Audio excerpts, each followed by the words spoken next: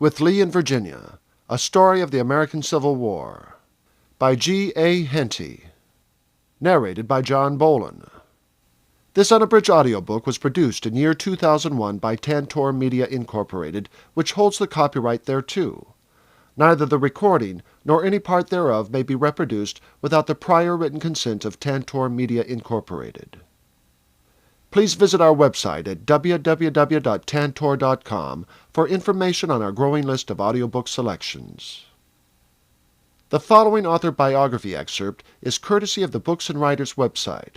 A link to this site is provided at www.tantor.com. Dubbed the Prince of Storytellers and the Boy's Own Historian, George Alfred Henty is considered a Victorian literary phenomenon. His realistic historical fiction novels, which have been recognized by scholars for their accuracy, have engaged children and adults alike for years.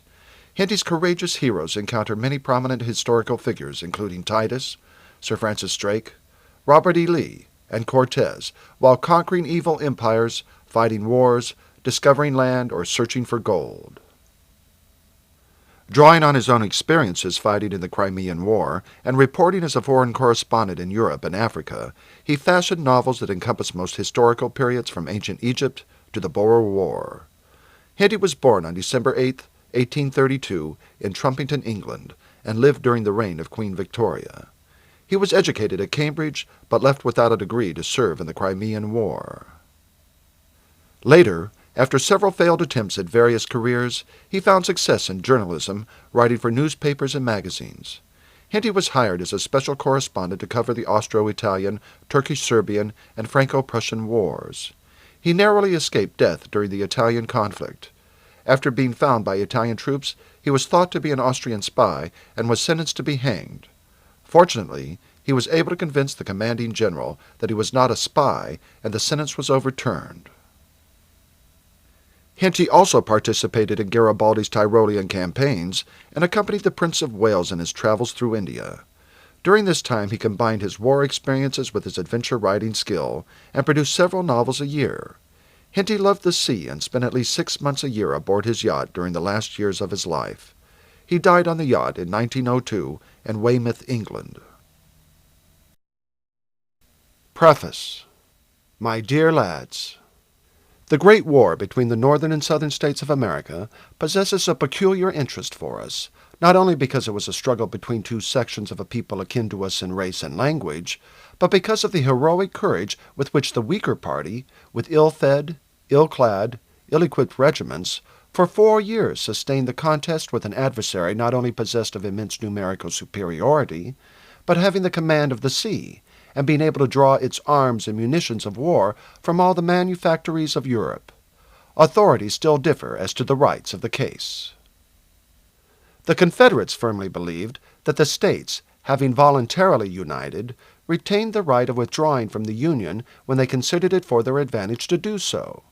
The Northerners took the opposite point of view, and an appeal to arms became inevitable.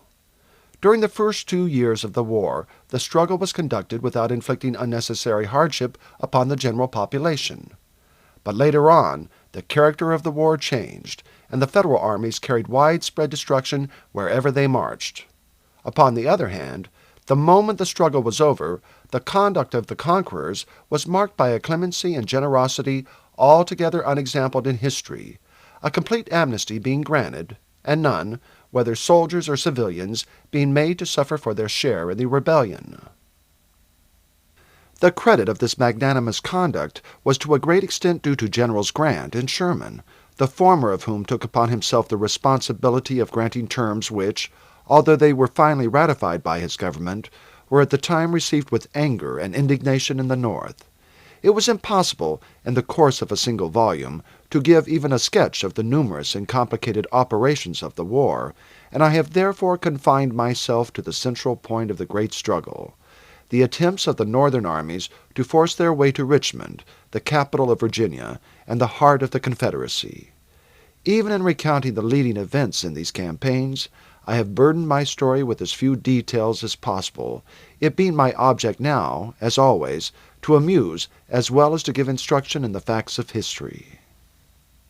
G. A. Henty. Chapter 1. A Virginian Plantation. "I won't have it, Pearson, so it's no use your talking. If I had my way, you shouldn't touch any of the field hands, and when I get my way, that won't be so very long, I will take good care you shan't. But you shan't hit Dan." "He is not one of the regular house hands," was the reply, "and I shall appeal to Mrs. Wingfield as to whether I am to be interfered with in the discharge of my duties." "You may appeal to my mother if you like, but I don't think that you will get much by it. I tell you, you are a deal too fond of that whip, Pearson. It never was heard of on the estate during my father's time, and it shan't be again when it comes to be mine, I can tell you. Come along, Dan. I want you at the stables." So saying, Vincent Wingfield turned on his heel, and followed by Dan, a negro lad of some 18 years old, he walked off toward the house, leaving Jonas Pearson, the overseer of the Orangery estate, looking after him with an evil expression of face. Vincent Wingfield was the son of an English officer who, making a tour in the States, had fallen in love with and won the hand of Winifred Cornish, a rich Virginian heiress, and one of the belles of Richmond. After the marriage, he had taken her home to visit his family in England, but she had not been there many weeks before the news arrived of the sudden death of her father. A month later, she and her husband returned to Virginia, as her presence was required there in reference to business matters connected with the estate, of which she was now the mistress. The Orangery, so called from a large conservatory built by Mrs. Wingfield's grandfather, was the family seat, and the broad lands around it were tilled by upward of 200 slaves. There were in addition 3 other properties lying in different parts of the state. Here Vincent, with 2 sisters, one older and one younger than himself, had been born. When he was 8 years old, Major and Mrs. Wingfield had gone over with their children to England, and had left Vincent there for 4 years at school, his holidays being spent at the house of his father's brother, a country gentleman in Sussex. Then he had been sent for unexpectedly, his father saying that his health was not good, and that he should like his son to be with him. A year later, his father died. Vincent was now 16 years old, and would upon coming of age assume the reins of power at the Orangery, of which his mother, however, would be the actual mistress as long as she lived. The 4 years Vincent had passed in the English school had done much to render the institution of slavery repugnant to him, and his father had had many serious talks with him during the last year of his life, and had shown him that there was a good deal to be said upon both sides of the subject. "There are good plantations and bad plantations, Vincent, and there are many more good ones than bad ones. There are brutes to be found everywhere. There are bad masters in the southern states, just as there are bad landlords in every European country. But even from self-interest alone, a planter has greater reason for caring for the health and comfort of his slaves than an English farmer has in caring for the comfort of his laborers. Slaves are valuable property, and if they are overworked or badly cared for, they decrease in value, whereas if the laborer falls sick or is unable to do his work, the farmer has simply to hire another hand. It is as much the interest of a planter to keep his slaves in good health and spirits as it is for a farmer to feed and attend to his horses properly. Of the 2, I consider that the slave, with a fairly kind master, is to the full as happy as the ordinary English laborer. He certainly does not work so hard. If he is ill, he is carefully attended to. He is well fed, he has no cares or anxieties whatever, and when old and past work, he has no fear of the workhouse staring him in the face. At the same time, I am quite ready to grant that there are horrible abuses possible under the laws connected with slavery. The selling of slaves, that is to say, the breaking up of families and selling them separately, is horrible and abominable. If an estate were sold together with all the slaves upon it, there would be no more hardship in the matter than there is when an estate changes hands in England, and the labourers upon it work for the new master instead of the old. Were I to liberate all the slaves on this estate tomorrow, and to send them north, I do not think that they would be in any way benefited by the change. They would still have to work for their living as they do now, and being naturally indolent and shiftless would probably fare much worse. But against the selling of families separately and the use of the lash, I set my face strongly. At the same time, my boy, whatever your sentiments may be on this subject, you must keep your mouth closed as to them. Owing to the attempts of northern abolitionists who have come down here stirring up the slaves to discontent, it is not advisable, indeed, it is absolutely dangerous, to speak against slavery in the southern states. The institution is here, and we must make the best we can of it. People here are very sore at the foul slanders that have been published by northern writers. There have been many atrocities perpetrated undoubtedly by brutes who would have been brutes whenever they had been born. But to collect a series of such atrocities, to string them together into a story, and to hold them up, as Mrs. Beecher Stowe has, as a picture of slave life in the southern states, is as gross a libel as if anyone were to make a collection of all the wife-beatings and assaults of drunken English ruffians, and to publish them as a picture of the average life of English people. Such libels as these have done more to embitter the two sections of America against each other than anything else. Therefore, Vincent, my advice to you is, be always kind to your slaves, not overindulgent, because they are very like children and indulgence spoils them, but be at the same time firm and kind to them, and with other people avoid entering into any discussions or expressing any opinion with regard to slavery.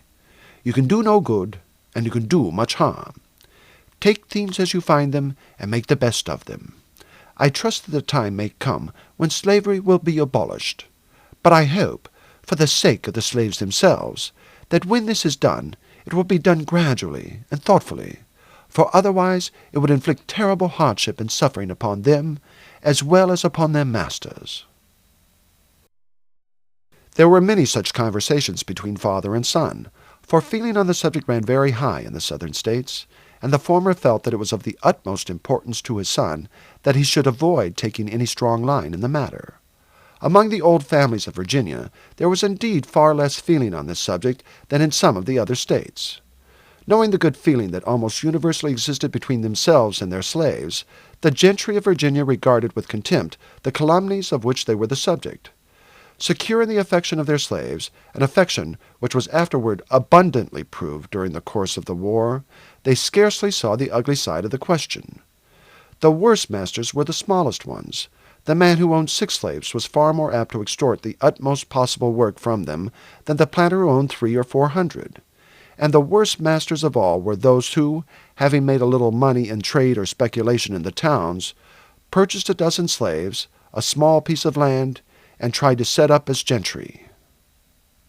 In Virginia, the life of the large planters was almost a patriarchal one. The indoor slaves were treated with extreme indulgence, and were permitted a far higher degree of freedom of remark and familiarity than is the case with servants in an English household. They had been the nurses or companions of the owners when children, had grown up with them, and regarded themselves, and were regarded by them, as almost part of the family. There was, of course, less connection between the planters and their field hands, but these also had for the most part been born on the estate, had as children been taught to look up to their white masters and mistresses, and to receive many little kindnesses at their hands. They had been cared for in sickness, and knew that they would be provided for in old age.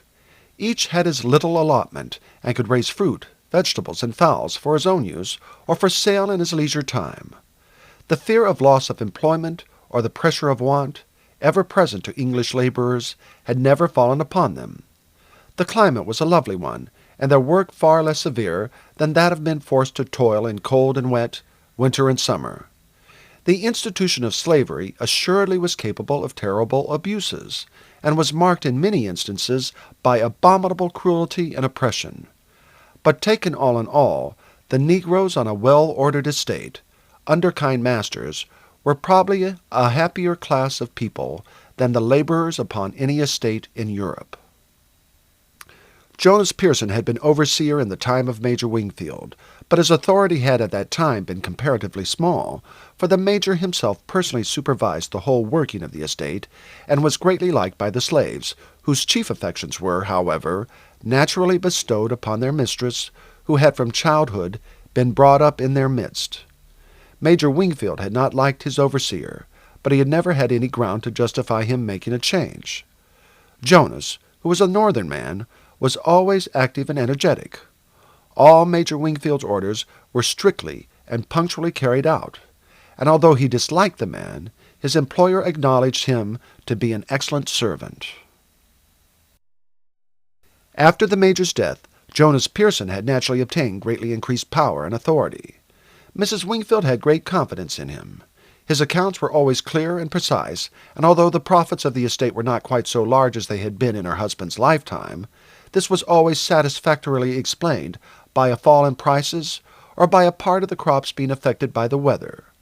She flattered herself that she herself managed the estate, and at times rode over it, made suggestions, and issued orders. But this was only in fits and starts, and although Jonas came up 2 or 3 times a week to the house, nominally to receive her orders, he managed her so adroitly that while she believed that everything was done by her directions, she in reality only followed out the suggestions which, in the first place, came from him. She was aware, however, that there was less content and happiness on the estate than there had been in the old times.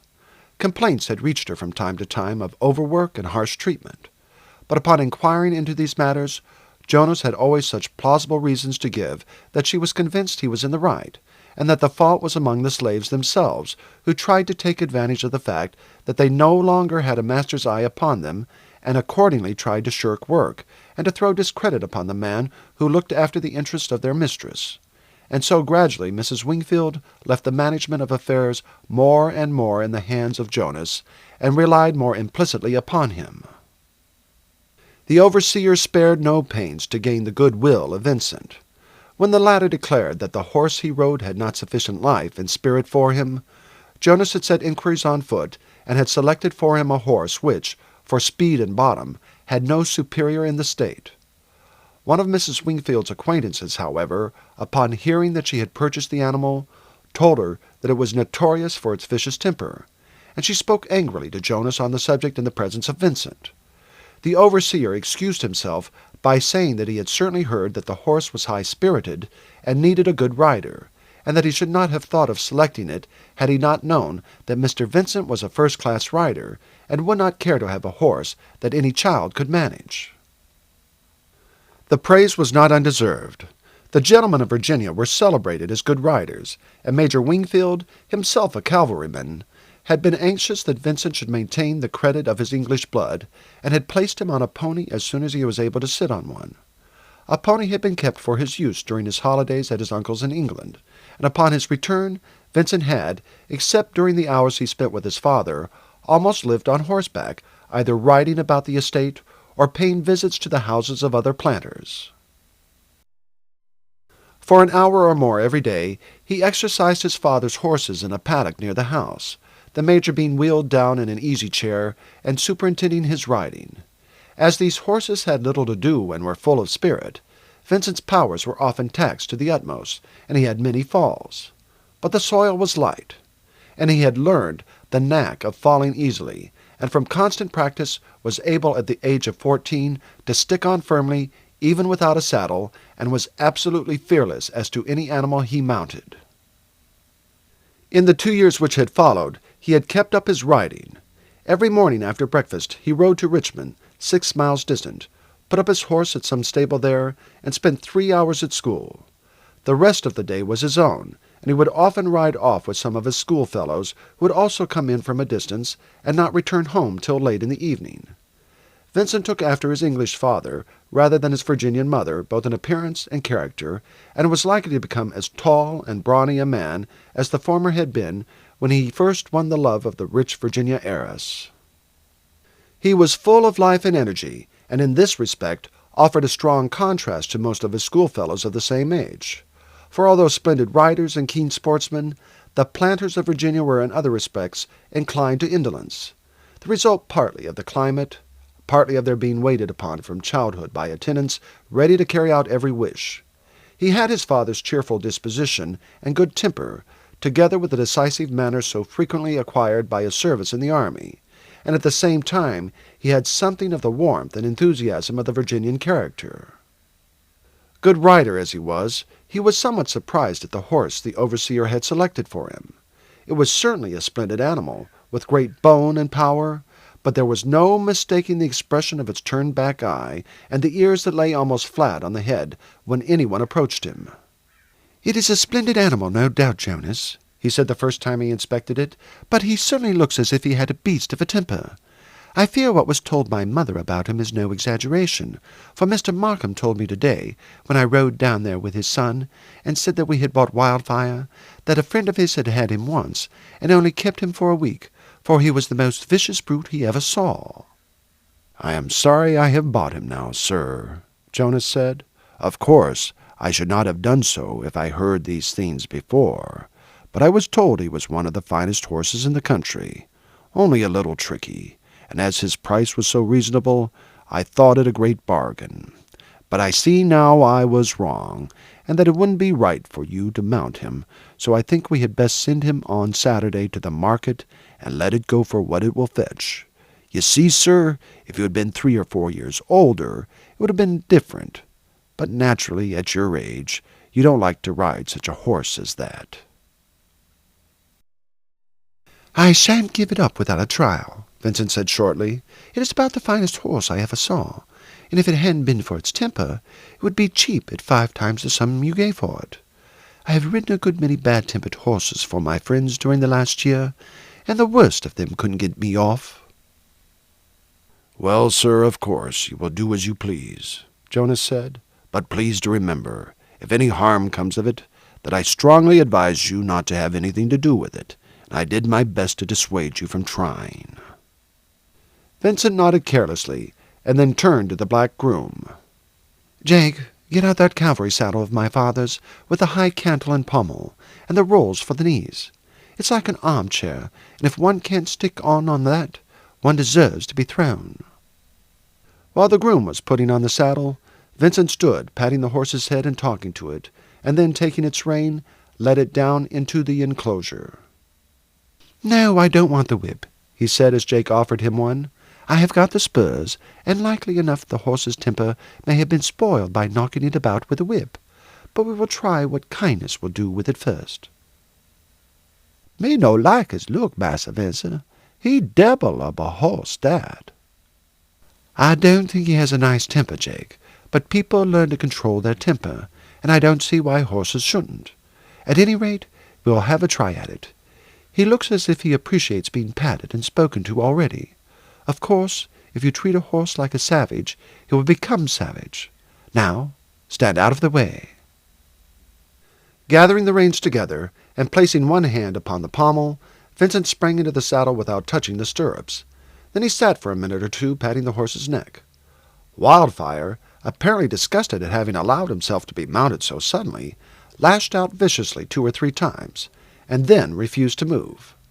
For half an hour Vincent tried the effect of patient coaxing, but in vain. "Well, if you won't do it by fair means, you must by foul," Vincent said at last, and sharply pricked him with his spurs. Wildfire sprang into the air, and then began a desperate series of efforts to rid himself of his rider, rearing and kicking in such quick succession that he seemed half the time in the air. Finding after a while that his efforts were unavailing, he subsided at last into sulky immovability. Again Vincent tried coaxing and patting, but as no success attended these efforts, he again applied the spur sharply. This time the horse responded by springing forward like an arrow from a bow, dashed at the top of his speed across the enclosure, cleared the high fence without an effort, and then set off across the country. He had attempted to take the bit in his teeth, but with a sharp jerk as he drove the spurs in, Vincent had defeated his intention. He now did not attempt to check or guide him, but keeping a light hand on the reins, let him go his own course. Vincent knew that so long as the horse was going full speed, it could attempt no trick to unseat him, and he therefore sat easily in his saddle. For 6 miles Wildfire continued his course, clearing every obstacle without abatement to his speed, and delighting his rider with his power and jumping qualities. Occasionally, only when the course he was taking would have led him to obstacles impossible for the best jumper to surmount, Vincent attempted to put the slightest pressure upon one rein or the other, so as to direct it to an easier point. At the end of 6 miles the horse's speed began slightly to abate, and Vincent, abstaining from the use of his spurs, pressed it with his knees and spoke to it cheerfully, urging it forward. He now from time to time bent forward and patted it, and for another 6 miles kept it going at a speed almost as great as that at which it had started. Then he allowed it gradually to slacken its pace, until at last first the gallop and then the trot ceased, and it broke into a walk. "You have had a fine gallop, old fellow," Vincent said, patting it, "and so have I. There's been nothing for you to lose your temper about, and the next road we come upon we will turn our face homeward. Half a dozen lessons like this, and then no doubt we shall be good friends." The journey home was performed at a walk, Vincent talking the greater part of the time to the horse. It took a good deal more than 6 lessons before Wildfire would start without a preliminary struggle with its master, but in the end kindness and patience conquered. Vincent often visited the horse in the stables, and taking with him an apple or some pieces of sugar, spent some time there talking to and petting it. He never carried a whip, and never used the spurs except in forcing it to make its first start. Had the horse been naturally ill-tempered, Vincent would probably have failed, but, as he happened afterward to learn, its first owner had been a hot-tempered and passionate young planter who, instead of being patient with it, had beat it about the head, and so rendered it restive and bad-tempered. Had Vincent not laid aside his whip before mounting it for the first time, he probably would never have effected a cure. It was the fact that the animal had no longer a fear of his old enemy, the whip, as much as the general course of kindness and good treatment that had effected the change in his behavior. It was just when Vincent had established a good understanding between himself and Wildfire that he had the altercation with the overseer, whom he found about to flog the young negro Dan. Pearson had sent the lad half an hour before on a message to some slaves at work at the other end of the estate, and had found him sitting on the ground watching a tree in which he had discovered a possum. That Dan deserved punishment was undoubted. He had at present no regular employment upon the estate. Jake, his father, was head of the stables, and Dan had made himself useful in odd jobs about the horses, and expected to become one of the regular stable hands. The overseer was of opinion that there were already more negroes in the stable than could find employment, and had urged upon Mrs. Wingfield that one of the hands there and the boy Dan should be sent out to the fields. She, however, refused. "I know you are quite right, Jonas, in what you say, but there were always 4 hands in the stable in my father's time, and there always have been up to now, and though I know they have an easy time of it, I certainly should not like to send any of them out to the fields. As to Dan, we will think about it. When his father was about his age, he used to lead my pony when I first took to riding, and when there is a vacancy, Dan must come into the stable. I could not think of sending him out as a field hand, in the first place for his father's sake, but still more for that of Vincent. Dan used to be told off to see that he did not get into mischief when he was a little boy, and he has run messages and been his special boy since he came back. Vincent wanted to have him as his regular house servant, but would have broken old Sam's heart if, after being my father's boy and my husband's, another had taken his place as Vincent's. And so Dan had remained in the stable, but regarding Vincent as a special master, carrying notes for him to his friends, or doing any odd jobs that he might require, and spending no small portion of his time in sleep. Thus he was an object of special dislike to the overseer, in the first place because he had not succeeded in having his way with regard to him, and in the second because he was a useless hand, and the overseer loved to get as much work as possible out of everyone on the estate. The message had been a somewhat important one, as he wanted the slaves for some work that was urgently required, and he lost his temper, or he would not have done an act which would certainly bring him into collision with Vincent. He was well aware that the lad did not really like him, and that his efforts to gain his good will had failed, and he had foreseen that sooner or later there would be a struggle for power between them. However, he relied upon his influence with Mrs. Wingfield, and upon the fact that she was the life owner of the orangery, and believed that he would be able to maintain his position even when Vincent came of age. Vincent, on his side, objected altogether to the overseer's treatment of the hands, of which he heard a good deal from Dan, and had already remonstrated with his mother on the subject. He, however, gained nothing by this.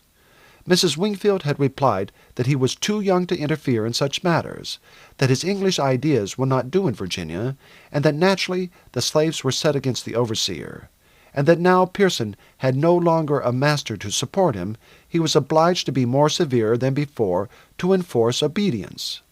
At the same time, it vexed her at heart that there should be any severity on the Orangery estate, where the best relations had always prevailed between the masters and slaves, and she had herself spoken to Jonas on the subject. He had given her the same answer that she had given her son. "The slaves will work for a master, Mrs. Wingfield, in a way they will not for a stranger. They set themselves against me, and if I were not severe with them, I should get no work at all out of them. Of course, if you wish it, they can do as they like, but in that case they must have another overseer. I cannot see a fine estate going to ruin. I believe myself some of these abolition fellows have been getting among them and doing them mischief, and that there is a bad spirit growing up among them. I can assure you that I am as lenient with them as is possible to be. But if they won't work, I must make them, so long as I stay here." And so the overseer had had his way. She knew that the man was a good servant, and that the estate was kept in excellent order. After all, the severities of which she had heard complaints were by no means excessive, and it was not to be expected that a northern overseer could rule entirely by kindness, as the owner of an estate could do. A change would be most inconvenient to her, and she would have difficulty in suiting herself so well another time. Besides, the man had been with her 16 years, and was, as she believed, devoted to her interest. Therefore she turned a deaf ear to Vincent's remonstrances. She had always been somewhat opposed to his being left in England at school, urging that he would learn ideas there that would clash with those of the people among whom his life was to be spent, and she still considered that her views had been justified by the result.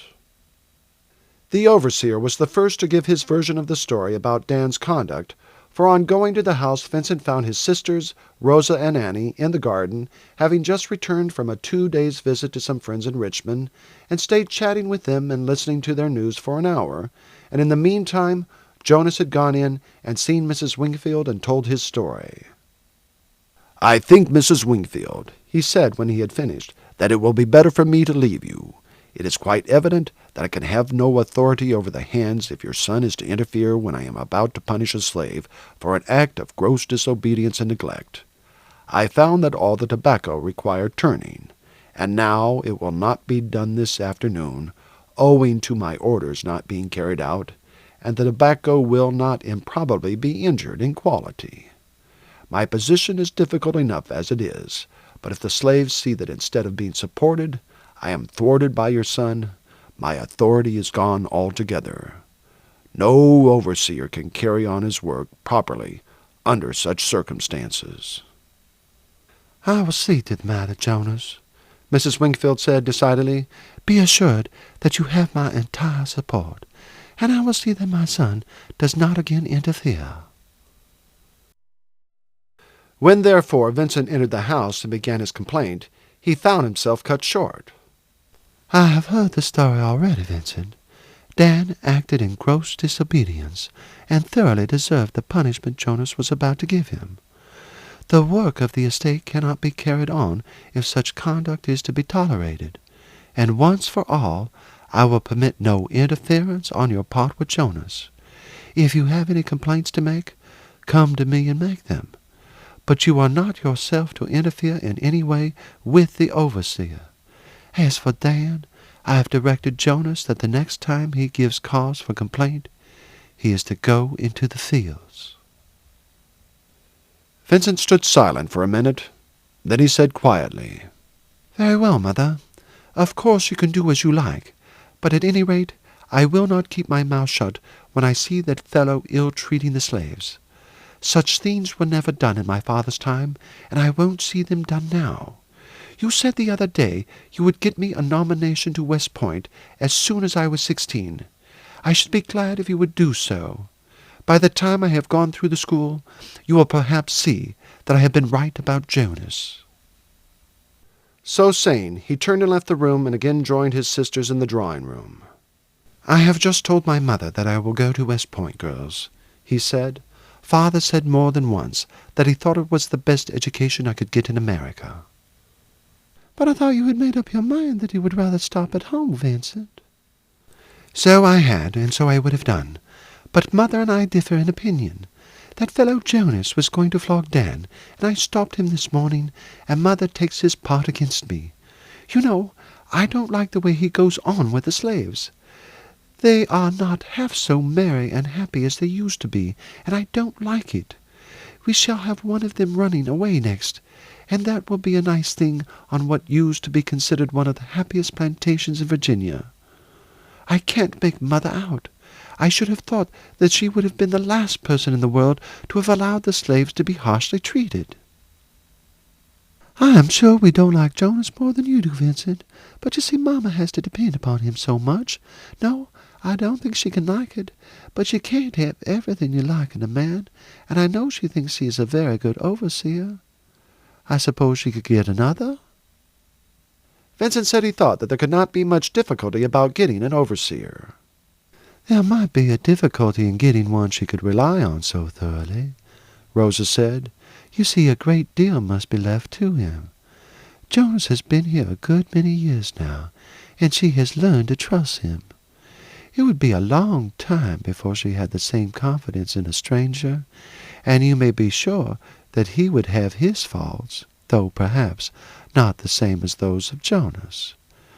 I think you don't make allowance enough for Mamma, Vincent. I quite agree with you as to Jonas, and I don't think Mamma can like his harshness to the slaves any more than you do.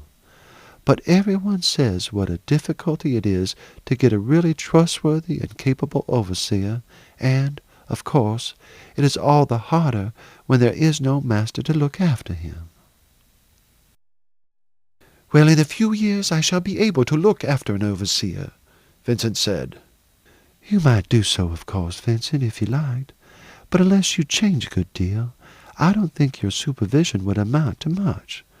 When you are not at school, you are always on horseback and away, and we see little enough of you, and I do not think you are likely for a long time yet to give up most of your time to looking after the estate." "Perhaps you are right," Vincent said, after thinking for a minute. "But I think I could settle down too, and give most of my time to the estate, if I was responsible for it. I dare say Mother is in a difficulty over it, and I should not have spoken as I did. I will go in and tell her so." Vincent found his mother sitting as he had left her. Although she had sided with Jonas, it was against her will, for it was grievous to her to hear complaints of the treatment of the slaves at the orangery. Still, as Rosa had said, she felt every confidence in her overseer, and believed that he was an excellent servant. She was conscious that she herself knew nothing of business, and that she must therefore give her entire confidence to her manager. She greatly disliked the strictness of Jonas, but if, as he said, the slaves would not obey him without, he must do as he thought best. "I think I spoke too hastily, Mother," Vincent said as he entered, "and I am sure that you would not wish the slaves to be ill-treated more than I should. I dare say Jonas means for the best." "I feel sure that he does, Vincent. A man in his position cannot make himself obey like a master. I wish it could be otherwise, and I will speak to him on the subject, but it will not do to interfere with him too much. A good overseer is not easy to get, and the slaves are always ready to take advantage of leniency. An easy master makes bad work, but an easy overseer would mean ruin to an estate.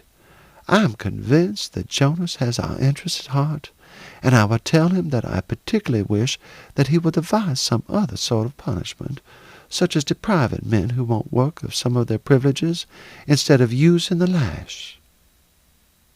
"Thank you, Mother. At any rate, he might be told that the lash is never to be used without first appealing to you." "I will see about it, Vincent, and talk it over with him." And with that, Vincent was satisfied. Chapter 2. Buying a Slave. Mrs. Wingfield did talk the matter over with the overseer, and things went on in consequence more smoothly. Vincent, however, adhered to his wish, and it was arranged that as soon as he could get a nomination he should go to West Point, which is to the American army what Sandhurst and Woolwich are to England. Before that could be done, however, a great political agitation sprang up. The slave states were greatly excited over the prospect of a Republican president being chosen, for the Republicans were to a great extent identified with the abolition movement, and public feeling, which had for some time run high, became intensified as the time approached for the election of a new president, and threats that if the Democrats were beaten and a Republican elected, the slave states would secede from the Union were freely indulged in.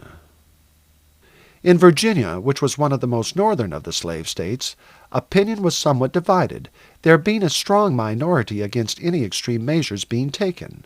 Among Vincent's friends, however, who were for the most part the sons of planters, the Democratic feeling was very strongly in the ascendant, and their sympathies were wholly with the Southern states. That these had a right to secede was assumed by them as being unquestionable. But in point of fact, there was a great deal to be said on both sides.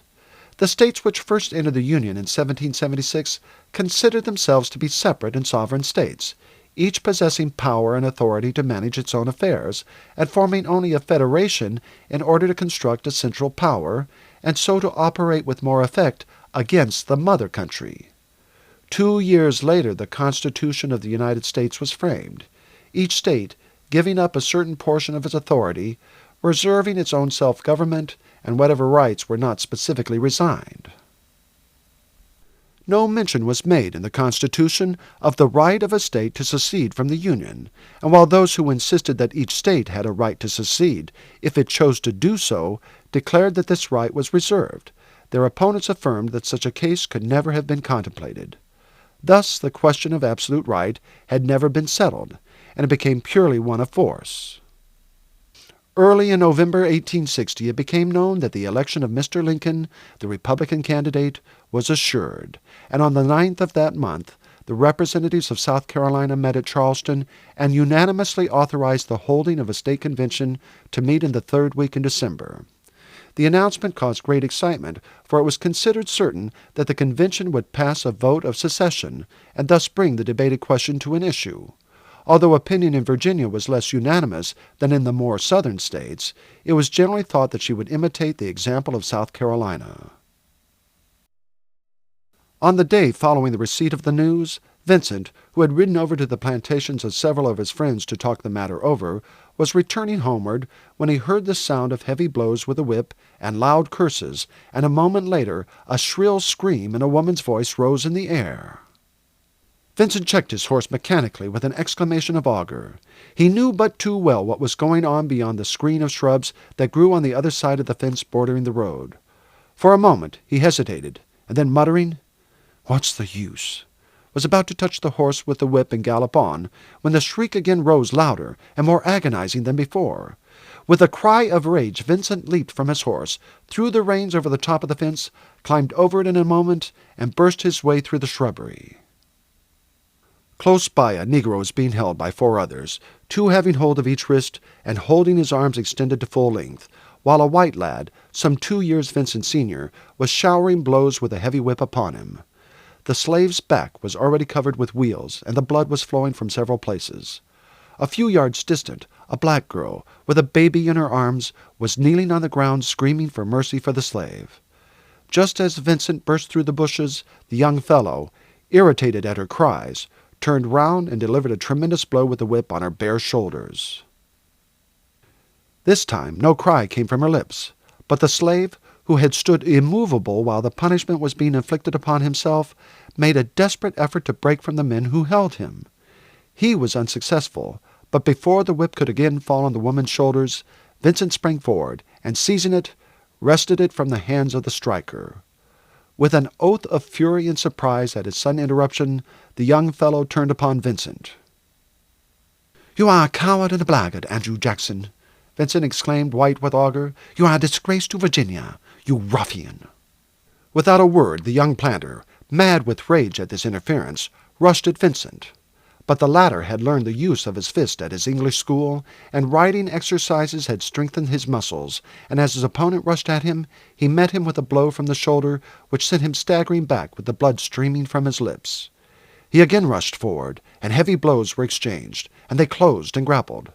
For a minute they swayed to and fro, but although much taller, the young planter was no stronger than Vincent, and at last they came to the ground with a crash, Vincent uppermost, Jackson's head as he fell coming with such a force against a low stump that he lay insensible. The contest had been so sudden and furious that none had attempted to interfere. Indeed, the negroes were so astonished that they had not moved from the moment when Vincent made his appearance upon the scene. The lad rose to his feet. "You had better carry him up to the house and throw some water on him," he said to the negroes, and then turned to go away. As he did so, the slave who had been flogged broke from the others, who had indeed loosened their hold, and ran up to Vincent, threw himself on his knees, and taking the lad's hand, pressed it to his lips. "I am afraid I haven't done you much good," Vincent said. "You'll be none the better off for my interference, but I couldn't help it." So saying, he made his way through the shrubbery, cleared the fence, mounted, and rode homeward. "I have been a fool," he said to himself as he rode along. "It will be all the worse for that poor beggar afterward. Still, I could not help it. I wonder will there be any row about it. I don't expect there will. The Jacksons don't stand well now, and this would not do them any good with the people round. Besides, I don't think Jackson would like to go into court to complain of being thrashed by a fellow a head shorter than himself. It's blackguards like him who give the abolitionists a right to hold up the slave owners as being tyrants and brutes." The Jacksons were newcomers in Virginia. 6 years before, the estate, of which the Cedars, as their place was called, formed a part, was put up for sale.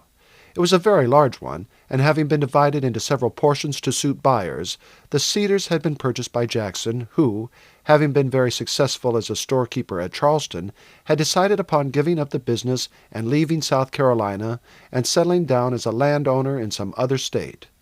His antecedents, however, were soon known at Richmond, and the old Virginian families turned a cold shoulder to the newcomer. Had he been a man of pleasant manners, he would gradually have made his way, but he was evidently not a gentleman. The habits of trade stuck to him, and in a very short time there were rumors that the slaves, whom he had bought with the property, found him a harsh and cruel master. This in itself would have been sufficient to bring him disrepute in Virginia, where as a rule the slaves were treated with great kindness, and indeed considered their position to be infinitely superior to that of the poorer class of whites. Andrew Jackson had been for a few months at school with Vincent. He was unpopular there, and from the rumors current as to the treatment of the slaves on the estate, was known by the nickname of the slave driver. Had Vincent been the son of a white trader or a small cultivator, he knew well enough that his position would be a very serious one, and that he would have had to ride to the border of the state with all speed. He would have been denounced at once as an abolitionist, and would have been accused of stirring up the slaves to rebellion against their masters, a crime of the most serious kind in the Southern States. But placed as he was, as the heir of a great estate worked by slaves, such a cry could hardly be raised against him. He might doubtless be filled and admonished for interfering between a master and a slave, but the sympathy of the better classes in Virginia would be entirely with him. Vincent, therefore, was but little concerned for himself, but he doubted greatly whether his interference had not done much more harm than good to the slave and his wife, for upon them Andrew Jackson would vent his fury. He rode direct to the stables instead of alighting as usual at the door. Dan, who had been sitting in the veranda waiting for him, ran down to the stables as he saw him coming. "Give the horse to one of the others, Dan. I want to speak to you, Dan," he went on, when he had walked with him a short distance from the stables. "I suppose you know some of the hands on Jackson's plantation?" Dan grinned, for although there was not supposed to be any communication between the slaves on the different estates, it was notorious that at night they were in the habit of slipping out of their huts and visiting each other. "I know some of them, Massa Vincent. What do you want of them? Very bad master, Massa Jackson. Worst master hereabouts." Vincent related what had happened, to Dan's intense delight. "Now, Dan," he went on, "I am afraid that after my interference they will treat that poor fellow and his wife worse than before. I want you to find out for me what is going on at Jackson's. I do not know that I can do anything, however badly they treat them, but I have been thinking that if they ill-treat them very grossly, I will get together a party of 15 or 20 of my friends, and we will go in a body to Jackson's and warn him that if he behaves with cruelty to his slaves, we will make it so hot for him that we will have to leave the state. I don't say that we could do anything, but as we should represent most of the large estates round here, I don't think old Jackson and his son would like being sent to Coventry. The feeling is very strong at present against ill-treatment of the slaves. If these troubles lead to war, almost all of us will go into the army, and we do not like the thought of the possibility of troubles among the hands when the whites are all away. I'll find out all about it for you tonight, sir. I don't suspect that they won't do nothing today. Andrew Jackson too sick after that knock against the tub. He keep quiet a day or two. Well, Dan, you have to go over tonight and find out all about it. I expect I had better have left things alone, but now I have interfered, I shall go on with it. Mrs. Wingfield was much displeased when Vincent told her at dinner of his incident at Jackson's plantation, and even his sisters were shocked at this interference between a master and his slave. You will get yourself into serious trouble with these fanciful notions of yours, Mrs. Wingfield said angrily. You know as well as I do how easy it is to get up a cry against anyone as an abolitionist, and how difficult to disprove the accusation. And just at present, when the passions of every man in the South are inflamed to the utmost, such an accusation will be most serious. In the present instance, there does not seem that there is a shadow of excuse for your conduct. You simply heard cries of a slave being flogged. You deliberately leave the road and enter these people's plantation and interfere without, so far as I can see, the least reason for doing so. You did not inquire what the man's offense was, and he may, for aught you know, have half murdered his master. You simply see a slave being flogged, and you assault his owner. If the Jacksons lay complaints against you, it is quite probable that you may have to leave the state. What on earth could have influenced you to act in such a mad-brained way? I did not interfere to prevent his flogging the slave mother, but to prevent his flogging the slave's wife, which was pure wanton brutality. It is not a question of slavery one way or the other. Anyone has a right to interfere to put a stop to brutality. If I saw a man brutally treating a horse or a dog, I should certainly do so, and if it is right to interfere to save a dumb animal from brutal ill-treatment, surely it must be justifiable to save a woman in the same case. I am not an abolitionist. That is to say, I consider that slaves on a properly managed estate, like ours, for instance, are just as well off as are the labourers of an estate in Europe. But I should certainly like to see laws passed to protect them from ill treatment. Why in England there are laws against cruelty to animals, and a man who brutally flogged a dog or a horse would get a month's imprisonment with hard labour. I consider it a disgrace to us that a man may here ill-treat a human being worse than he might in England a dumb animal. You know, Vincent, his mother said more quietly, that I object as much as you do to the ill-treatment of the slaves, and that the slaves here, as on all well-conducted plantations in Virginia, are well treated. But this is not a time for bringing in laws or carrying out reforms. It is bad enough to have scores of Northerners doing their best to stir up mischief between masters and slaves without a Southern gentleman mixing himself up in the matter. We have got to stand together as one people and to protect our state rights from interference. I am just as much in favour of state rights as anyone else, Mother, and if, as seems likely, the present quarrel is to be fought out, I hope I shall do my best for Virginia as well as other fellows of my own age. But just as I protest against any interference by the Northerners with our laws, I say that we ought to amend our laws so as not to give them the shadow of an excuse for interference.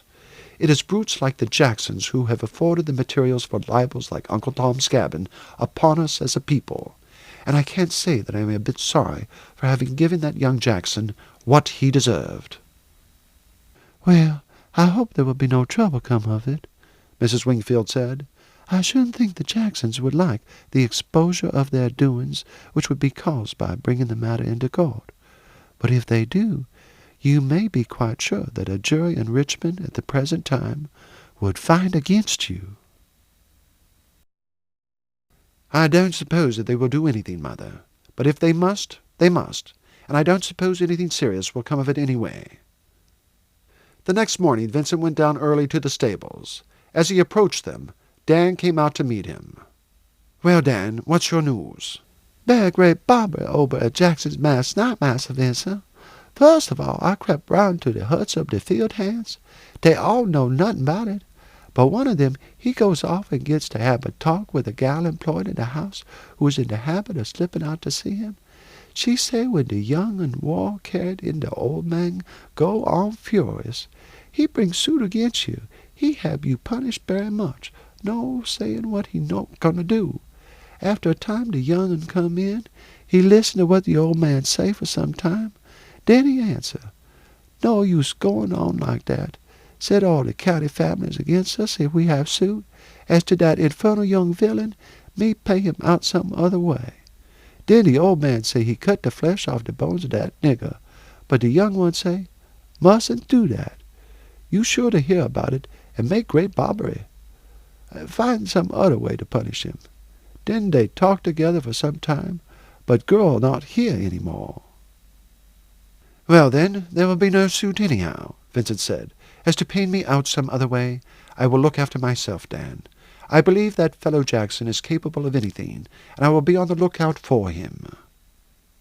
Be sure you do, Massa Vincent. You write about a great deal. That fellow very like take a shot at you from behind a tree. Don't you go near that plantation, or sure enough trouble come. I will look out, Dan. There is one thing I always ride fast, and it wants a very good shot to hit one at a gallop. I don't think they will try that, for if he missed, as he would be almost sure to do, it would be a good deal worse for him than this affair would have been had he brought it into court. You keep your ears open, Dan, and find out how they are thinking of punishing that poor fellow for my interference on his behalf. After breakfast, a negro arrived with a note from Mrs. Wingfield from Mr. Jackson, complaining of the unwarrantable and illegal interference by her son on behalf of a slave who was being very properly punished for gross misconduct, and of the personal assault upon his son. The writer said that he was most reluctant to take legal proceedings against a member of so highly respected a family, but that it was impossible that he could submit to such an outrage as this. Although Mrs. Wingfield had expressed her disapproval of Vincent's conduct on the evening before, there was no trace of that feeling in her reply to this letter.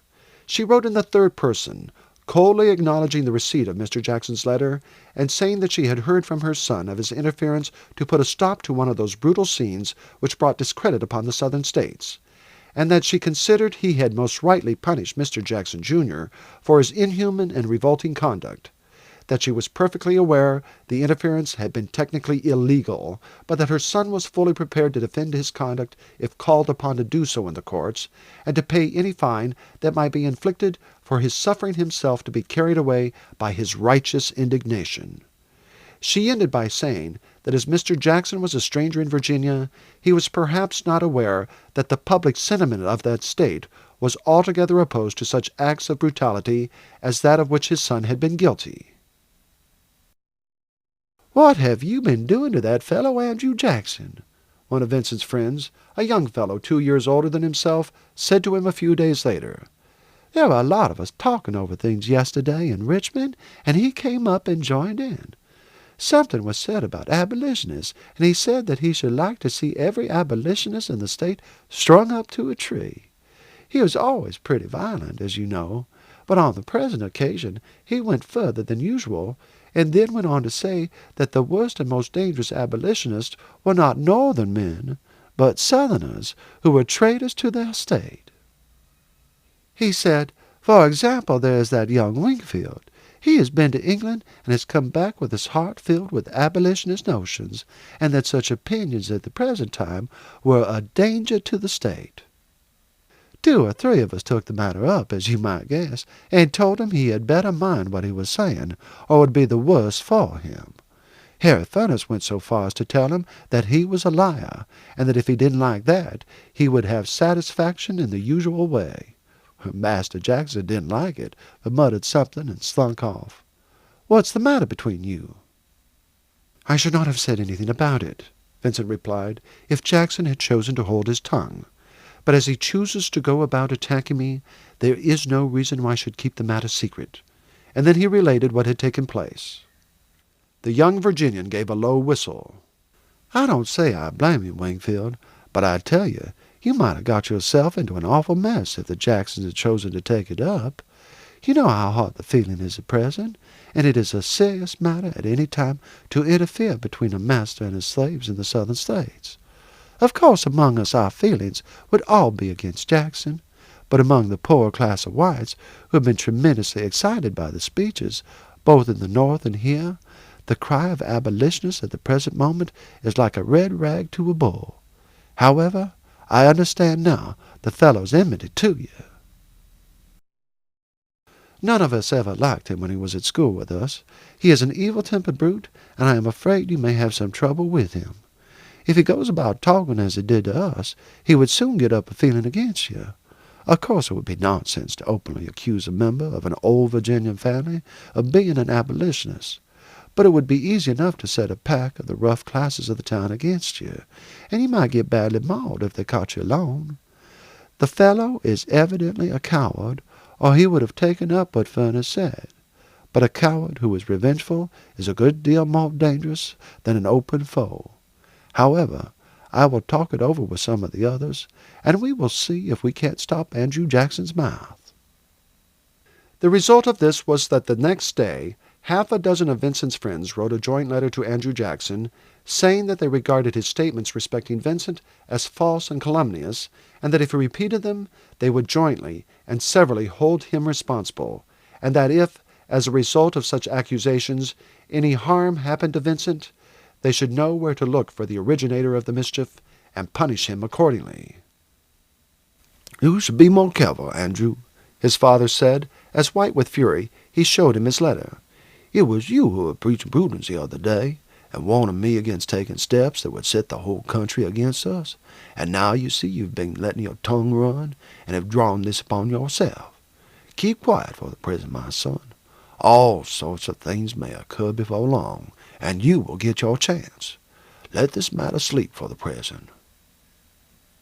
A day or two later, when Vincent went down to the stables, he saw that Dan had something to tell him, and soon found out that he wished to speak to him alone. "What is your news, Dan?" "I heard last night, Master Vincent, that old man Jackson is going to sell Dinah. That the wife of a demand they flogged." "They are going to sell her?" Vincent repeated indignantly. "What are they going to do that for?" "To punish Tony, sir. There am no law against their selling her. I hear that they are going to sell 2 older boys, so that it cannot be said that they do it on purpose to spite Tony. I reckon, sir, they calculate that when they sell his wife, Tony get mad and run away, and then when they catch him again, they flog him pretty near to death. Folks always do that with runaway slaves. No one could say nothing agin them for that." "It's an infamous shame that it should be lawful to separate man and wife," Vincent said. "However, we will see what we can do. You manage to pass the word to Tony to keep up his spirits and not let them drive him to do anything rash. Tell him I will see that his wife does not get into bad hands. I suppose they will sell the baby too." "Yes, Master Vincent. Naturally the baby go with the mother." Vincent watched the list of advertisements of slaves to be sold, and a day or two later saw a notice to the effect that Dinah Morris, age 22, with a male baby at her breast, would be sold on the following Saturday. He mounted his horse and rode into Richmond. He had not liked to speak to his mother on the subject, for she had not told him of the letter she had written to Jackson, and he thought that she might disapprove of any interference in the matter. Consequently, he went down to Mr. Renfrew, the family solicitor. "Mr. Renfrew," he said, "I want some money. Can you lend it me?"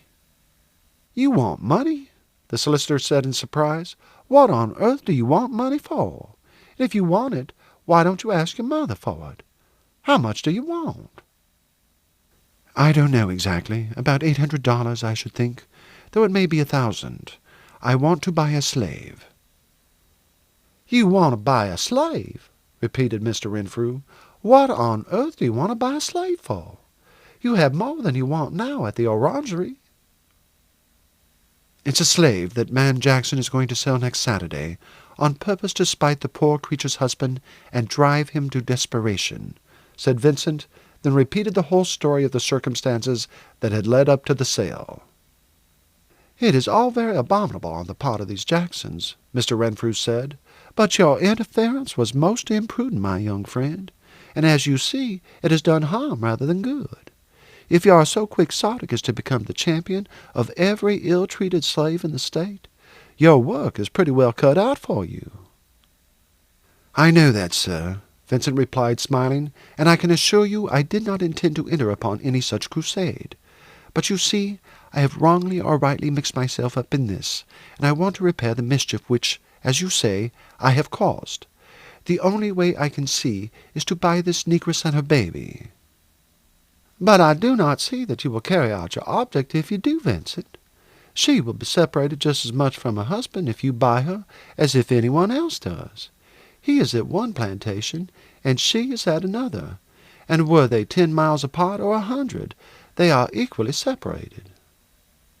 "I quite see that, Mr. Renfrew, but at least she will be kindly treated, and his mind will be at rest on that score. Perhaps some day or other the Jacksons may put him up for sale, and then I can buy him, and they will be reunited. At any rate, the first step is to buy her. Can you let me have the money? My mother makes me a very good allowance." "And I suppose you spend it," the lawyer interrupted. "Well, yes, I generally spend it, but then, you see, when I come of age, I come in for the outlying estates." "And if you die before, or get shot, or any other accident befalls you," Mr. Renfrew said, "they go to your sisters. However, one must risk something for a client, so I will lend you the money.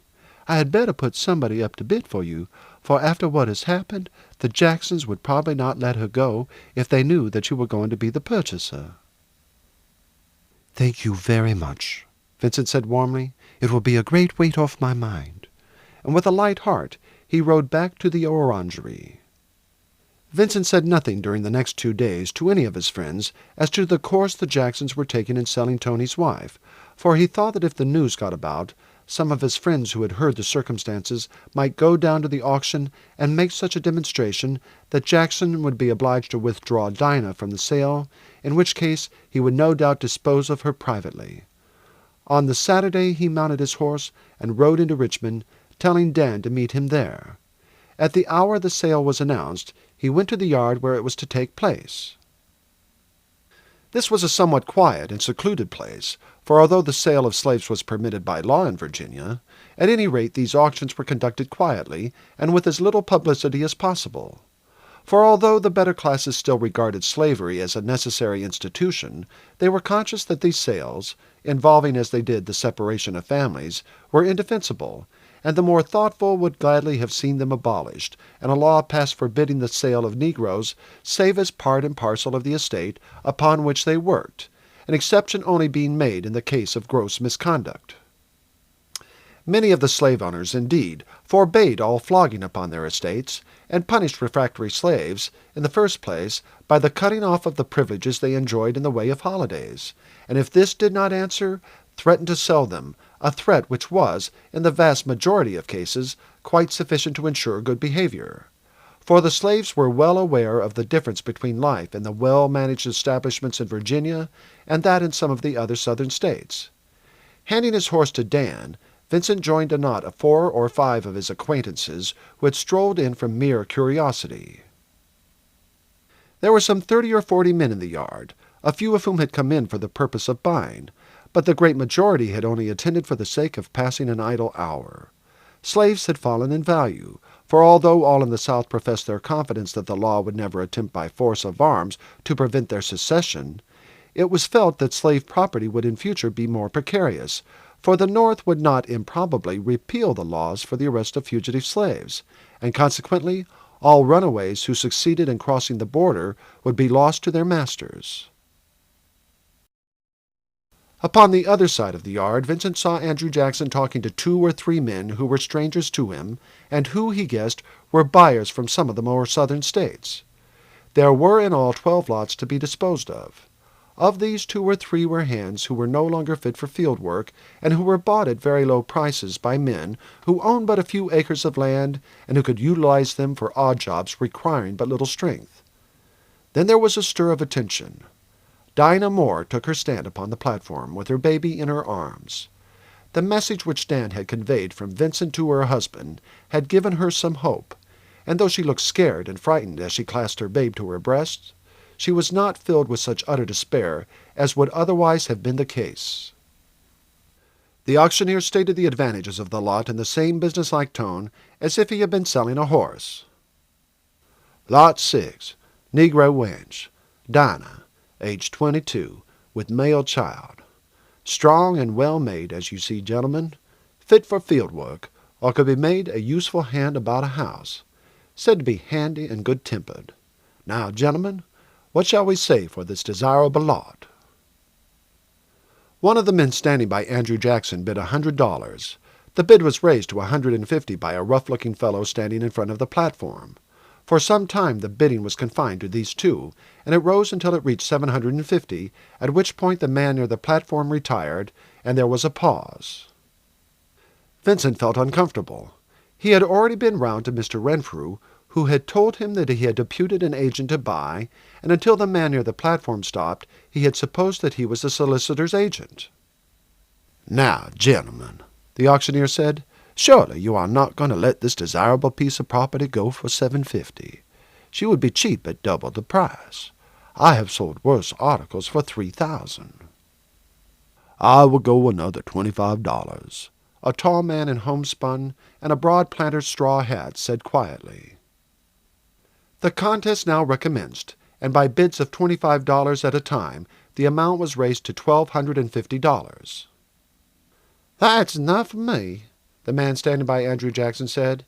"He may have her at $12.50, and dear enough, too, as times go." "Will anyone else make an offer?" the auctioneer asked. There was no response, and the hammer fell. "What name?"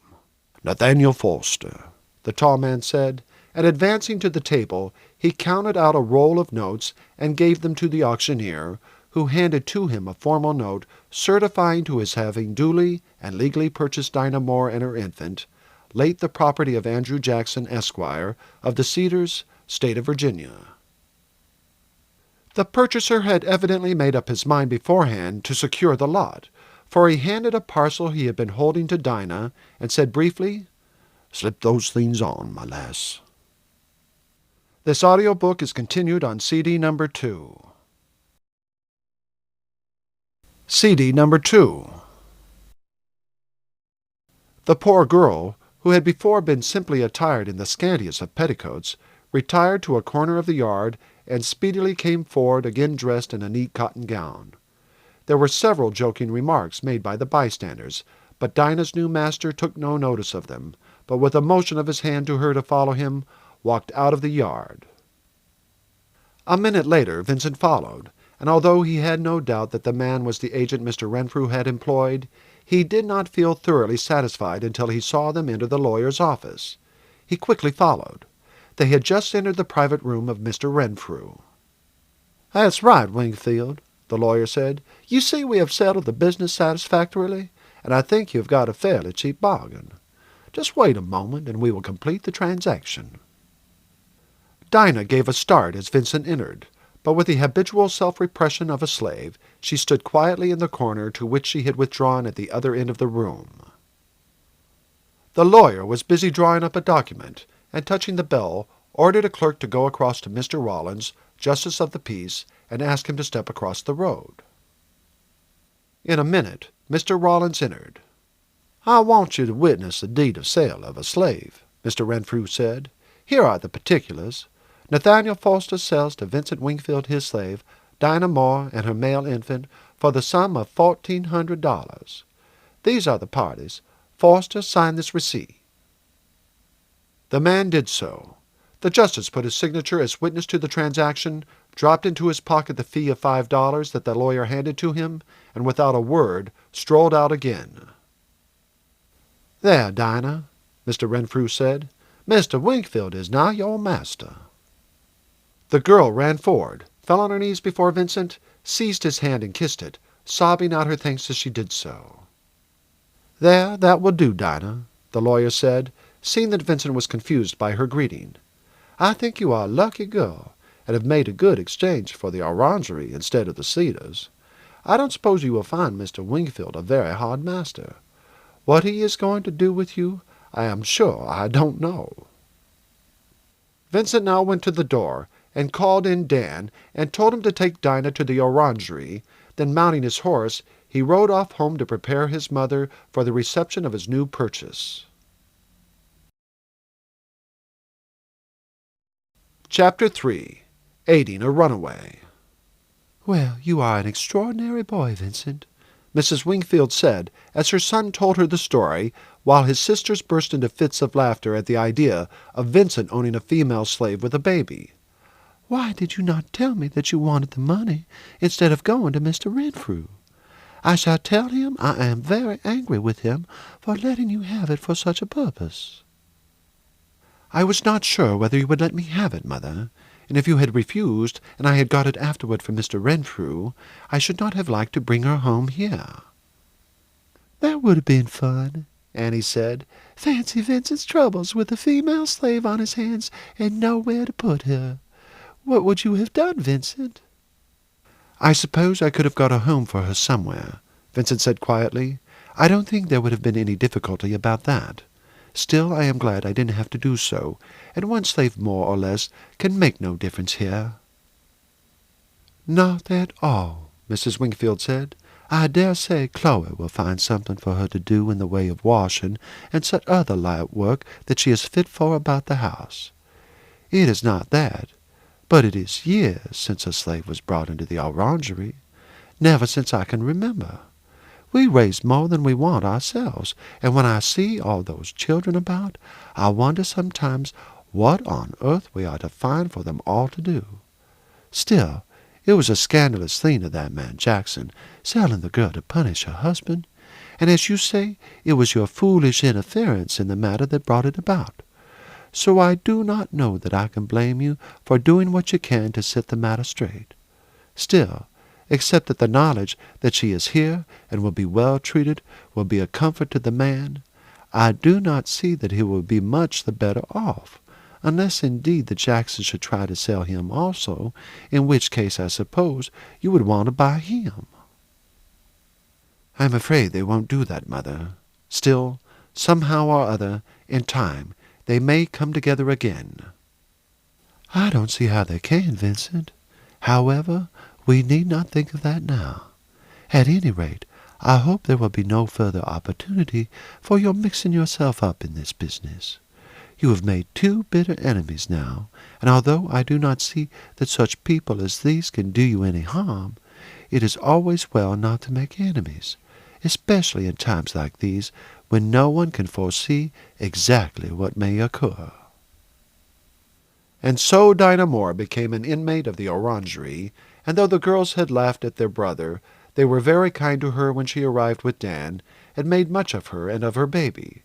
The same night Dan went over to the Cedars, and managed to have an interview with Tony, and tell him that his wife had been bought by Vincent. The joy of the Negro was extreme. The previous message had raised his hopes that Vincent would succeed in getting her bought by someone who would be kind to her, but he knew well that she might nevertheless fall to the lot of some higher bidder and be taken hundreds of miles away, and that he might never again get news of her whereabouts. He had then suffered terrible anxiety all day, and the relief of learning that Vincent himself had bought her, and that she was now installed as a house servant at the orangery but a few miles away, was quite overpowering, and for some minutes he could only gasp out his joy and thankfulness. He could hope now that when better times came he might be able to steal away some night and meet her, and that some day or other, though how he could not see, they might be reunited. The Jacksons remained in ignorance that their former slave was located so near to them.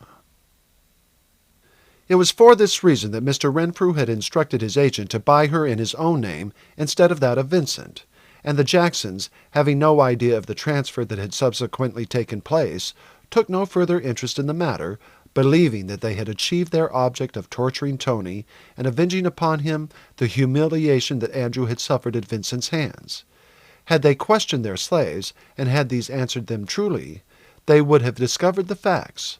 For although Tony himself said no word to anyone of what he had learned from Dan, the fact that Dinah was at the orangery was speedily known among the slaves, for the doings at one plantation were soon conveyed to the negroes on the others by the occasional visits which they paid at night to each other's quarters, or to some common rendezvous far removed from interruption.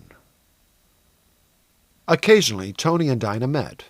Dan would come up late in the evening to the house, and a nod to Dinah would be sufficient to send her flying down the garden to a clump of shrubs where he would be waiting for her.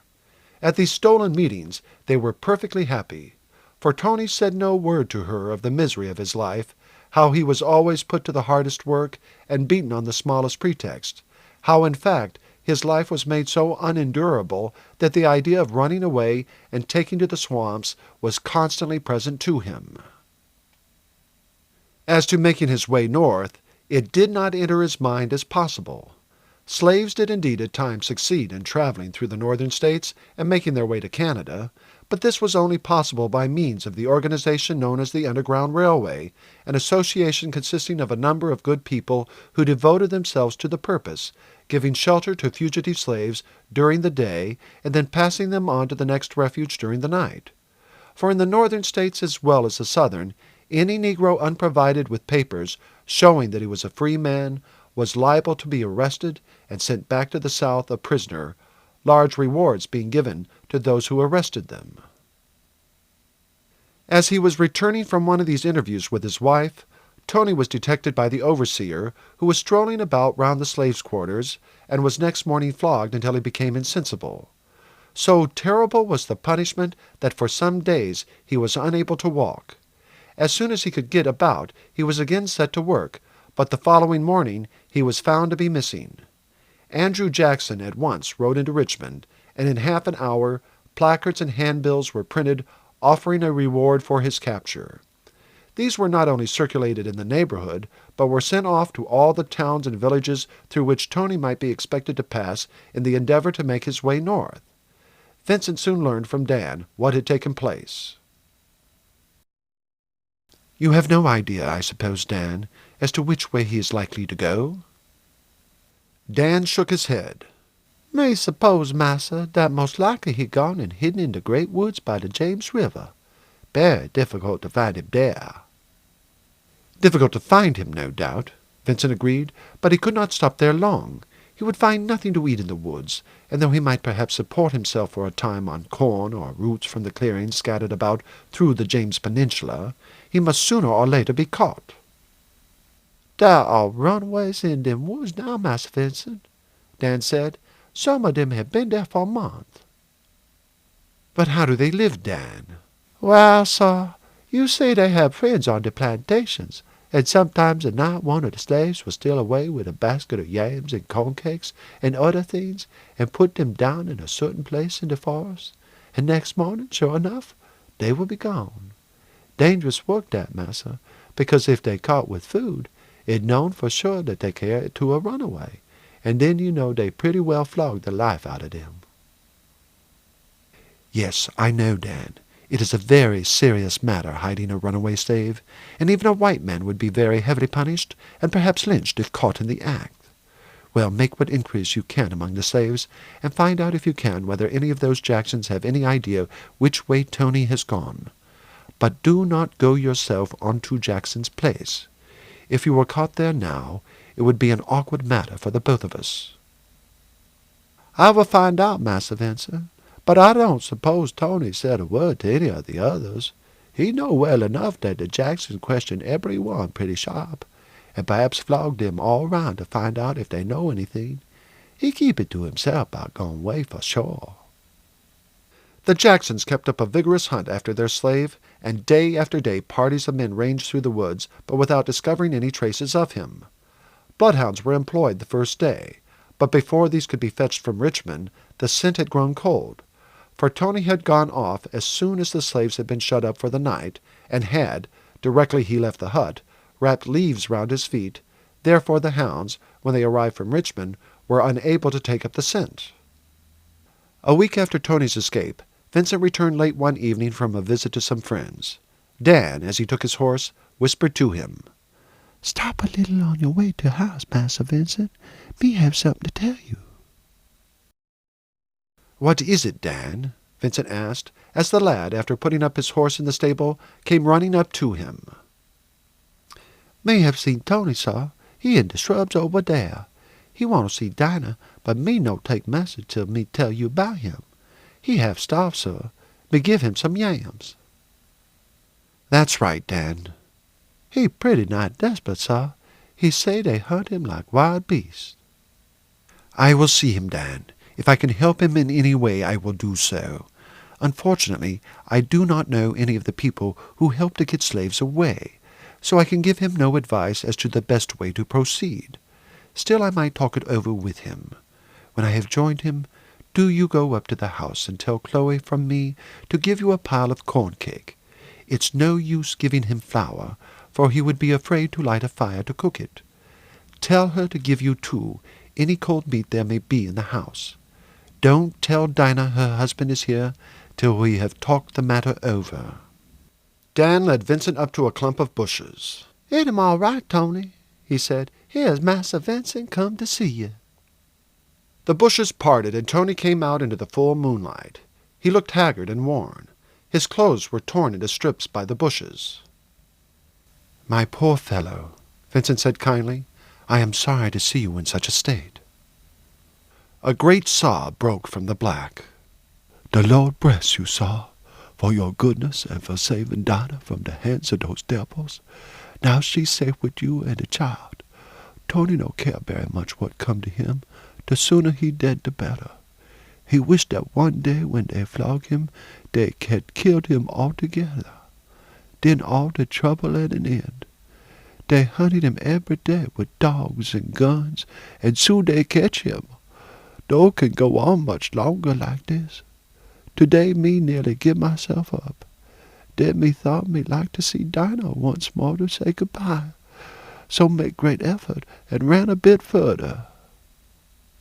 "I have been thinking whether it would be possible to plan some way for your escape, Tony." The Negro shook his head. "They'll never escape, sir, but to get to Canada. That too far anyway. Not possible to walk all that way and get food by the road. Sure to be caught." "No, I do not think it would be possible to escape that way, Tony. The only possible plan would be to get you on board some ship going to England." "Ships not dare take Negro on board," Tony said. "Me heard that said many time. That against the law." "Yes, I know it's against the law," Vincent said, "and it's against the law my talking to you here, Tony. But you see it's done. The difficulty is how to do it. All vessels are searched before they start, and an officer goes down with them past Fortress Monroe to see that they take no one on board. Still, it is possible. Of course there is a risk in the matter, but there is a risk in everything. I will think it over. Do not lose heart. Dan will be back directly with enough food to last you for some days. If I were you, I would take refuge this time in White Oak Swamp. It is much nearer, and I hear it has already been searched from end to end, so they are not likely to try again. And if you hear them, you can, if you are pressed, cross the Chickahominy and make down through the woods. Do you come again on Saturday evening.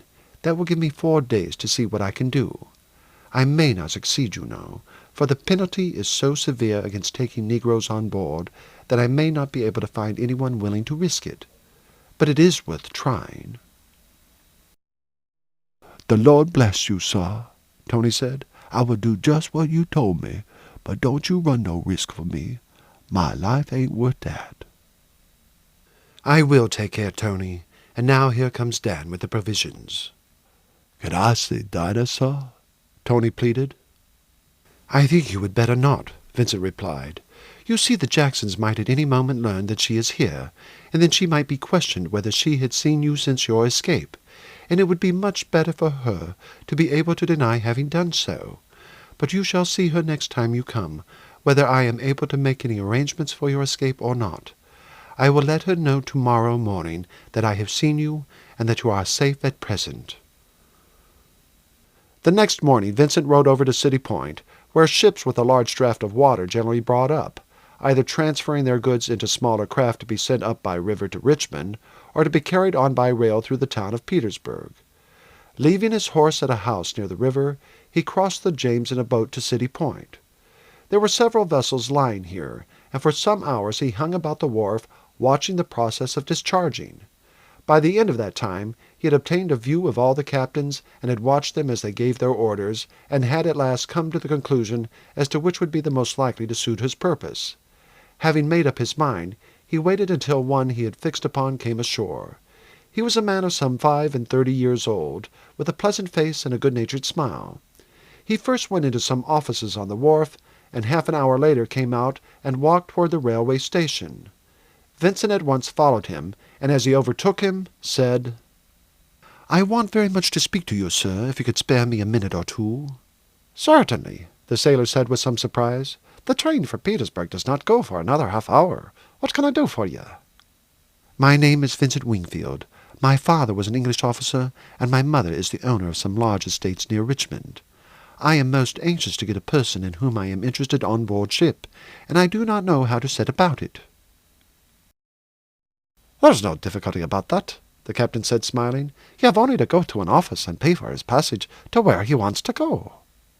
"I can't do that," Vincent replied, "for unfortunately it is against the law for any captain to take him." "You mean he is a Negro?" the captain asked, stopping short in his walk and looking sharply at Vincent. "Yes, that is what I mean," Vincent said. "He is a Negro who has been brutally ill-treated and has run away from his master, and I would willingly give $500 to get him safely away." "This is a very serious business in which you are meddling, young sir," the sailor said. "Putting aside the consequences to yourself, you are asking me to break the law and to run the risk of the confiscation of my ship.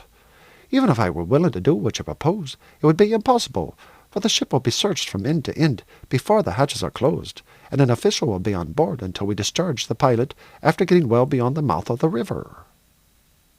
"Yes, I know that," Vincent replied, "but my plan was to take a boat and go out beyond the sight of land, and then to put him on board after you have got well away."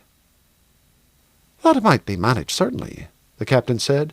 "It would be contrary to my duty to do anything that would risk the property of my employers. But if when I am out at sea a boat came alongside and a passenger came on board, it would be another matter. I suppose, young gentleman, that you would not interfere in such a business, and run the risk that you certainly would run if detected, unless you were certain that this was a deserving case, and that the man has committed no sort of crime. For I would not receive on board my ship a fugitive from justice, whether he was black or white." "It is indeed a deserving case," Vincent said earnestly. "The poor fellow has the misfortune of belonging to one of the worst masters in the state. He has been cruelly flogged on many occasions, and was finally driven to run away by their selling his wife and child." "The brutes!" the sailor said. "How you people can allow such things to be done is a mystery to me. Well, lad, under those circumstances, I will agree to do what you ask me, and if your boat comes alongside when I am so far away from land that it cannot be seen, I will take the man to England." "Thank you very much indeed," Vincent said. "You will be doing a good action. Upon what day do you sail?" "I shall drop down on Monday into Hampton Roads, and shall get up sail at daylight next morning. I shall pass Fortress Monroe at about 7 in the morning, and shall sail straight out." "And how shall I know your ship?" Vincent asked.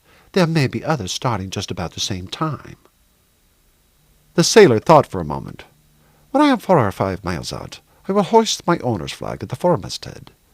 It is a red flag with a white bow, so you'll be able to make it out a considerable distance away.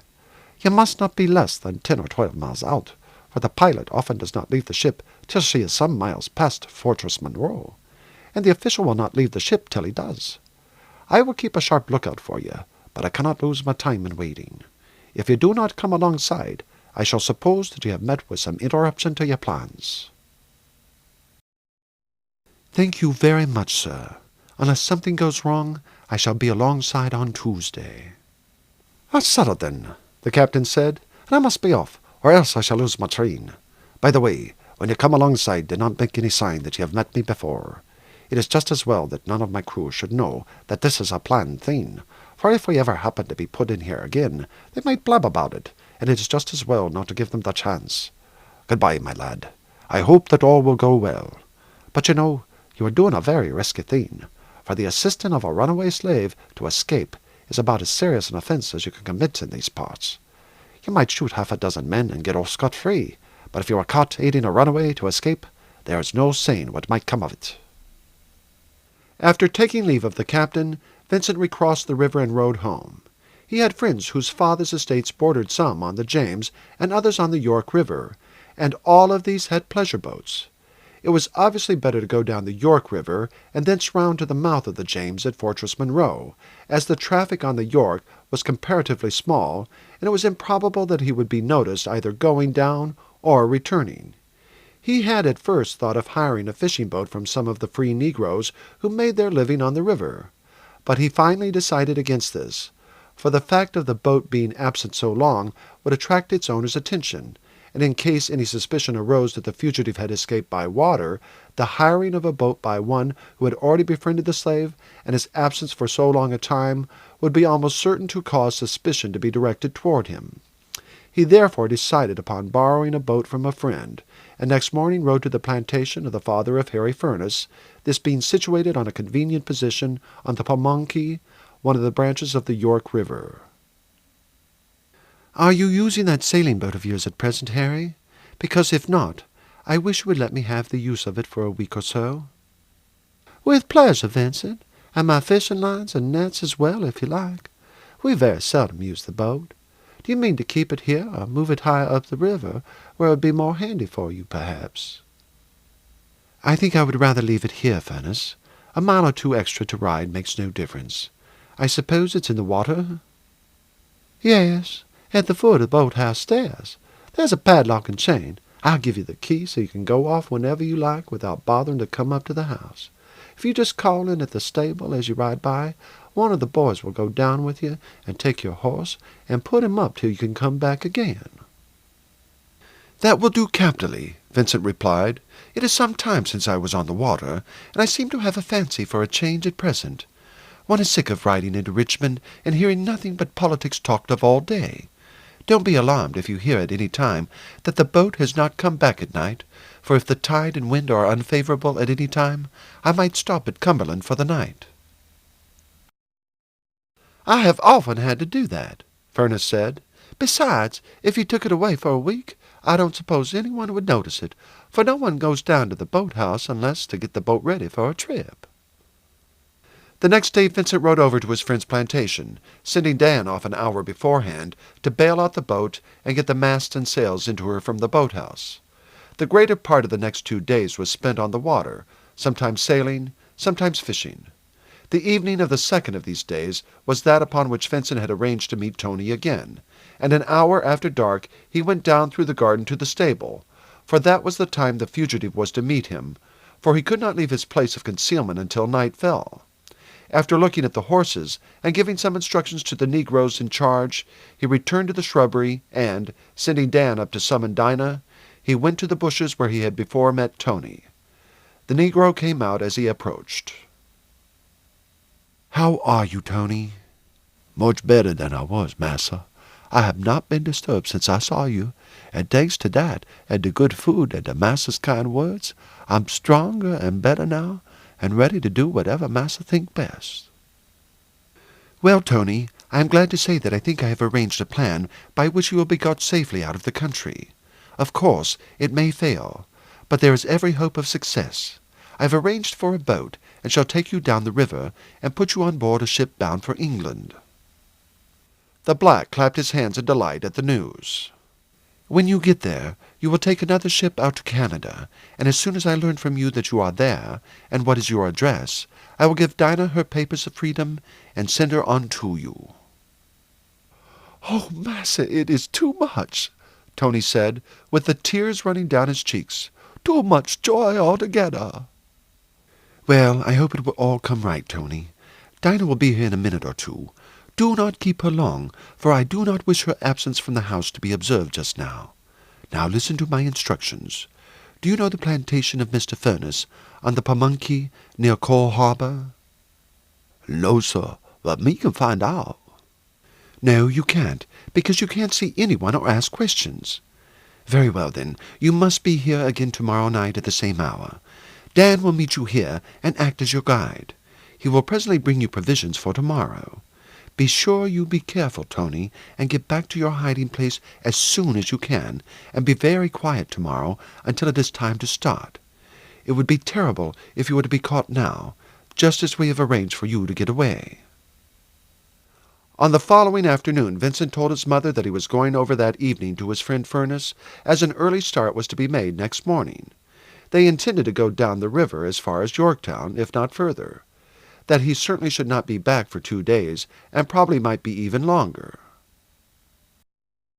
"This new voting freak of yours, Vincent, seems to occupy all your thoughts. I wonder how long it will last." "I don't suppose it will last much longer, Mother," Vincent said with a laugh. "Anyhow, it will make a jolly change for a week. One had got so sick of hearing nothing talked about but secession that a week without hearing the word mentioned will do one lots of good. And I am sure I felt that if one had much more of it, one would be almost driven to take up the northern side just for the sake of change."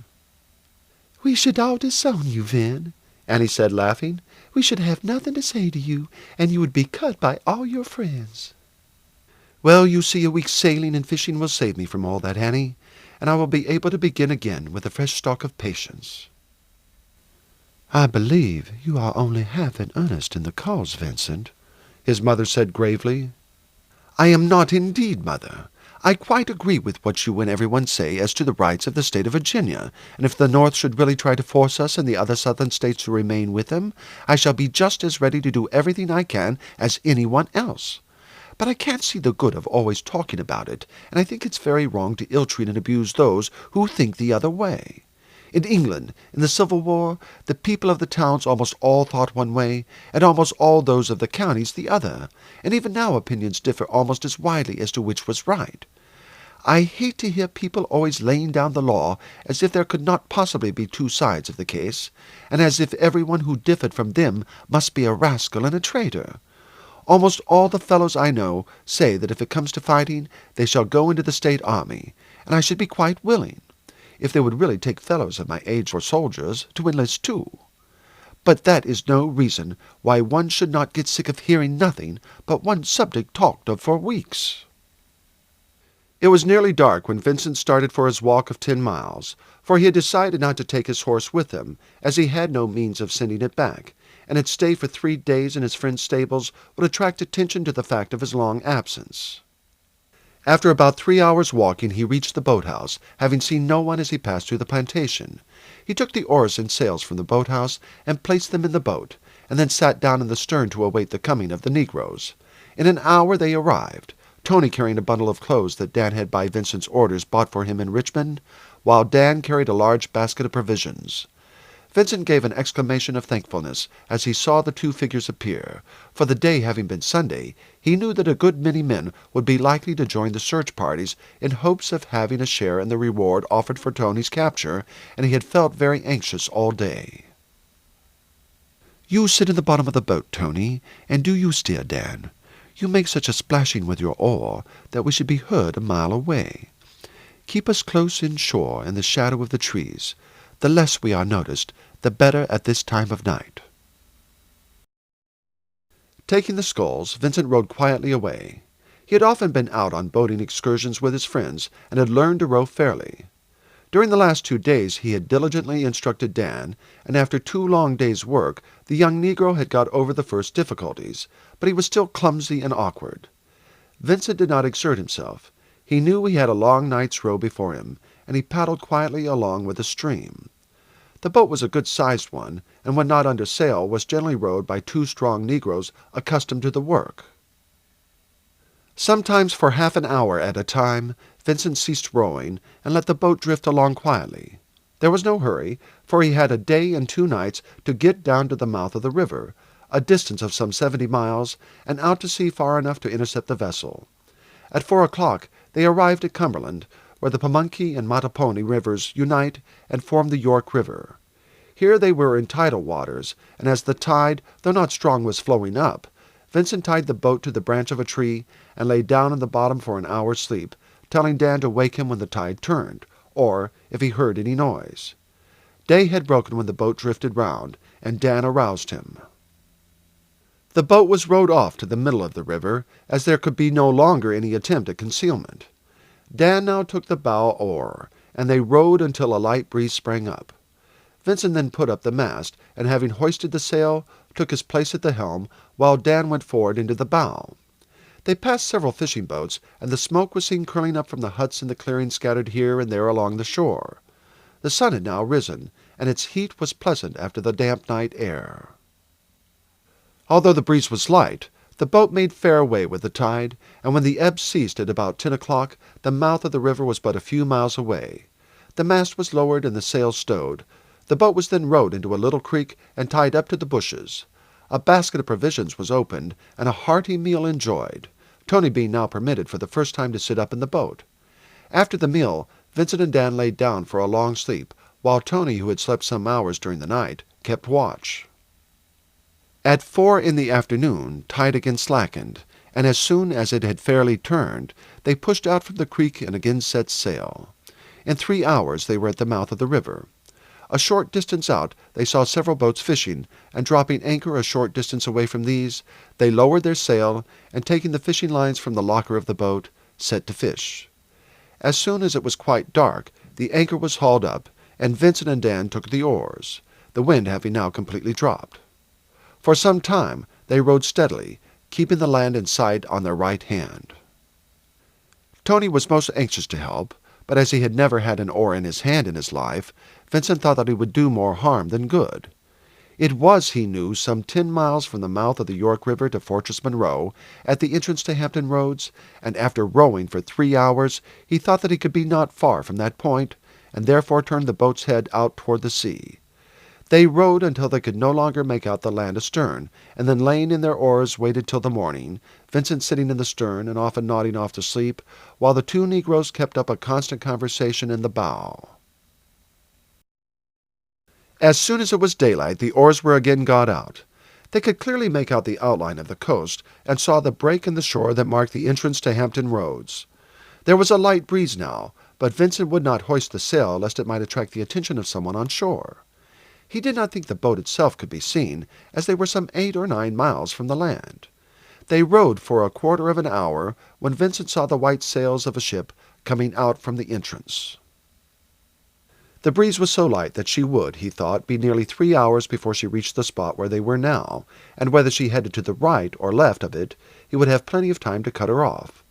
For another 2 hours he and Dan rowed steadily. The wind had freshened a good deal, and the ship was now coming up fast to them. 2 others had come out after her, but were some miles astern. They had already made out that the ship was flying a flag at her masthead, and although they had not been able to distinguish its colors, Vincent felt sure that it was the right ship, for he felt certain that the captain would get up sail as soon as possible, so as to come up with them before any other vessels came out. They had somewhat altered their course to put themselves in line with the vessel. When she was within a distance of about 1.5 miles, Vincent was able to make out the flag, and knew that it was the right one. "There's the ship, Tony," he said. "It is all right, and in a few minutes you will be on your way to England."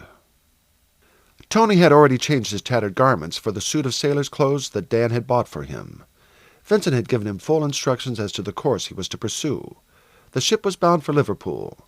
On his arrival there, he was at once to go round the docks and take a passage in the steerage of the next steamer going to Canada.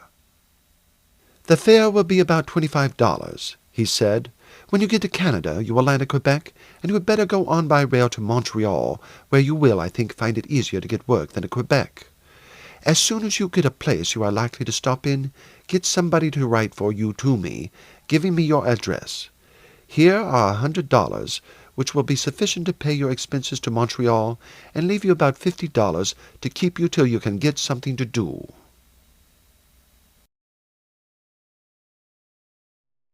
Chapter 4. Safely Back.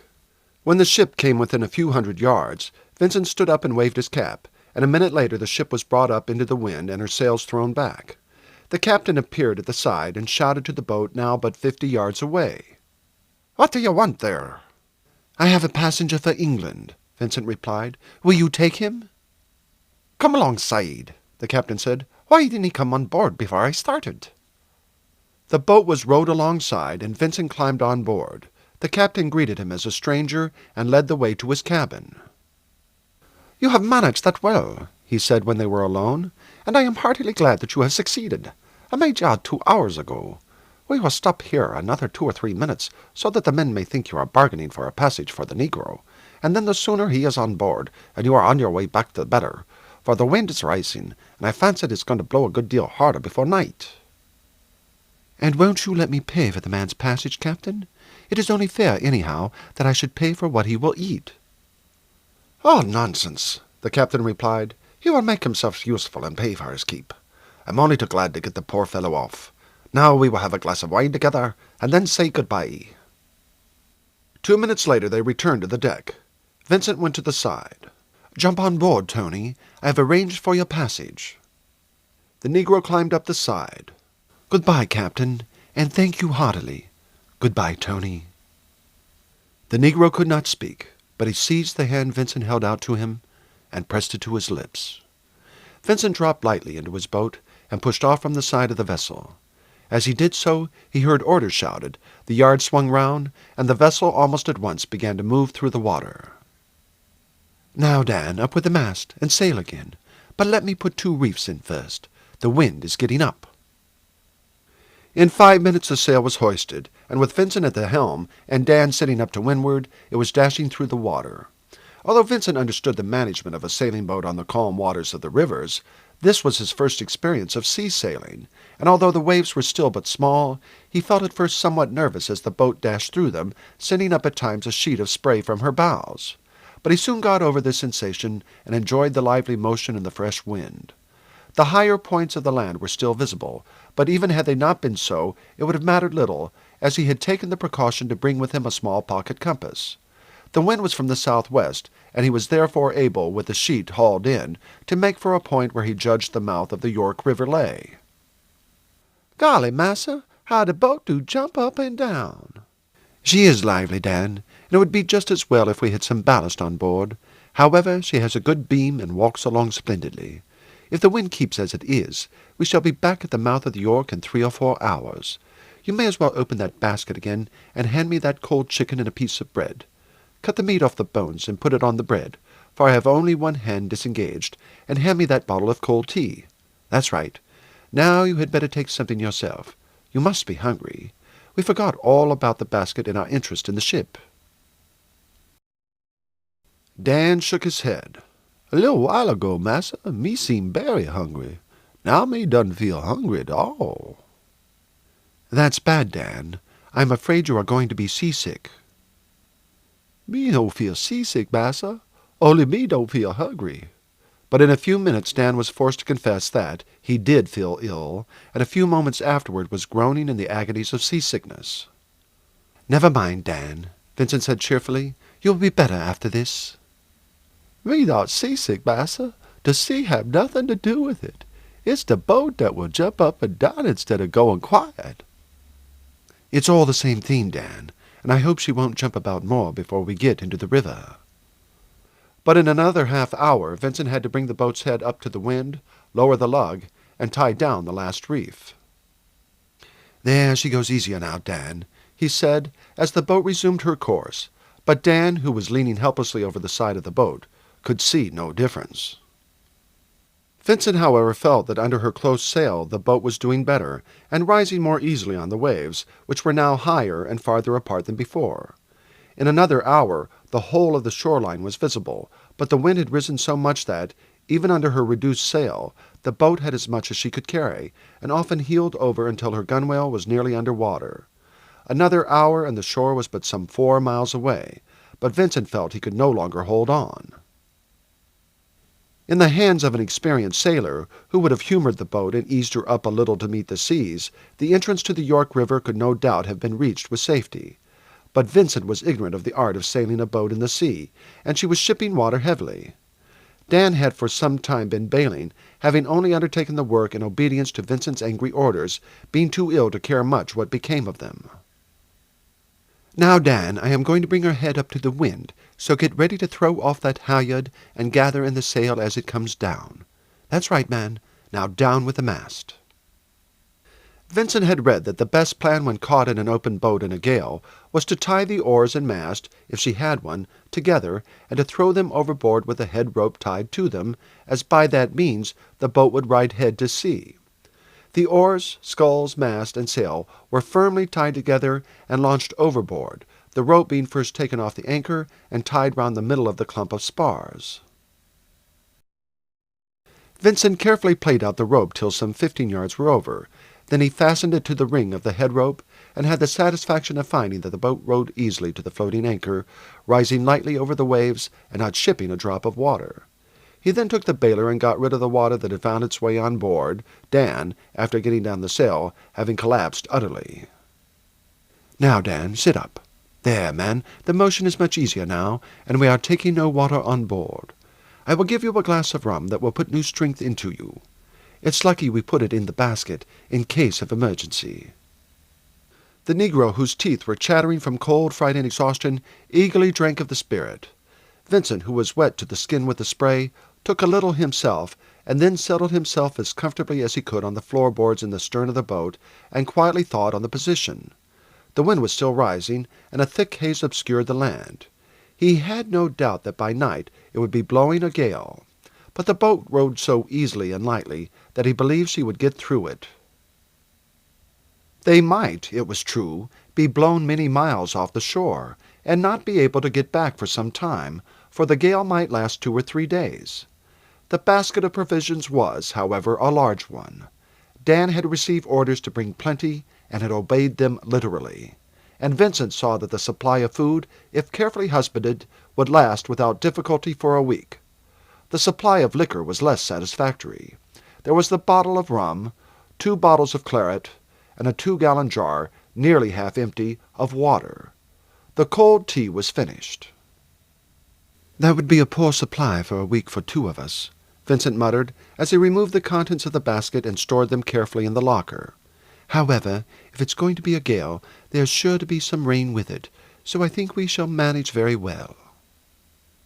By night it was blowing really heavily, but although the waves were high, the boat shipped but little water. Dan had fallen off to sleep, and Vincent had been glad to wrap himself in the thick coat he had brought with him as a protection against the heavy dews when sleeping on the river. At times sharp rain squalls burst upon them, and Vincent had no difficulty in filling up the water bottle again with the bailer. The water was rather brackish, but not sufficiently so to be of consequence. All night the boat was tossed heavily on the waves. Vincent dozed off at times, rousing himself occasionally and bailing out the water, which came in the shape of spray and rain. The prospect in the morning was not cheering. Grey clouds covered the sky and seemed to come down almost onto the water. The angry sea was crested with white heads, and it seemed to Vincent wonderful that the boat should live in such a sea. "Now, Dan, wake yourself up and get some breakfast," Vincent said, stirring up the negro with his foot. "Oh, Lord," Dan groaned, raising himself into a sitting position from the bottom of the boat. "dis am awful. We neber see the shore no more, massa." "Nonsense, man," Vincent said cheerily. "We are getting on capitally." "It have been an awful night, sir." "An awful night? You lazy rascal, you slept like a pig all night, while I have been bailing the boat and looking out for you. It is your turn now, I can tell you. Well, do you feel ready for your breakfast?" Dan, after a moment's consideration, declared that he was. The feeling of seasickness had passed off, and except that he was wet through and miserable, he felt himself again, and could have eaten 4 times the allowance of food that Vincent handed him. A pannikin of rum and water did much to restore his life and vitality, and he was soon, with the light-heartedness of his race, laughing and chatting cheerfully. "How long dis go on, you think, sir?" "Not long, I hope, Dan. I was afraid last night it was going to be a big gale, but I do not think it is blowing so hard now as it was in the night." "Where we have to get to now, sir?" "I don't exactly know, Dan, but I do not suppose that we are very many miles away from shore. The mast and oars prevent our drifting fast, and I don't think we are further off now than we were when we left that ship yesterday. But even if we were 4 or 5 times as far as that, We should not take very long in sailing back again when the wind drops, and as we have got enough to eat for a week, we need not be uncomfortable about that." "Not much food for a week, Massa Vincent." "Not a very great deal, Dan, but quite enough to keep us going. You can make up for lost time when you get to shore again." In a few hours it was certain that the wind was going down. By midday the clouds began to break up, and an hour later the sun was shining brightly.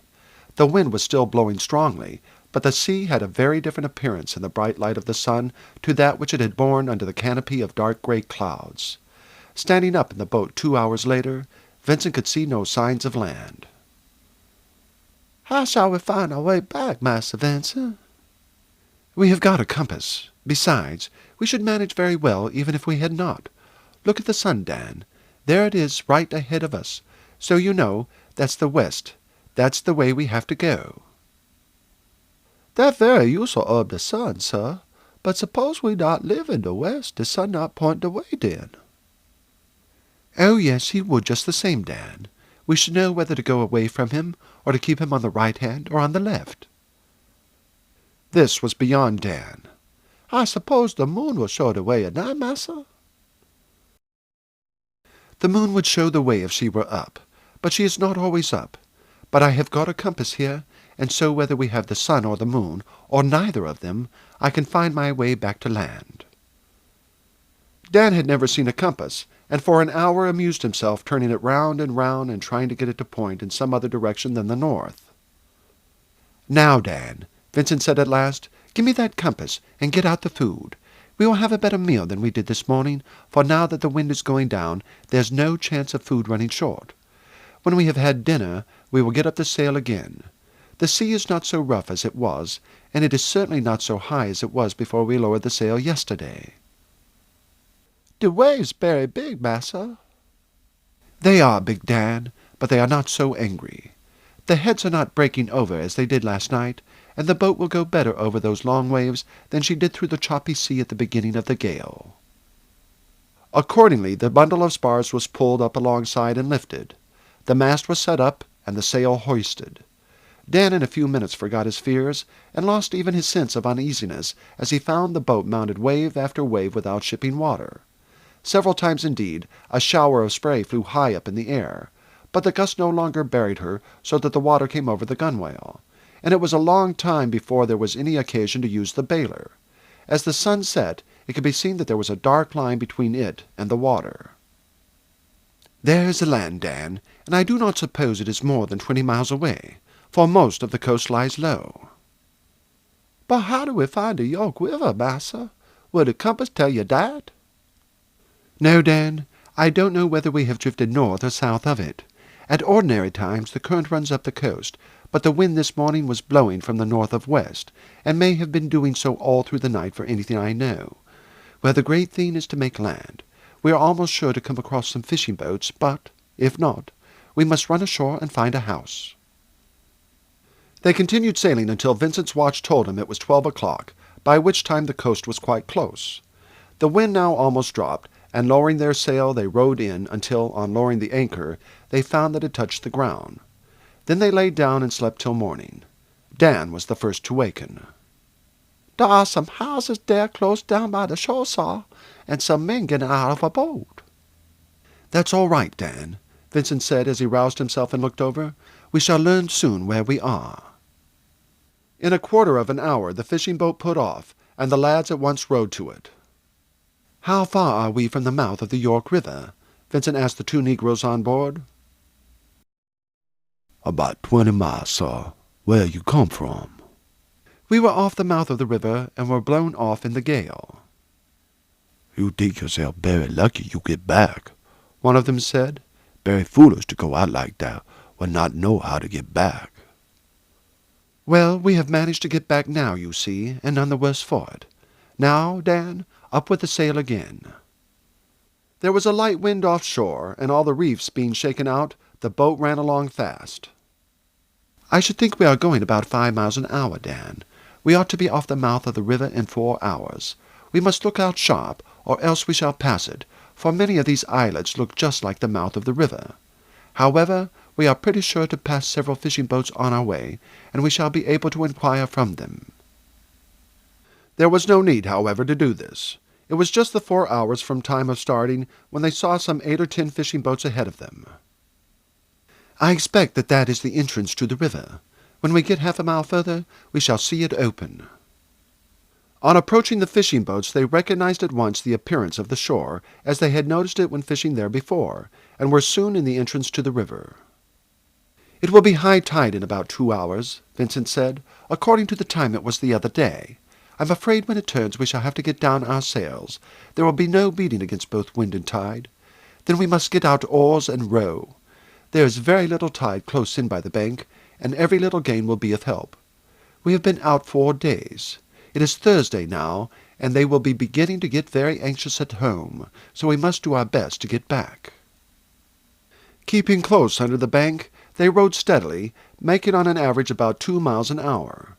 After 5 hours rowing, they tied up to the bank, had a meal, and rested until tide turned. Then they again hoisted their sail and proceeded on their way. The tide carried them just up to the junction of the 2 rivers, and landing at Cumberland, they procured beds and slept till morning. Another long day's work took them up to the plantation of Mr. Furnace, and fastening up the boat, and carrying the sails and oars on shore, they started on their walk home. "Why, Vincent, where on earth have you been all this time?" Mrs. Wingfield said as her son entered. "You said you might be away a couple of nights, and we expected you back on Wednesday at the latest, and now it is Friday evening." "Well, Mother, we have had great fun. We went sailing about right down to the mouth of the York River.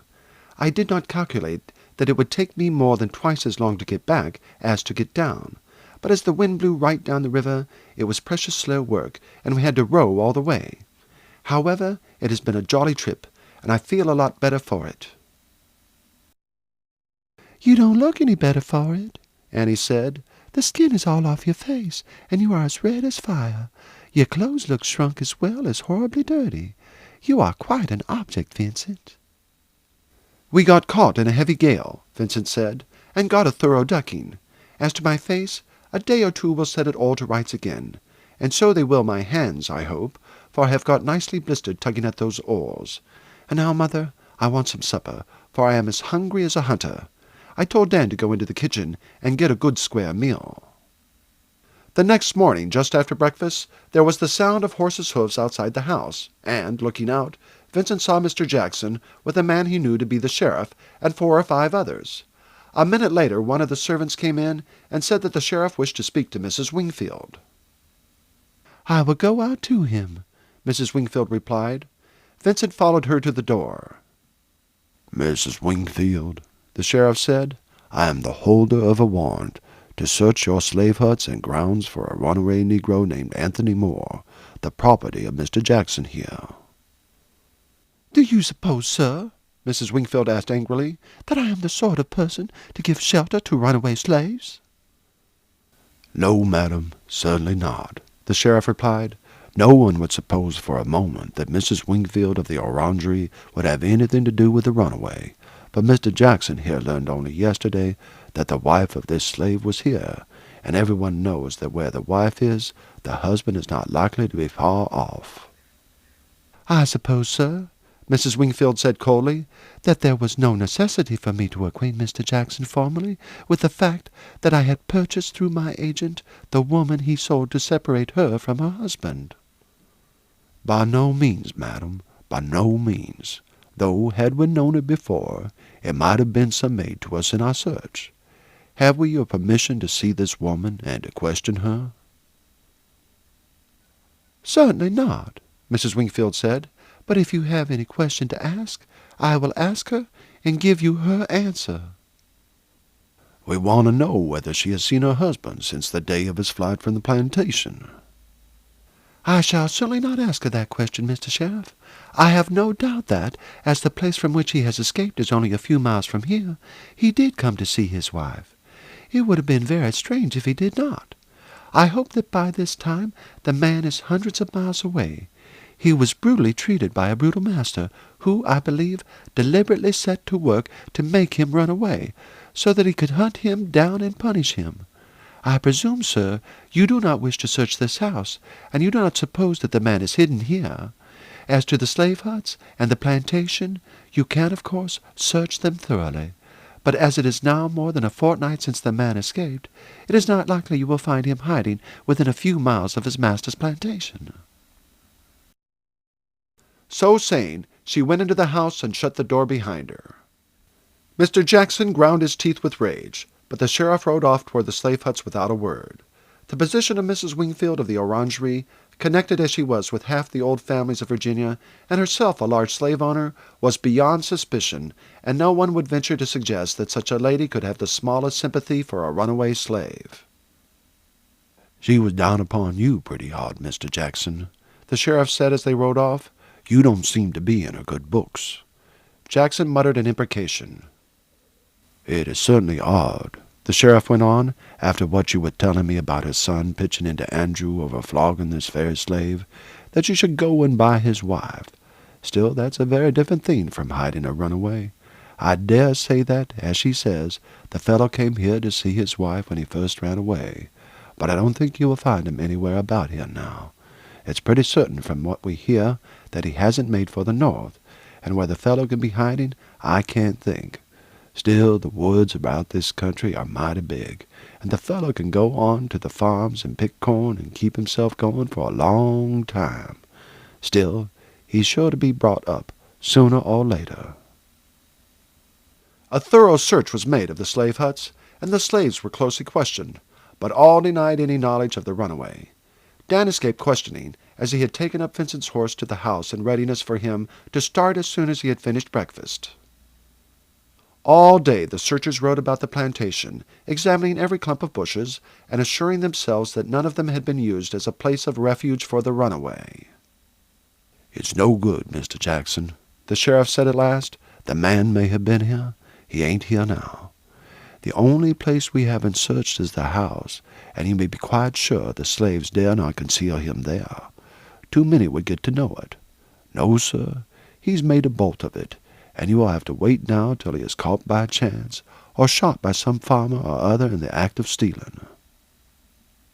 "I would lay $1,000," Andrew Jackson exclaimed passionately, "that young Wingfield knows something about his whereabouts and has lent him a hand." "Well, I should advise you to keep your mouth shut about it till you get some positive proof," the sheriff said dryly. "I tell you, it's no joke to accuse a member of the family like the Wingfields of helping runaway slaves to escape." "I will bide my time," the planter said. "You said that some day you would lay hands on Tony, dead or alive. You see if some day I don't lay hands on young Wingfield." "Well, it seems, Mr. Jackson," the sheriff remarked with a sneer, for he was out of temper at the ill success of the day's work, "that he has already laid hands on your son. It seems to me quite as likely that he will lay hands on you as you on him." 2 days afterward, as Vincent was riding through the streets of Richmond, he saw to his surprise Andrew Jackson in close conversation with Jonas Pearson. "I wonder what those two fellows are talking about," he said to himself. "I expect Jackson is trying to pump Pearson as to the doings at the Orangery. I don't like that fellow, and never shall, and he is just the sort of man to do one a bad turn if he had the chance. However, as I have never spoken to him about that affair from beginning to end, I don't see that he can do any mischief if he wants to." Andrew Jackson, however, had obtained information which he considered valuable. He learned that Vincent had been away in a boat for 5 days, and that his mother had been very uneasy about him.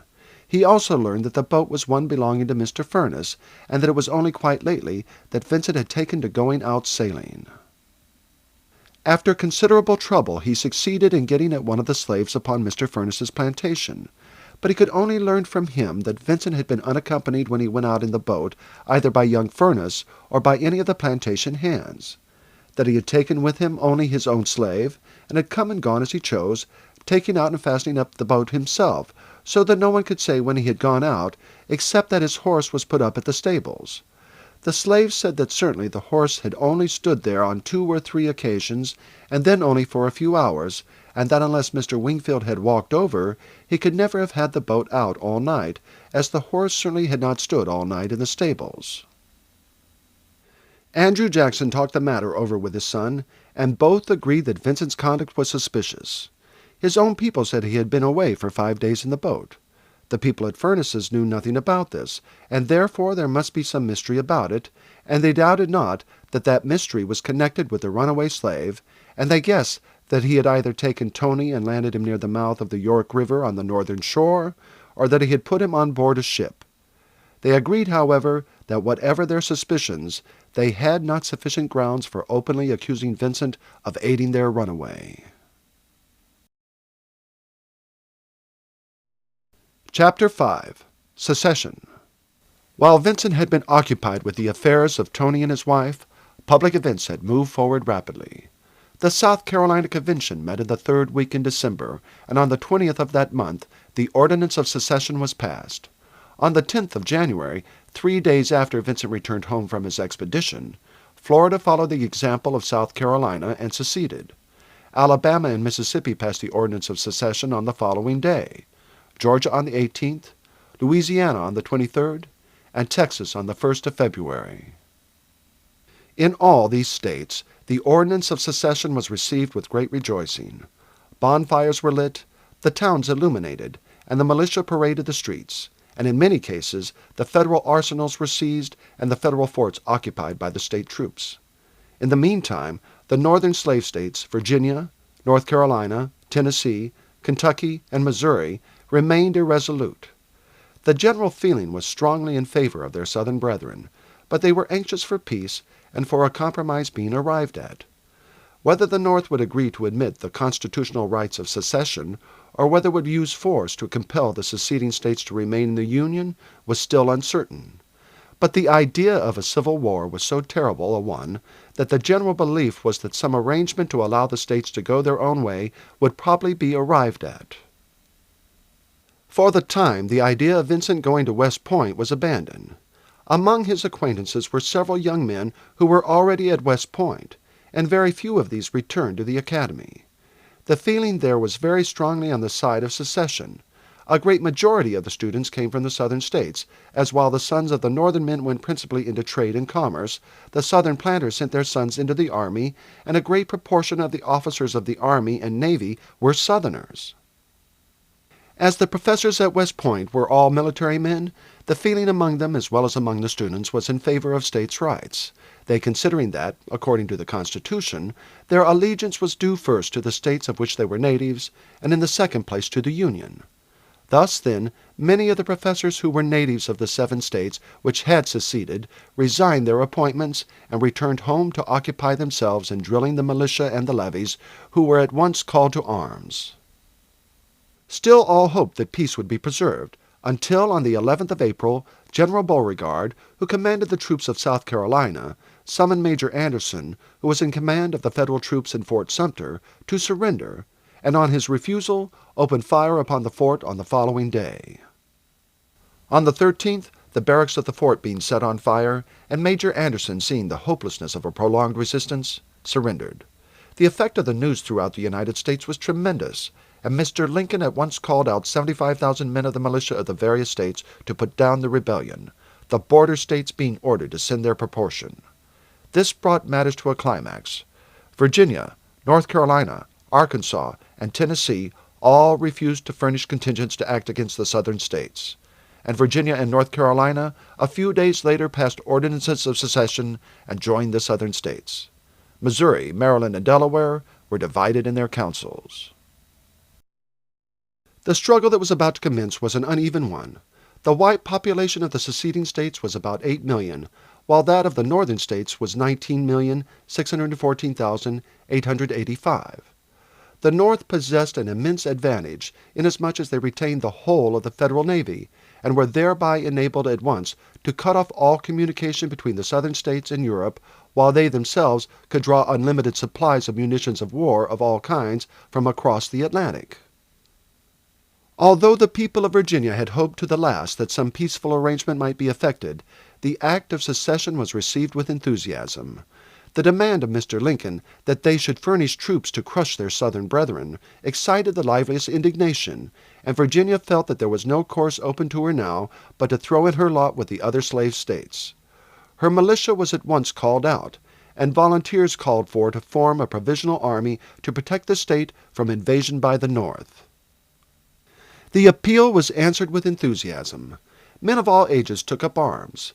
The wealthy raised regiments at their own expense, generally handing over the commands to experienced army officers and themselves taking their places in the ranks. Thousands of lads of from 15 to 16 years of age enrolled themselves, and men who had never done a day's work in their life prepared to suffer all the hardships of the campaign as private soldiers.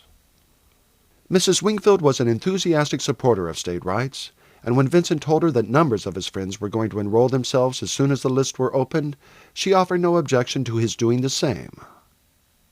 "Of course you are very young, Vincent, but no one thinks there will be any serious fighting. Now that Virginia and the other 3 states have cast in their lot with the 7 that have seceded, the North can never hope to force the solid South back into the Union. Still, it is right you should join. I certainly should not like an old Virginian family like ours to be unrepresented, but I should prefer your joining one of the mounted corps. In the first place, it will be much less fatiguing than carrying a heavy rifle and knapsack, and in the second place, the cavalry will for the most part be gentlemen. I was speaking only yesterday when I went into Richmond to Mr. Ashley, who is raising a corps. He is one of the best riders in the country, and a splendid specimen of a Virginian gentleman. He tells me that he has already received a large number of applications from young volunteers, and that he thinks he shall be able without any difficulty to get as many as he wants. I said that I had a son who would probably enroll himself, and that I should like to have him in his corps.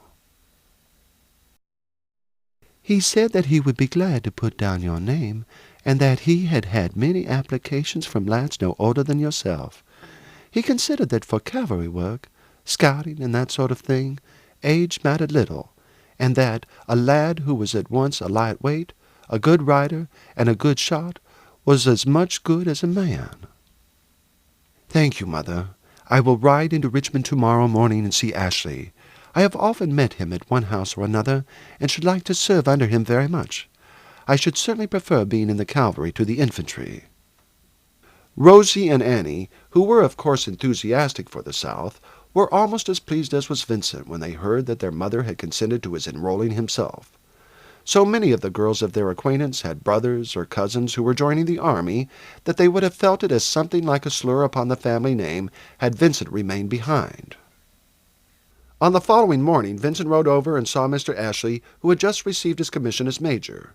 He was cordially received. "Mrs. Wingfield was speaking to me about you, and I shall be glad to have you with me, the more so as you are a capital rider and a good shot. I shall have a good many in my ranks no older than you are. Did I not hear a few months since that you bought Wildfire? I thought when I heard it that you would be lucky if you did not get your neck broken in the course of a week. Peters, who owns the next estate to mine, had the horse for about 3 weeks, and was glad enough to get rid of it for half of what he had given for it. He told me the horse was the most savage brute he ever saw. I suppose you did not keep it many days?" "I have got it still, and mean to ride it with you. The horse was not really savage. It was hot-tempered, and had, I think, been badly treated by its first owner. Whoever it had belonged to, I found no difficulty with it. It only wanted kindness and a little patience, and as soon as it found that it could not get rid of me, and that I had no intention of ill-treating it, it settled down quietly, after running away a few times and giving me some little trouble at starting. And now I would not change it for any horse in the state." "You must be a first-rate rider," Major Ashley said, "to be able to tame Wildfire. I never saw the horse, for I was away when Peters had him, but from his description it was a perfect savage." "Are we allowed to bring a servant with us?" Vincent asked. "Yes, if you like. I know that a good many are going to do so, but you must not make up your mind that you will get much benefit from one. We shall move rapidly, and each man must shift for himself, but at the same time we shall of course often be stationary, and then servants will be useful. At any rate, I can see no objection to men having them. We must be prepared to rough it to any extent when it is necessary, but I see no reason why at other times a man should not make himself comfortable. I expect the order tomorrow or next day to begin formally to enroll volunteers. As I have now put down your name, There will be no occasion for you to come then. You will receive a communication telling you when to report yourself. This audiobook is continued on CD number 3. CD number 3. I shall not trouble much about uniform at first. High boots and breeches, a thick felt hat that will turn the edge of a sword, and a loose coat jacket of dark grey cloth. That is the name of the tailor who has got the pattern and will make them. So I should advise you to go to him at once, for he will be so busy soon that there is no saying when the whole troop will get their uniforms. Upon his return home, Vincent related to his mother and sisters the conversation that he had had with Major Ashley. "Certainly you had better take a servant with you," his mother said. "I suppose when you are riding about, you will have to clean your horse and cook your dinner and do everything for yourself. But when you are in a town, you should have these things done for you. Who would you like to take?" "I should like to take Dan, Mother, if you have no objection. He is very strong and active, and I think would generally be able to keep up with us. Besides, I know he would always stick to me." "You shall have him, certainly, Vincent. I will make him over formally to you." "Thank you, Mother," Vincent said joyfully, for he had often wished that Dan belonged to him, as he would then be able to prevent any interference with him by the overseer or anyone else, and could, if he liked, give him his freedom, although this would, he knew, be of very doubtful advantage to the lad as long as he remained in the South. The next morning the necessary papers were drawn up, and the ownership of Dan was formally transferred to Vincent. Dan was wild with delight when he heard that Vincent was now his master, and that he was to accompany him to the war. It had been known 2 days before that Vincent was going, and it seemed quite shocking to the negroes that their young master should go as a private soldier, and have to do everything for himself, "jes," as they said, "like the poor white trash." For the slaves were proud to belong to an old family, and looked down with almost contempt upon the poorer class of whites, regarding their own position as infinitely superior. 4 days later Vincent received an official letter saying that the corps would be mustered in 2 days' time. The next day was spent in a long round of farewell visits, and then Vincent mounted Wildfire, and, with Dan trotting behind, rode off from the orangery amid a chorus of blessings and good wishes from all the slaves who could on any pretext get away from their duties, and who had assembled in front of the house to see him start. The place of meeting for the regiment was at Hanover Courthouse, a station on the Richmond and Fredericksburg Railway, close to the Pamunkey River, about 18 miles from the city. The orangery was a mile from the village of Gaines, which lay to the northeast of Richmond, and was some 12 miles from Hanover Courthouse. A month was spent in drill, and at the end of that time the corps were able to execute any simple maneuver. More than this, Major Ashley did not care about their learning. The work in which they were about to engage was that of scouts rather than that of regular cavalry, and the requirements were vigilance and attention to orders, good shooting, and a quick eye. Off duty there was but little discipline. Almost the whole of the men were in a good position in life, and many of them very wealthy. And while strict discipline and obedience were expected while on duty, at all other times something like equality existed between officers and men, and all were free to live as they chose.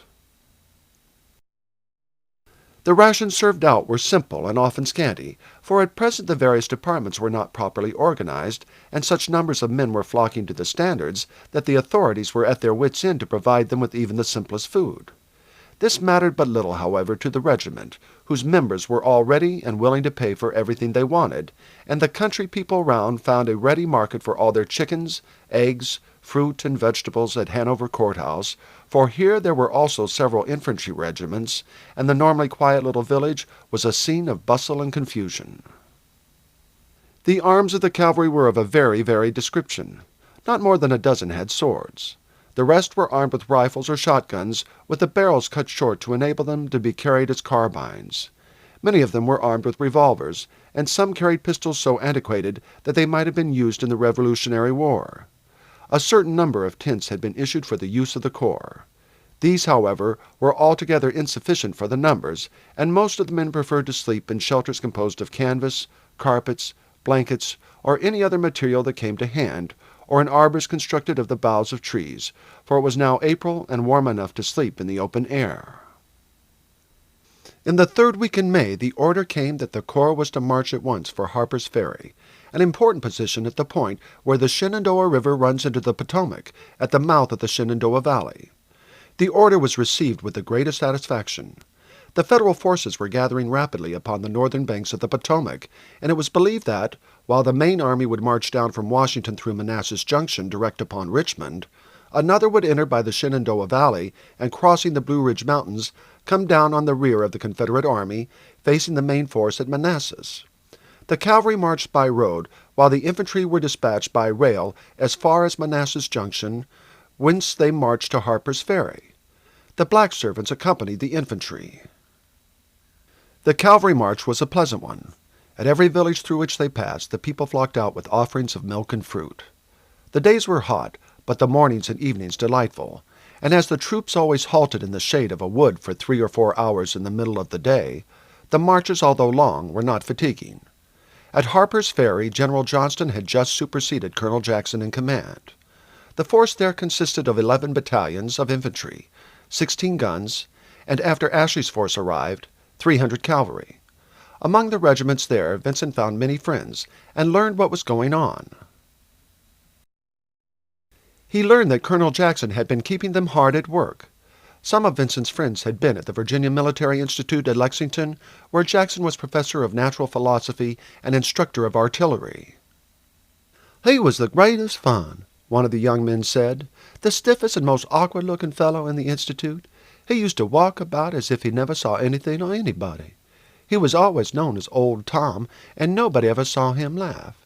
He was awfully earnest in all he did, and strict, I can tell you, about everything. There was no humbug in him. The fellows liked him because he was really so earnest about everything, and always just and fair. But he didn't look a bit like a soldier, except as to his stiffness, and when the fellows who had been at Lexington heard that he was in command here, they did not think he would have made much a hand at it. But I tell you, he did. You never saw such a fellow to work. Everything had to be done, you know. There were the guns, but no horses and no harness. The horses had to be got somehow, and the harness manufactured out of ropes, and you can imagine the confusion of 9 battalions of infantry, all recruits, with no one to teach them except a score or 2 of old army and militia officers. Old Tom has done wonders, I can tell you. You see, he is so fearfully earnest himself, everyone else has got to be earnest. There has been no playing about anything, but just 15 hours hard work a day. Fellows grumbled and growled and said it was absurd, and threatened to do all sorts of things. You see, they had all come out to fight if necessary, but hadn't bargained for such hard work as this. However, Jackson had his way, and I don't suppose anyone ever told him the men thought they were too hard worked. He is not the sort of man one would care about remonstrating with. I don't know yet whether he is as good at fighting as he is at working and organizing, but I rather expect a fellow who is so earnest about everything else is sure to be earnest about fighting, and I fancy that when he once gets into the thick of it, he will go through with it. He had such a reputation as an oddity at Lexington that there were a lot of remarks when he was made colonel and sent here. But there is no doubt that he has proved himself the right man so far, and although his men may grumble, they believe in him. My regiment is in his brigade, and I will bet any money that we have our share of fighting. What sort of man is Johnston? He is a fine fellow, a soldier heart and soul. You could tell him anywhere, and we have a first-rate fellow in command of the cavalry, Colonel Stewart, a splendid dashing fellow, full of life and go. His fellows swear by him. I quite envy you, for I expect you will astonish the Yankee horsemen. They are no great riders up there, you know, and I expect the first time you meet them you will astonish them." Here he suddenly stopped, stood at attention, and saluted.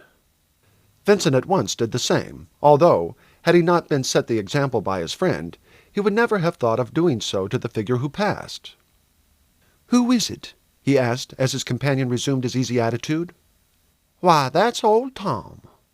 "What, Colonel Jackson?" Vincent said in surprise. "Well, he is an odd-looking fellow." The figure that passed was that of a tall, gaunt man, leaning awkwardly forward in his saddle. He wore an old gray coat, and there was no sign of rank, nor particle of gold lace upon the uniform. He wore on his head a faded cadet cap, with the rim coming down so far upon his nose that he could only look sideways from under it. He seemed to pay but little attention to what was going on around him, and did not enter into conversation with any of the officers he met.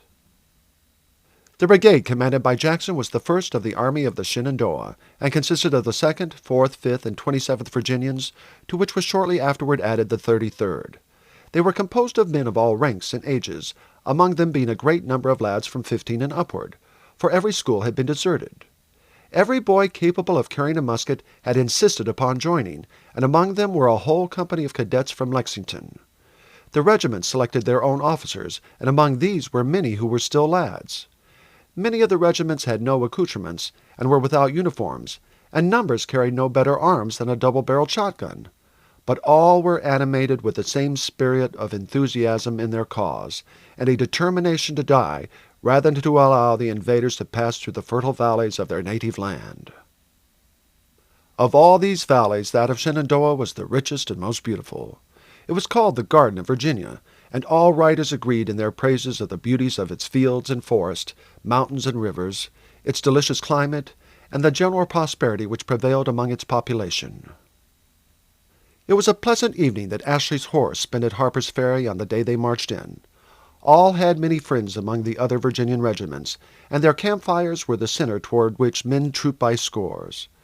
The rest was pleasant after their hard marches, and although ready to do their own work when necessary, they appreciated the advantage of having their servants again with them to groom their horses and cook their food. The negroes were not less glad at being again with their masters.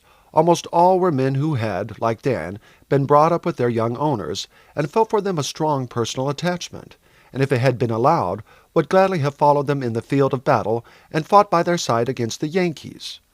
Their stay at Harper's Ferry was to be a short one. Colonel Stewart, with his 200 horse, was scouting along the whole bank of the Potomac, watching every movement of the enemy, and Ashley's horse was to join them at once. It was not difficult for even young soldiers to form an idea of the general nature of the operations. They had to protect the Shenandoah Valley, to guard the 5 great roads by which the enemy would advance against Winchester, and not only to save the loyal inhabitants and rich resources of the valley from falling into the hands of the Federals, but what was of even greater importance, to prevent the latter from marching across the Blue Ridge Mountains and falling upon the flank of the main Confederate army at Manassas. The position was a difficult one, for while the Grand Army was assembling at Alexandria to advance against Manassas Junction, McClellan was advancing from the northwest with 20,000 men, and Patterson from Pennsylvania with 18,000. In the morning, before parading his troop, 100 strong, Ashley called them together and told them that, as they would now be constantly on the move and scattered over a long line, it was impossible that they could take their servants with them. "I should never have allowed them to be brought," he said, "had I known that we should be scouting over such an extensive country. At the same time, if we could manage to take a few on, it would certainly add to our comfort. I propose that we choose 10 by lot to go on with us. They must be servants of the troop, and not of individuals. We can scatter them in pairs at fire points, with instructions to forage as well as they can, and to have things in readiness to cook for whoever may come in off duty, or may for the time be posted there. Henceforth every man must groom and see to his own horse, but I see no reason, military or otherwise, why we shouldn't get our food cooked for us, and it will be just as well, as long as we can, to have a few bundles of straw for us to lie on instead of sleeping on the ground. Another 10 men we can also choose by lot to go to Winchester, which is, I imagine, the point we shall move to if the enemy advance, as I fancy they will, from the other side of the Shenandoah Valley. The rest must be sent home." Each man accordingly wrote his name on a piece of paper and placed them in a haversack. 10 were then drawn out, and their servants were to accompany the troop at once. The servants of the next 10 were to proceed by train to Winchester, while the slaves of all whose names remained in the bag were to be sent home at once, provided with passes permitting them to travel. To Vincent's satisfaction, his name was one of the first 10 drawn, and Dan was therefore to go forward. The greater part of the men evaded the obligation to send their servants back to Richmond by dispatching them to friends who had estates in the Shenandoah Valley, with letters asking them to keep the men for them until the troop happened to come into their neighborhood. At 6 o'clock in the morning the troop mounted and rode to Bath, 30 miles away. It was here that Stuart had his headquarters, whence he sent out his patrols up and down the Potomac, between Harper's Ferry on the east and Cumberland on the west. Stuart was away when they arrived, but he rode in a few hours afterward. "Ah, Ashley, I am glad you have arrived," he said, as he rode up to the troop, who had hastily mounted as he was seen approaching. "There's plenty for you to do, I can tell you, and I only wish that you had brought 1,000 men instead of 100. I am heartily glad to see you all, gentlemen," he said to the troop. "I'm afraid just at first that the brightness of your gray jackets will put my men rather to shame, but we shall soon get rid of that. But dismount your men, Ashley. There is plenty for them and their horses to do without wasting time in parade work. There is very little of that here, I can tell you. I have not seen a score of my men together for the last month." Vincent gazed with admiration at the young leader, whose name was soon to be celebrated throughout America and Europe. The young Virginian, for he was not yet 28 years old, was the beau ideal of a cavalry officer. He was singularly handsome, and possessed great personal strength, and a constitution which enabled him to bear all hardships. He possessed unfailing good spirits, and had a joke and laugh for all he met. And while on the march at the head of his regiment, he was always ready to lift up his voice and lead the songs with which the men made the woods resound. He seemed to live in his saddle, and was present at all hours of the night and day along the line he guarded, seeing that the men were watchful and on the alert, instructing the outpost in their duty, and infusing his own spirit and vigilance among them. He had been educated at West Point, and had seen much service with the cavalry against the Indians in the West. Such was the man who was to become the most famous cavalry leader of his time. So far he had not come in contact with the enemy, and his duties were confined to obtaining information regarding their strength and intentions, to watching every road by which they could advance, and to seeing that none passed north to carry information to the enemy as to the Confederate strength and positions, for even in the Shenandoah Valley there were some whose sympathies were with the Federals. These were principally northern men, settled as traders in the towns, and it was important to prevent them from sending any news to the enemy. So well did Stuart's cavalry perform this service, and so general was the hostility of the population against the North, that throughout the whole of the war in Virginia it was very seldom that the Northern generals could obtain any trustworthy information as to the movements and strength of the Confederates, while the latter were perfectly informed of every detail connected with the intentions of the invaders. The next morning Ashley's troop took up their share of the work at the front. They were broken up into parties of 10, each of which was stationed at a village near the river, 5 men being on duty night and day. As it happened that none of the other men in his squad had a servant at the front, Vincent was able without difficulty to have Dan assigned to his party. A house in the village was placed at their disposal, and here the 5 off-duty slept and took their meals while the others were in the saddle. Dan was quite in his element, and turned out an excellent cook, and was soon a general favorite among the mess. Chapter 6. Bull Run. The next fortnight passed by without adventure. Hard as the work was, Vincent enjoyed it thoroughly. When on duty by day, he was constantly on the move, riding through the forest, following country lanes, questioning everyone he came across, and as the men always worked in pairs, there was no feeling of loneliness. Sometimes Ashley would draw together a score of troopers, and crossing the river in a ferry-boat, would ride 20 miles north, and, dashing into quiet villages, astonish the inhabitants by the sight of the Confederate uniform. Then the villagers would be questioned as to the news that had reached them of the movement of the troops. The post office would be seized and the letters broken open, any useful information contained in them being noted. But in general, questions were readily answered, for a considerable portion of the people of Maryland were strongly in favor of the South, and were only prevented from joining it by the strong force that held possession of Baltimore and by the constant movement of Federal armies through the state. Vincent was often employed in carrying dispatches from Major Ashley to Stuart, being selected for that duty as being the best mounted man in the troop. The direction was always a vague one. Take this letter to Colonel Stuart, wherever he may be. And however early he started, Vincent thought himself fortunate if he carried out his mission before sunset, for Stuart's front covered over 50 miles of ground, and there was no saying where he might be. Sometimes after riding 30 or 40 miles and getting occasional news that Stuart had passed through ahead of him, he would learn from some outpost that the colonel had been there but 10 minutes before and had ridden off before he came, and then Vincent had to turn his horse and gallop back again, seldom succeeding in overtaking his active commander until the latter had halted for his supper at one or the other of the villages where his men were stationed. Sometimes by good luck he came upon him earlier, and then, after reading the dispatch, Stuart would, if he were riding in the direction where Ashley's command lay, bid him ride on with him, and would chat with him on terms of friendly intimacy about people they both knew at Richmond, or as to the details of his work, and sometimes they would sit down together under the shade of some trees, take out the contents of their haversacks, and share their dinners. "This is the second time I have had the best of this," the colonel laughed one day.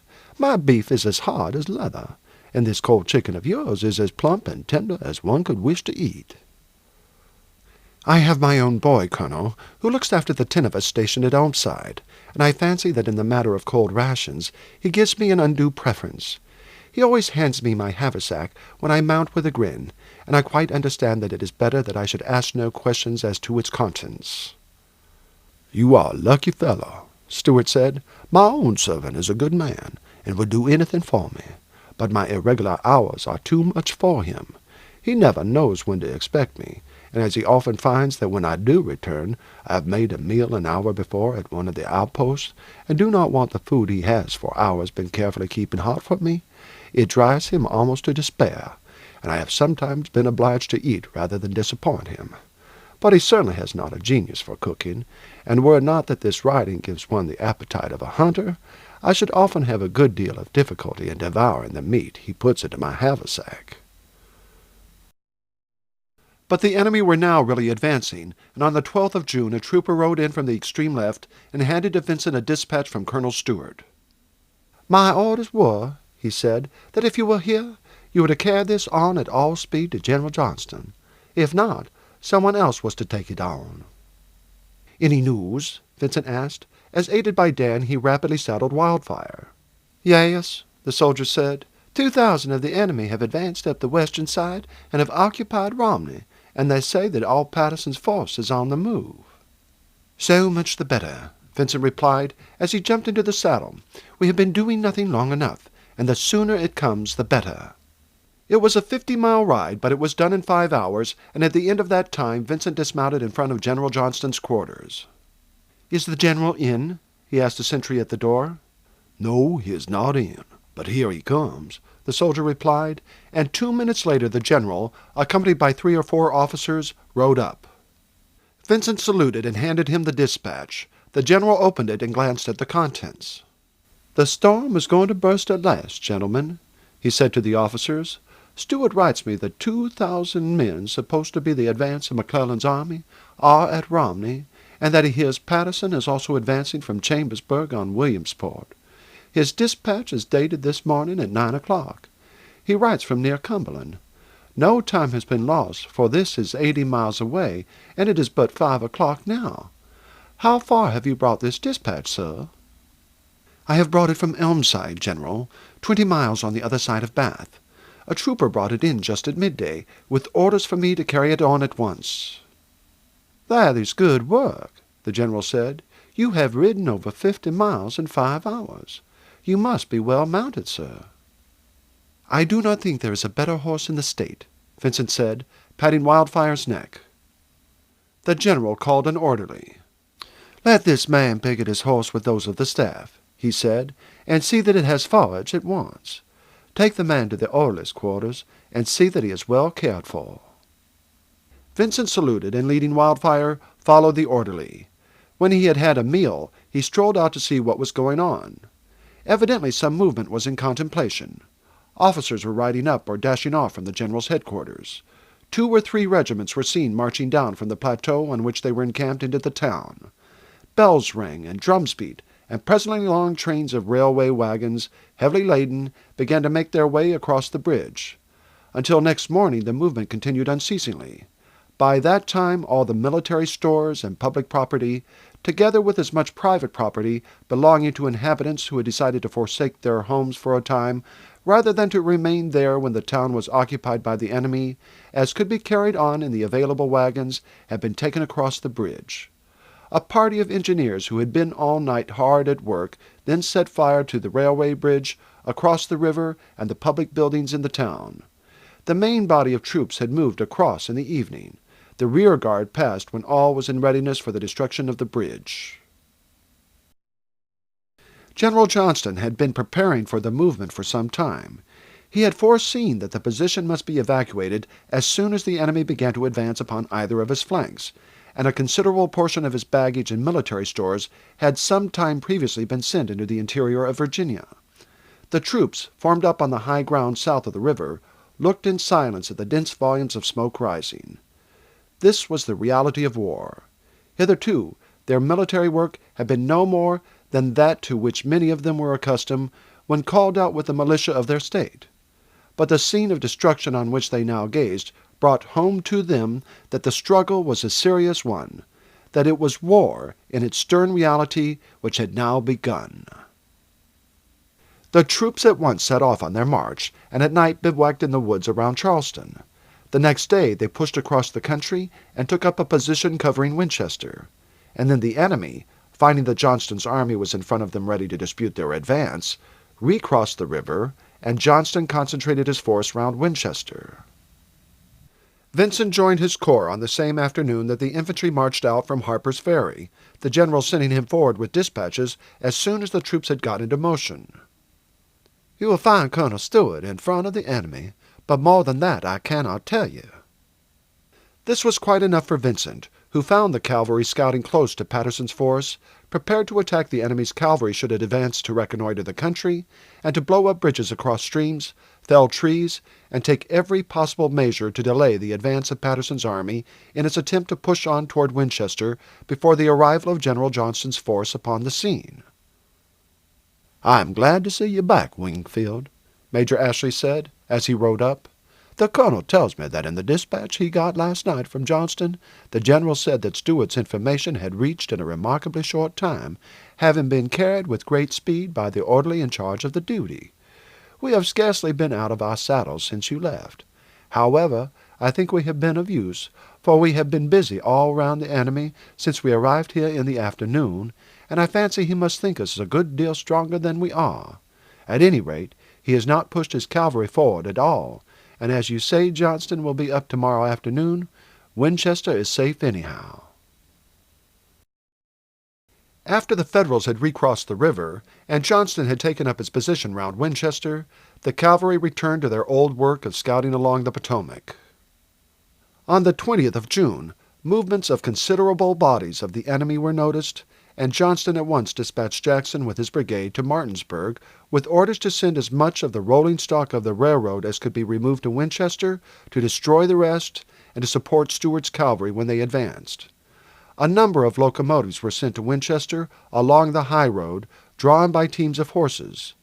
40 engines and 300 cars were burned up or destroyed, and Jackson then advanced and took up his position on the road to Williamsport, the cavalry camp being a little in advance of him. This was pleasant for Vincent, as when off duty he spent his time with his friends and schoolfellows in Jackson's brigade. On the 2nd of July the scouts rode into camp with the news that a strong force was advancing from Williamsport. Jackson at once advanced with the 5th Virginia Infantry, numbering 380 men and 1 gun, while Stewart, with 100 cavalry, started to make a circuitous route and harass the flank and rear of the enemy.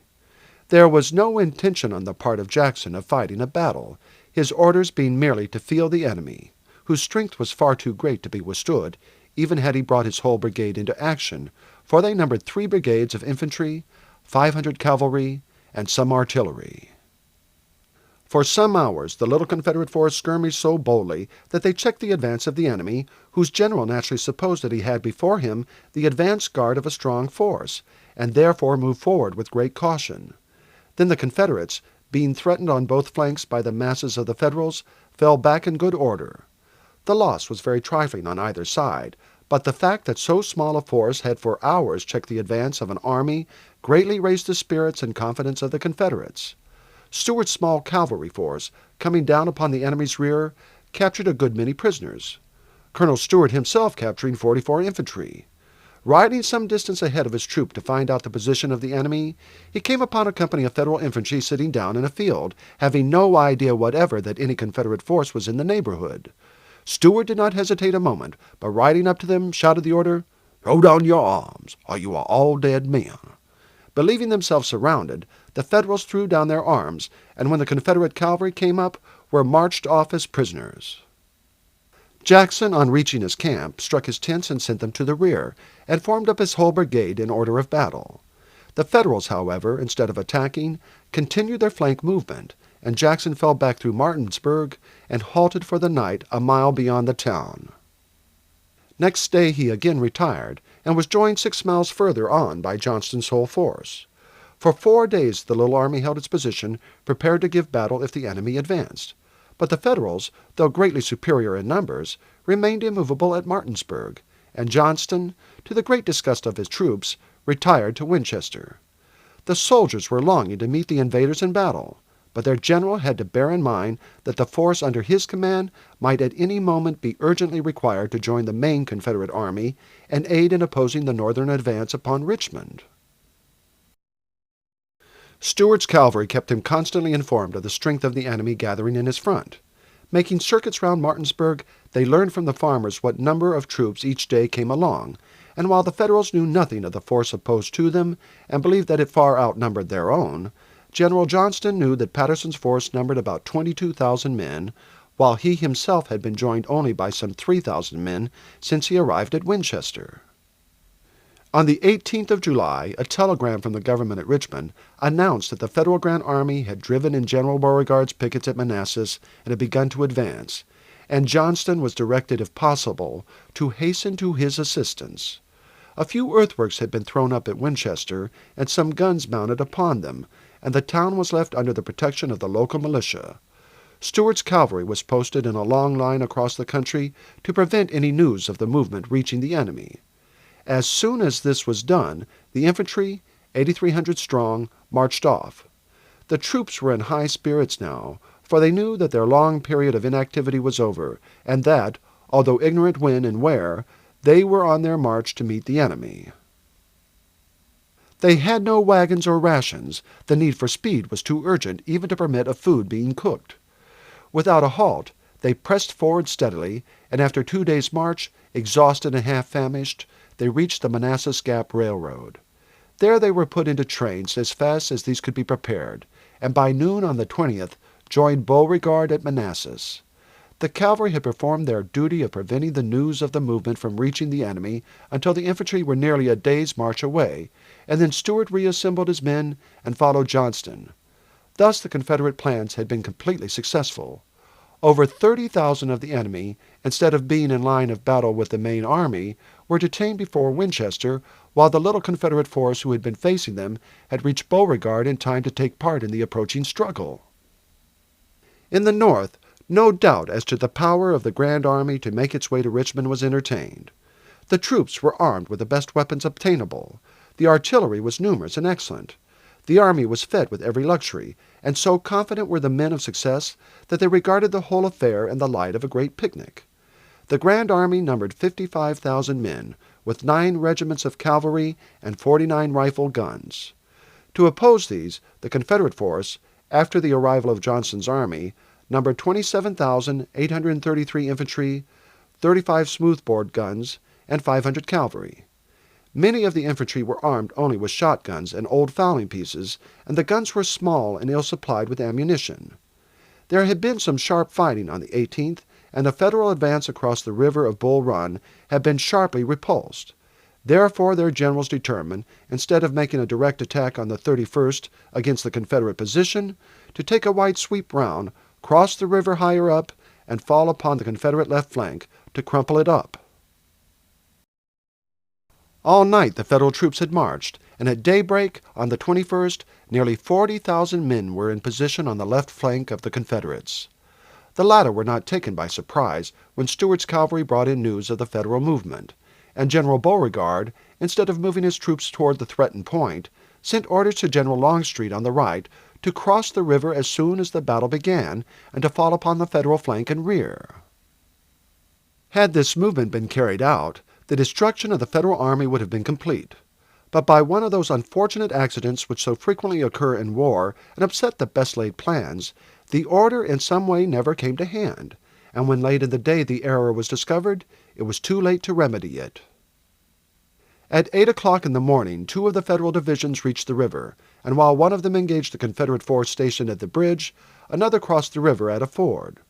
Colonel Evans, who commanded the Confederate forces, which numbered but 15 companies, left 200 men to continue to hold the bridge, while with 800 he hurried to oppose General Hunter's division, which had crossed at the ford. This consisted of 16,000 infantry, with cavalry and artillery, and another division of equal force had crossed at the Red House ford higher up. To check so great a force with this handful of men seemed all but impossible, but Colonel Evans determined to hold his ground to the last to enable his general to bring up reinforcements. His force consisted of men of South Carolina and Louisiana, and they contested every foot of the ground. The regiment which formed the advance of the Federals charged, supported by an artillery fire, but was repulsed. As the heavy Federal line advanced, however, the Confederates were slowly but steadily pressed back until General B, with 4 regiments and a battery of artillery, came up to their assistance. The newcomers threw themselves into the fight with great gallantry and maintained their ground until almost annihilated by the fire of the enemy, who outnumbered them by 5 to 1. As fighting desperately, they fell back before Hunter's division, the Federals who had crossed at Red House Ford suddenly poured down and took them in flank. Swept by a terrible musketry fire, these troops could no longer resist, and in spite of the efforts of their general, who rode among them imploring them to stand firm until aid arrived, they began to fall back. Neither entreaties nor commands were of avail.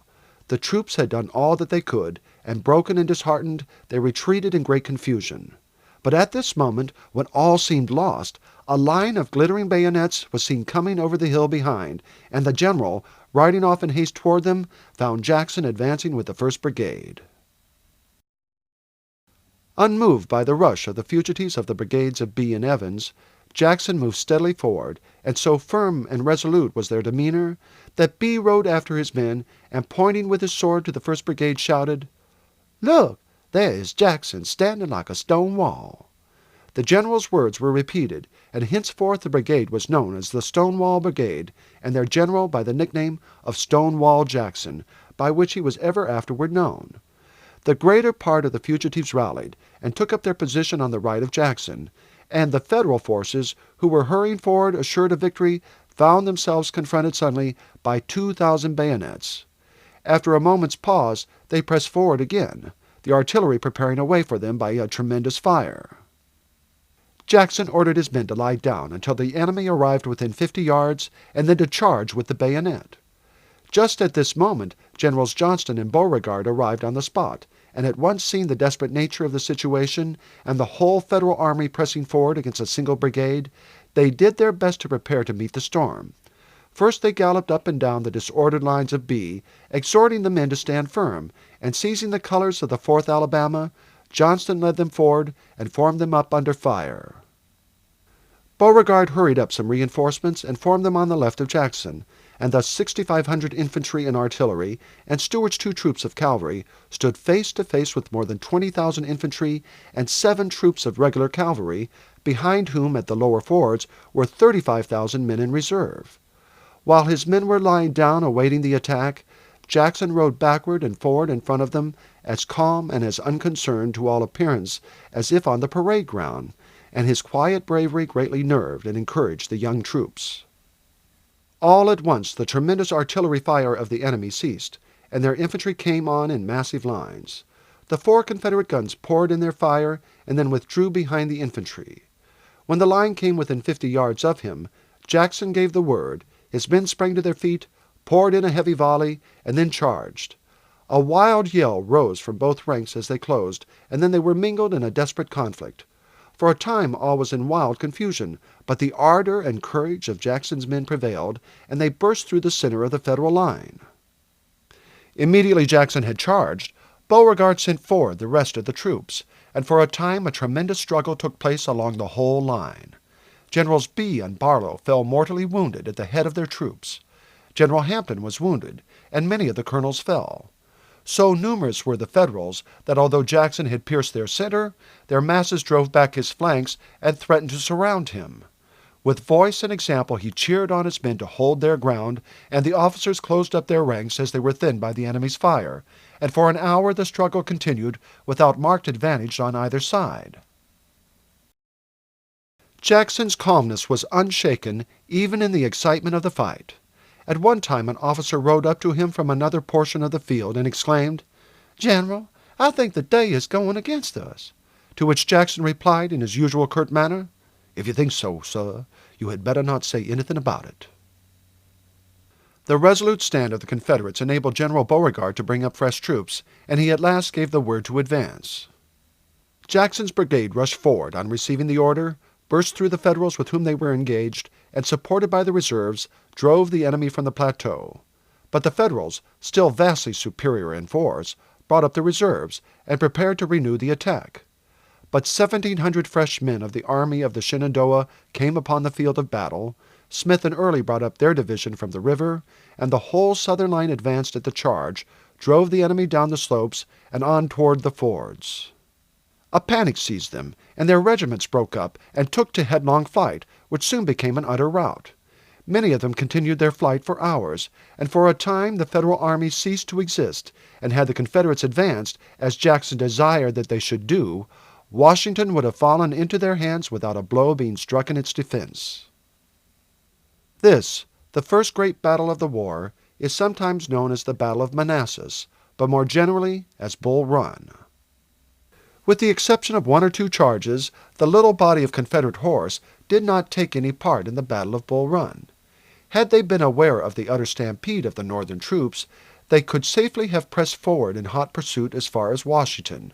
But being numerically so inferior to the Federal cavalry, and in ignorance that the Northern infantry had become a mere panic-stricken mob, it would have been imprudent in the extreme for such a handful of cavalry to undertake the pursuit of an army. Many of the Confederates were of opinion that this decisive victory would be the end of the war, and that the North, seeing that the South was able as well as willing to defend the position it had taken up, would abandon the idea of coercing it into submission.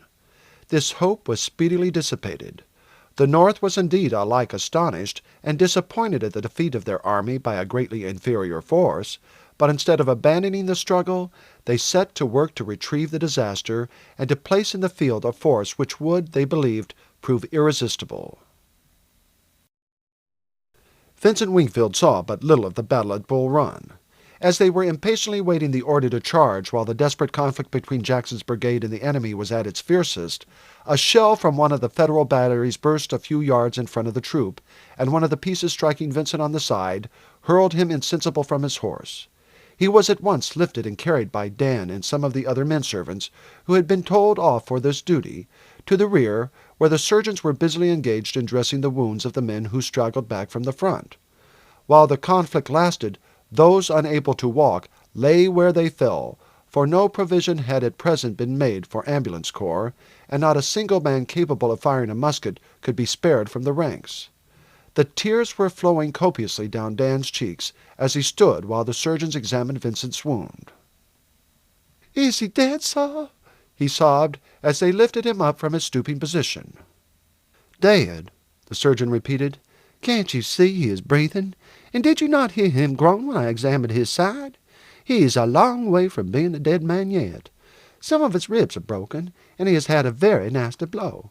But I do not think there is any cause for anxiety about him. Pour a little wine down his throat, and sprinkle his face with water. Raise his head and put a coat under it, and when he opens his eyes and begins to recover, don't let him move. Then you can cut up the side of his jacket and down the sleeve so as to get it off that side altogether. Cut his shirt open, and bathe the wound with some water and a bit of rag of any sort. It is not likely to bleed much. When it has stopped bleeding, put a pad of linen upon it, and keep it wet. When we can spare time, we will bandage it properly."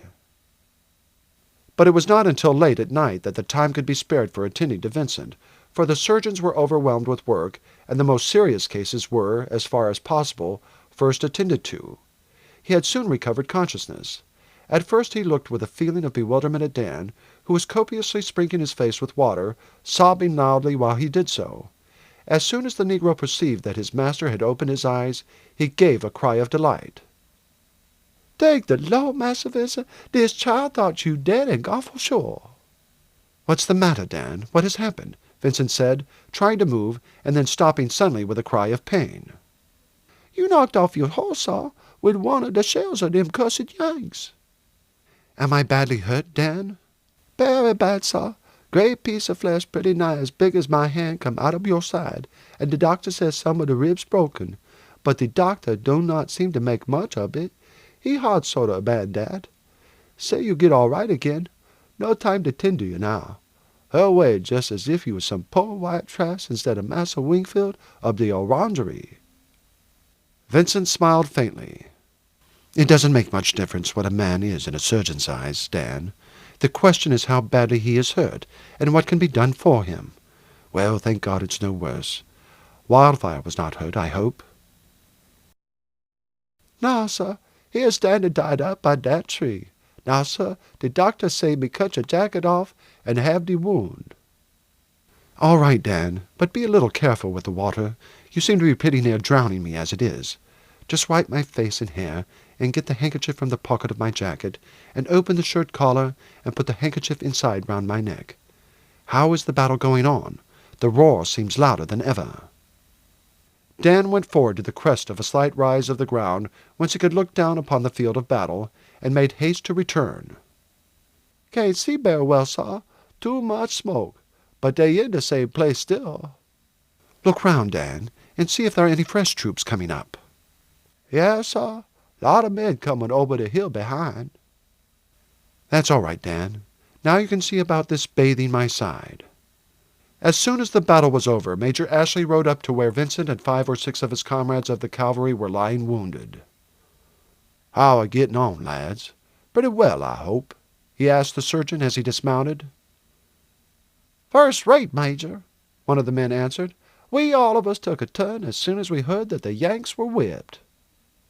"Yes, we have thrashed them handsomely," the major said. "Ah, Wingfield, I am glad to see you are alive. I thought when you fell it was all over with you." "I am not much hurt, sir," Vincent replied. "A flesh wound and some ribs are broken, I hear. But they won't be long mending, I hope."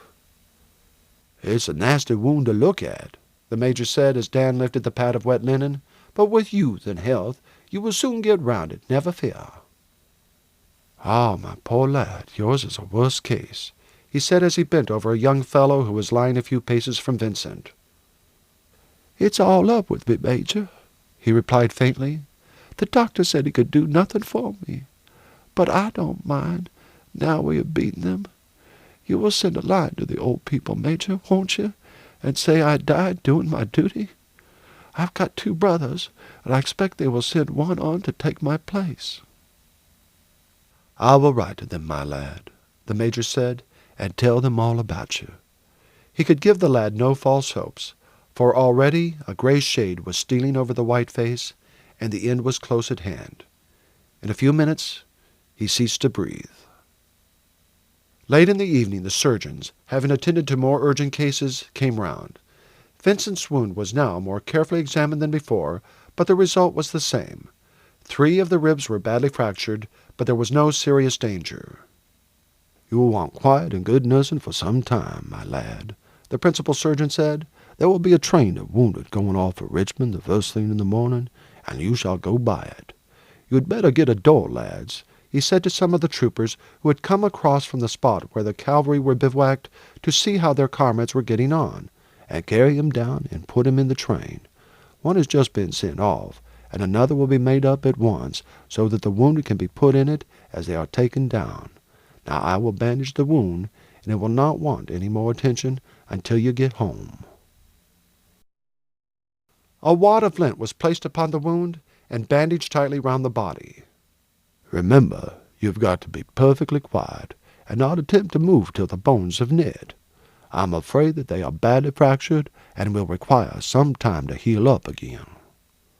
A door was fetched from an outhouse near, and Vincent and 2 of his comrades, who were also ordered to be sent to the rear, were one by one carried down to the nearest point on the railway, where a train stood ready to receive them, and they were then laid on the seats. All night the wounded kept arriving, and by morning the train was packed as full as it would hold, and with 2 or 3 surgeons in charge, started for Richmond. Dan was permitted to accompany the train, at Vincent's urgent request, in the character of doctor's assistant, and he went about distributing water to the wounded and assisting the surgeons in moving such as required it. It was night before the train reached Richmond. A number of people were at the station to receive it, for as soon as the news of the battle had been received, preparations had been made for the reception of the wounded, several public buildings had been converted into hospitals, and numbers of the citizens had come forward with offers to take one or more of the wounded into their houses. The streets were crowded with people who were wild with joy at the news of the victory which, as they believed, had secured the state from any further fear of invasion. Numbers of willing hands were in readiness to carry the wounded on stretchers to the hospitals, where all the surgeons of the town were already waiting to attend upon them. Vincent, at his own request, was only laid upon a bed, as he said that he would go home to be nursed the first thing in the morning. This being the case, it was needless to put him to the pain and trouble of being undressed. Dan had started as soon as he saw his master carried into the hospital to take the news to the orangery, being strictly charged by Vincent to make light of his injury and on no account whatever to alarm them. He was to ask that the carriage should come to fetch him the first thing in the morning. It was indeed but just daybreak when Mrs. Wingfield drove up to the hospital. Dan had been so severely cross-examined that he had been obliged to give an accurate account of Vincent's injury. There was bustle and movement even at that early hour, for another train of wounded had just arrived. As she entered the hospital, she gave an exclamation of pleasure, for at the door were 2 gentlemen in conversation, one of whom was the doctor who had long attended the family at the orangery. "I am glad you are here, Dr. Mapleston, for I want your opinion before I move Vincent. Have you seen him?" "No, Mrs. Wingfield, I did not know he was here. I have charge of one of the wards, and have not had time to see who are in the others. I sincerely hope Vincent is not seriously hurt." "That's what I want to find out, Doctor. His boy brought us news late last night that he was here. He said the doctors considered that he was not in any danger, but as it seems that he had 3 ribs broken and a deep flesh wound from the explosion of a shell, it seems to me that it must be serious." "I will go up and see him at once, Mrs. Wingfield, and find out from the surgeon in charge of his ward exactly what is the matter with him." Dan led the way to the bed upon which Vincent was lying. He was only dozing, and opened his eyes as they came up. "My poor boy," Mrs. Springfield said, struggling with her tears at the sight of his pale face. "This is sad indeed." "It is nothing very bad, mother," Vincent replied cheerfully. "Nothing at all to fret about. The wound is nothing to the injuries of most of those here. I suppose, Doctor, I can be moved at once?" Dr. Mapleston felt his pulse. "You are feverish, my lad, but perhaps the best thing for you would be to get you home while you can be moved. You will do far better there than here. But I must speak to the surgeon in charge of you first, and hear what he says." "Yes, I think you can move him," the surgeon of the ward said. "He's got a nasty wound, and the ticket with him said that 3 ribs were badly fractured, but I made no examination, as he said he would be fetched the first thing this morning. I only put on a fresh dressing and bandaged it. The sooner you get him off the better, if he is to be moved. Fever is setting in, and he will probably be wandering by this evening. He'll have a much better chance at home, with cool rooms and quiet and careful nursing, than he can have here, though there would be no lack of either comforts or nurses, for half the ladies in town have volunteered for the work, and we have offers of all the medical comforts that could be required were the list of wounded 10 times as large as it is." A stretcher was brought in, and Vincent was lifted as gently as possible upon it. Then he was carried downstairs, and the stretcher placed in the carriage, which was a large open one, and afforded just sufficient length for it. Mrs. Wingfield took her seat beside him. Dan mounted the box beside the coachman.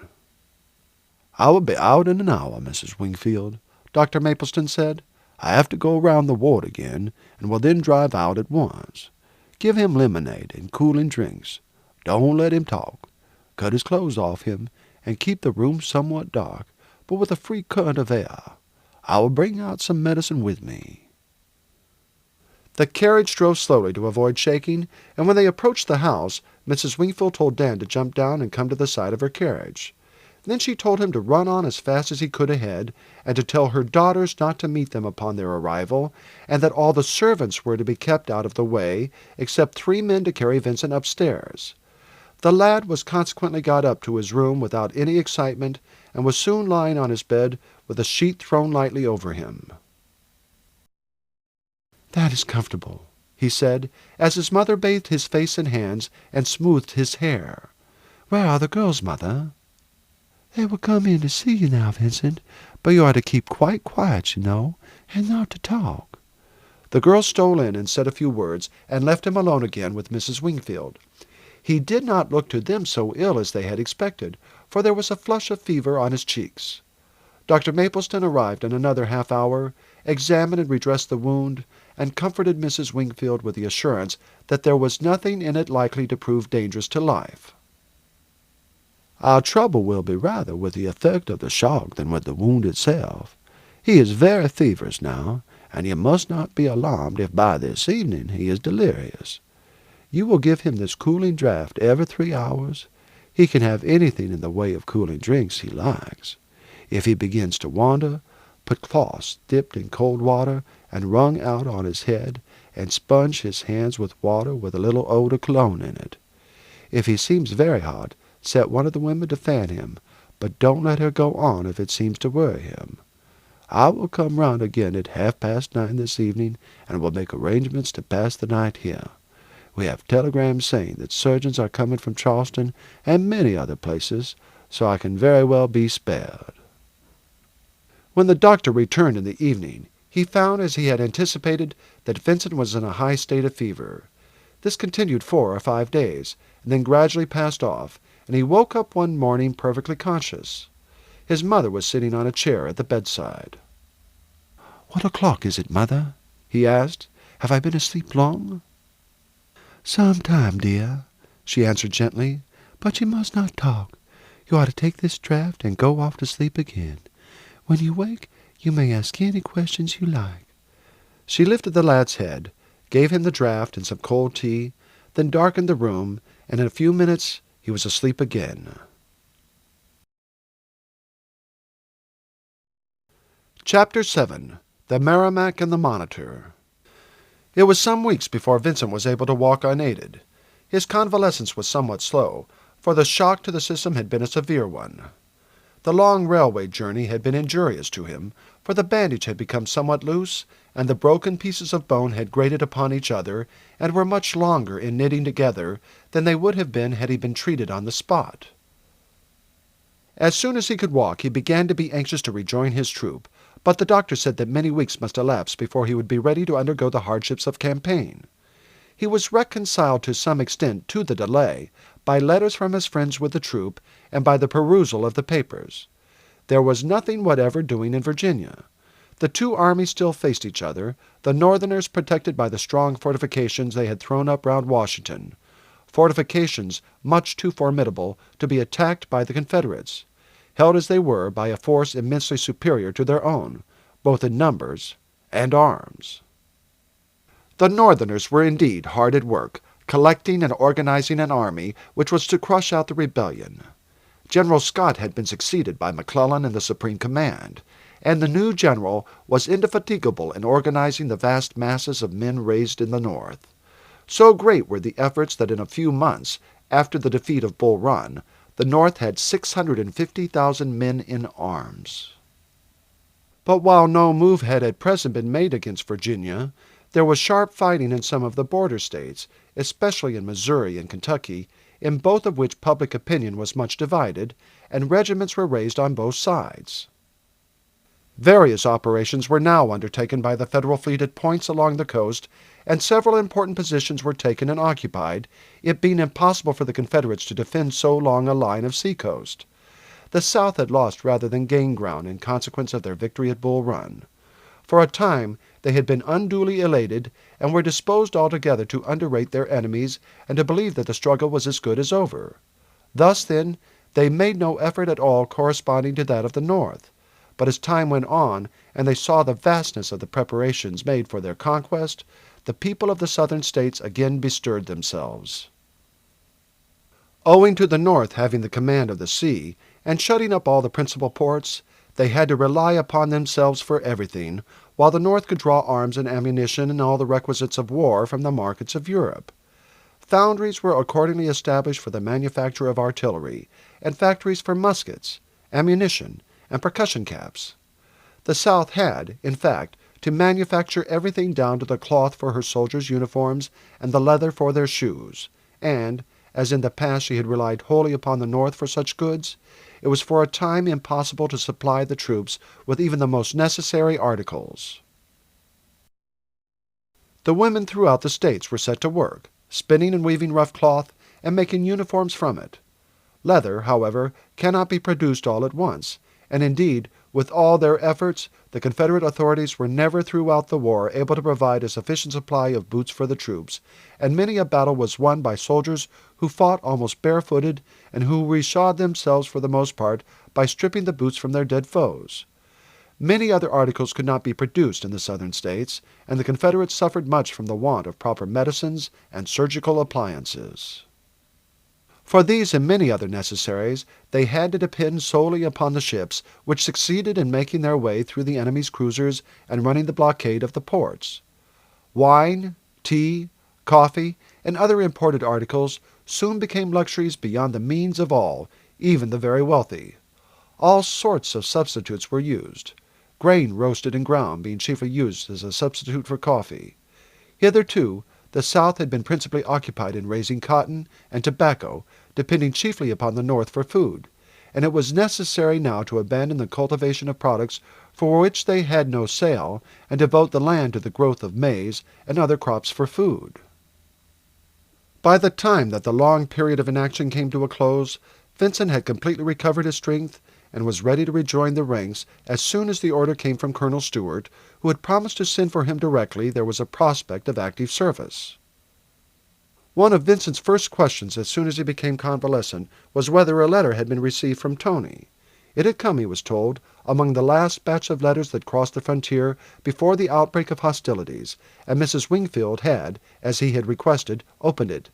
As had been arranged, it had merely contained Tony's address at a village near Montreal, for Vincent had warned him to say nothing in the letter, for there was no saying, in the troubled times which were approaching when Tony left, into whose hands it might fall. Vincent had before starting told his mother of the share he had taken in getting the Negro safely away, and Mrs. Wingfield, brought up as she had been to regard those who assisted runaway slaves to escape in the same light as those who assisted to steal any other kind of property, was at first greatly shocked when she heard that her son had taken part in such an enterprise, however worthy of compassion the slave might be, and however brutal the master from whose hands he had fled. However, as Vincent was on the point of starting for the war to meet danger, and possibly death, in the defense of Virginia, she had said little, and that little was in reference rather to the imprudence of the course he had taken than to what she regarded in her own mind as its folly, and indeed its criminality. She had, however, promised that as soon as Tony's letter arrived she would, if it was still possible, forward Dinah and the child to him, supplying her with money for the journey, and giving her the papers freeing her from slavery, which Vincent had duly signed in the presence of a justice. When the letter came, however, it was already too late. Fighting was on the point of commencing. All intercourse across the border was stopped. The trains were all taken up for the conveyance of troops, and even a man would have had great difficulty in passing northward, while for an unprotected negress with a baby such a journey would have been impossible. Mrs. Wingfield had therefore written 4 times at fortnightly intervals to Tony, saying that it was impossible to send Dinah off at present, but that she should be dispatched as soon as the troubles were over, upon receipt of another letter from him saying that his address was unchanged, or giving a new one. These letters were duly posted, and it was probable that one or other of them would in time reach Tony, as mails were sent off to Europe whenever an opportunity offered for them to be taken by a steamer running the blockade from a southern port. Dinah, therefore, still remained at the orangery. She was well and happy, for her life there was a delightful one, indeed, after her toil and hardship at the Jacksons, and although she was anxious to join her husband, the knowledge that he was well and safe from all pursuit, and that sooner or later she would join him with her child, was sufficient to make her perfectly contented. During Vincent's illness she had been his most constant attendant, for her child no longer required her care, and passed much of its time down at the nursery, where the young children of the slaves were looked after by 2 or 3 aged negresses past active work.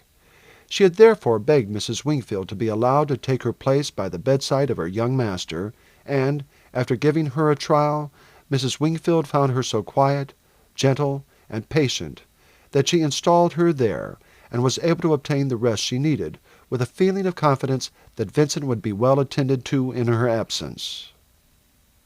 When Vincent was well enough to be about again, his sisters were surprised at the change that had taken place in him since he had started a few months before the war. It was not so much that he had grown, though he had done so considerably, but that he was much older in manner and appearance. He had been doing man's work requiring vigilance, activity, and courage, and they could no longer treat him as a boy. As he became stronger, he took to riding about the plantation, but not upon Wildfire, for his horse was still with the troop, Colonel Stewart having promised to see that the animal was well cared for, and that no one should ride upon it but himself. "I hope you like Jonas Pearson better than you used to do, Vincent," Mrs. Wingfield said a day or 2 before he started to rejoin his troop. "I can't say I do, Mother," he replied shortly. "The man is very civil to me now. Too civil, in fact, but I don't like him, and I don't believe he is honest.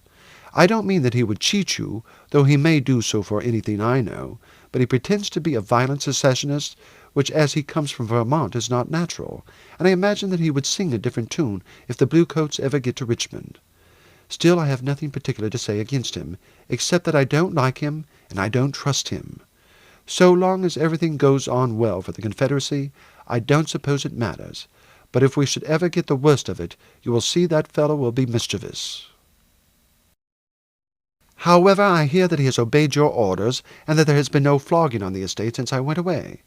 In fact, as far as I can see, he does not keep anything like such a sharp hand over the slaves as he used to do, and in some of the fields the work seems to be done in a very slovenly way. What his game is I don't know, but I have no doubt whatever that he has some game in his mind." "You are a most prejudiced boy," Mrs. Wingfield said, laughing. "First of all, the man is too strict, and you were furious about it. Now you think he's too lenient, and you would once suspect he has what you call a game of some sort or other on. You are hard to please indeed." Vincent smiled. "Well, as I told you once before, we shall see. I hope I am wrong, and that Pearson is all that you believe him to be. I own that I may be prejudiced against him, but nothing will persuade me that it was not from him that Jackson learned that Dinah was here, and it was to that we owe the visit of the sheriff and the searching the plantation for Tony. However, whatever the man is at heart, he can, as far as I see, do you no injury as long as things go on as they are, and I sincerely trust he will never have an opportunity of doing so." During the winter, Vincent had made the acquaintance of many of the Southern leaders. The town was the center of the movement, the heart of the Confederacy. It was against it, as the capital of the Southern States, that the efforts of the Northerns were principally directed, and to it flocked the leading men from all parts of the country.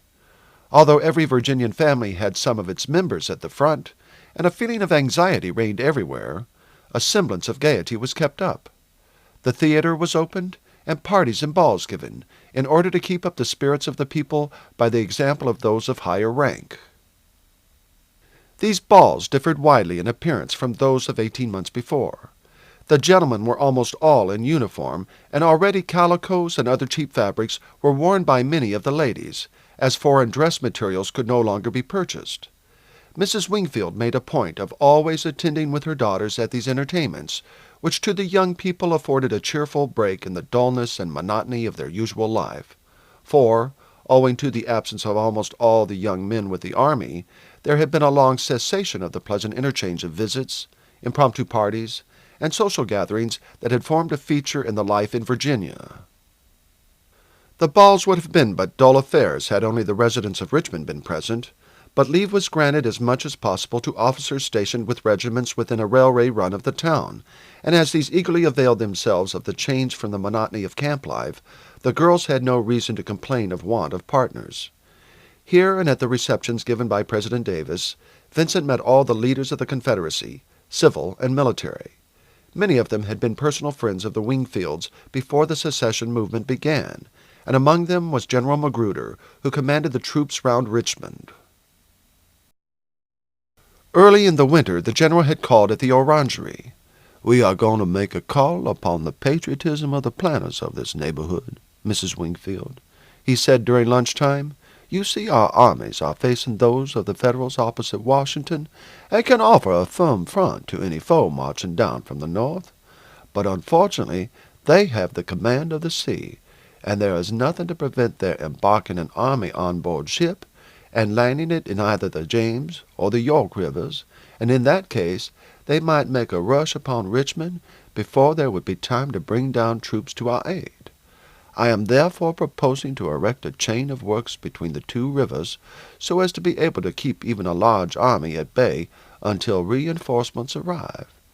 But to do this a large number of hands will be required, and we are going to ask the proprietors of plantations to place as many negroes as they can spare at our disposal."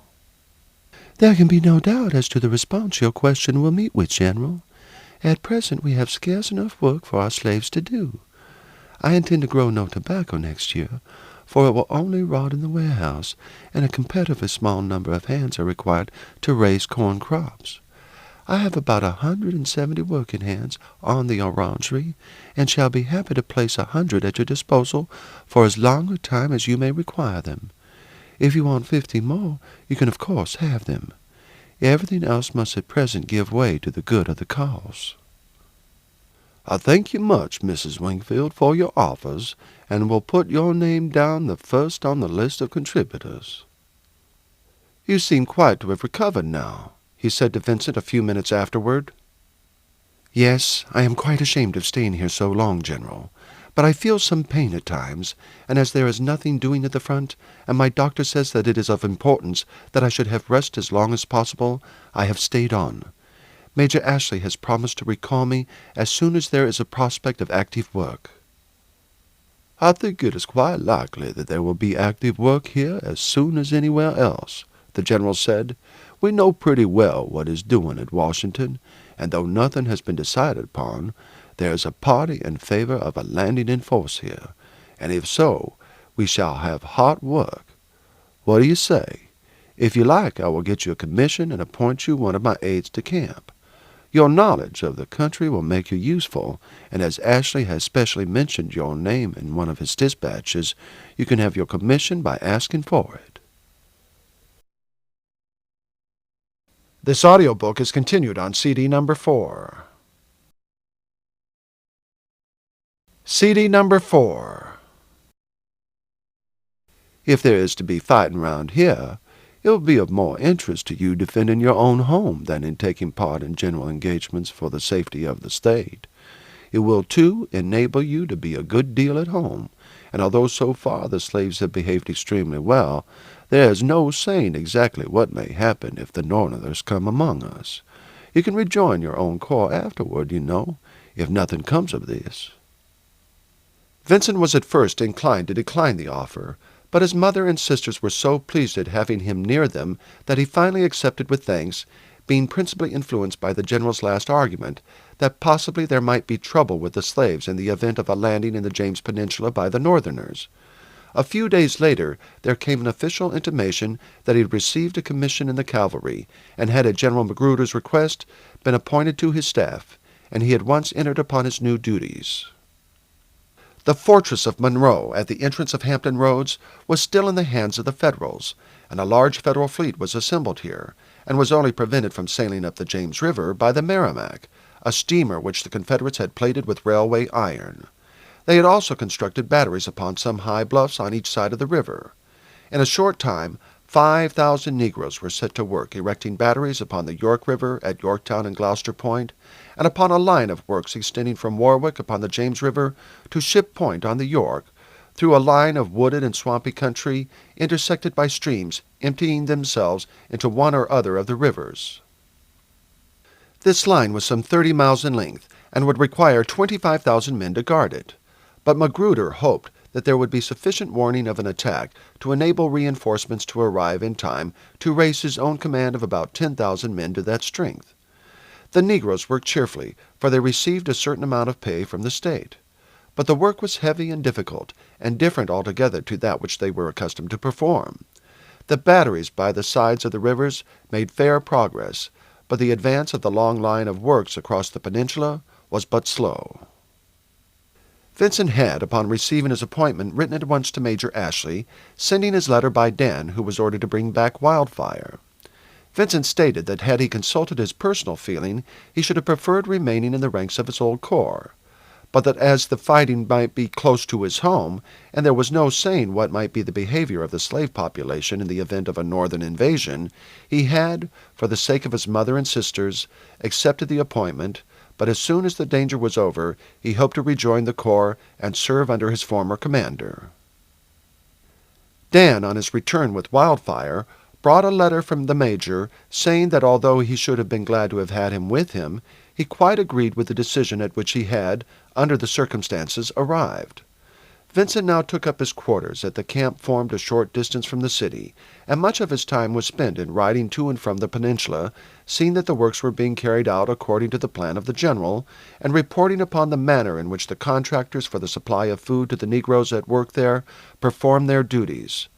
Sometimes he was away for 2 or 3 days upon this work, but he generally managed once or twice a week to get home for a few hours.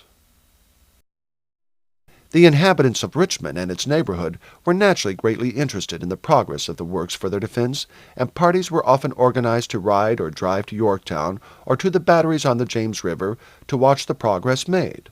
Upon one occasion Vincent accompanied his mother and sisters, and a party of ladies and gentlemen from the neighboring plantations, to Drury's Bluff, where an entrenched position named Fort Darling had been erected, and preparations made to sink vessels across the river and close it against the advance of the enemy's fleet, should any misfortune happen to the Merrimac. Several other parties had been made up, and each brought provisions with them. General Magruder and some of his officers received them upon their arrival, and conducted them over the works. After this, the whole party sat down to a picnic meal on the ground, and no stranger could have guessed that the merry party formed part of a population threatened with invasion by a powerful foe.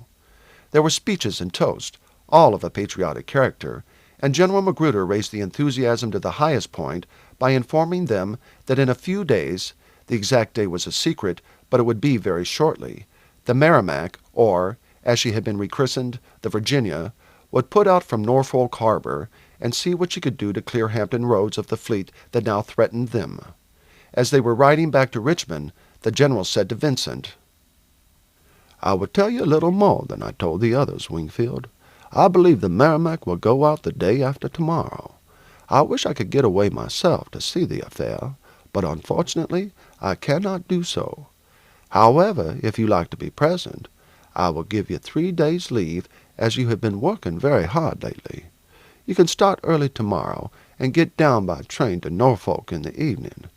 I should advise you to take your horse with you, and then you can ride in the morning to some spot from which you will get a fair view of the roads, and be able to see what is going on." "Thank you very much, sir," Vincent said. "I should like it immensely." The next day Vincent went down to Norfolk. Arriving there, he found that although there was a general expectation that the Merrimac would shortly go out to try her strength with the enemy, nothing was known of the fact that the next morning had been fixed for the encounter, the secret being kept to the last, lest some spy or adherent of the North might take the news to the fleet. After putting up his horse, Vincent went down to the Navy Yard, off which the Merrimac was lying. This ship had been sunk by the Federals when at the commencement of hostilities they had evacuated Norfolk.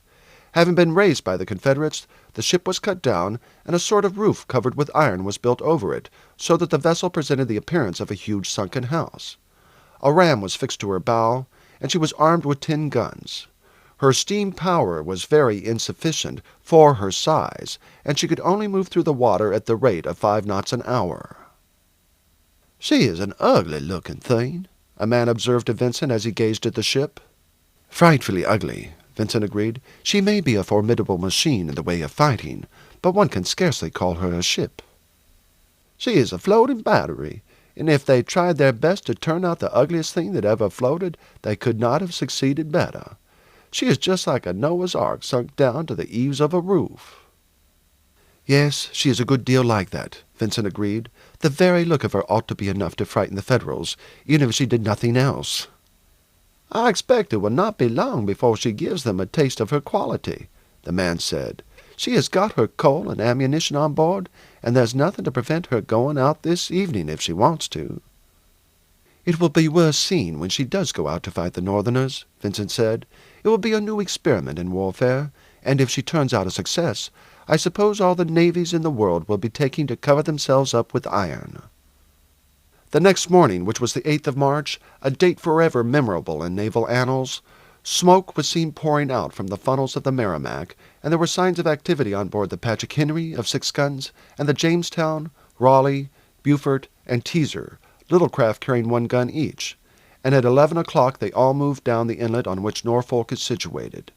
The news that the Merrimac was going out to attack the enemy had now spread, and the whole population of Norfolk turned out and hastened down toward the mouth of the inlet on horseback, in vehicles, or on foot, while Vincent rode to the batteries on Sewell's Point, nearly facing Fort Monroe. He left his horse at a farmhouse a quarter of a mile from the battery, for Wildfire was always restless under fire, and it was probable that the batteries would take a share in the affair. At 1 o'clock, some of the small Federal lookout launches were seen to be at work signaling. A bustle could be observed prevailing among the large ships over by the fortress, and it was evident that the Merrimac was visible to them as she came down the inlet. The Cumberland and Congress men of war moved out in that direction, and the Minnesota and the St. Lawrence, which were at anchor, got under way, assisted by steam tugs. The Merrimac and the fleet of little gunboats were now visible from the battery, advancing against the Cumberland and Congress. The former opened fire upon her at a distance of a mile with her heavy pivot guns, but the Merrimac, without replying, continued her slow and steady course toward them. She first approached the Congress, and as she did so a puff of smoke burst from the forward end of her penthouse, and the water round the Congress was churned up by a hail of grape shot. As they passed each other, both vessels fired a broadside. The officers in the fort, provided with glasses, could see the effect of the Merrimac's fire in the light patches that showed on the side of the Congress, but the Merrimac appeared entirely uninjured. She now approached the Cumberland, which poured several broadsides into her, but altogether without effect. The Merrimac, without replying, steamed straight on and struck the Cumberland with great force, knocking a large hole in her side near the waterline. Then backing off, she opened fire upon her. For half an hour the crew of the Cumberland fought with great bravery. The ships lay about 300 yards apart, and every shot from the Merrimac told on the wooden vessel. The water was pouring in through the breach. The shells of the Merrimac crushed through her side, and at one time set her on fire. But the crew worked their guns until the vessel sank beneath their feet. Some men succeeded in swimming to land, which was not far distant. Others were saved by small boats from the shore, but nearly half of the crew of 400 men were either killed in action or drowned. The Merrimac now turned her attention to the Congress, which was left to fight the battle alone, as the Minnesota had got aground, and the Roanoke and the St. Lawrence could not approach near enough to render them assistance from their draught of water. The Merrimac poured broadside after broadside into her, until the officer in command and many of the crew were killed. The lieutenant who succeeded to the command, seeing there was no prospect of help, and that resistance was hopeless, hauled down the flag. A gunboat was sent alongside with orders that the crew should leave the Congress and come on board, as the ship was to be burned. But the troops and artillery lining the shore now opened fire on the little gunboat, which consequently hauled off. The Merrimac, after firing several more shells into the Congress, moved away to attack the Minnesota, and the survivors of the 200 men who composed the crew of the Congress were conveyed to shore in small boats. The vessel was set on fire either by her own crew or the shells of the Merrimac, and by midnight blew up. Owing to the shallowness of the water, the Merrimac could not get near enough to the Minnesota to use her own small guns to advantage, and the gunboat was driven off by the heavy 10-inch gun of the Federal frigate, and therefore at 7 o'clock the Merrimac and her consorts returned to Norfolk. The greatest delight was felt on shore at the success of the engagement, and on riding back to Norfolk, Vincent learned that the ram would go out again next morning to engage the rest of the Federal fleet.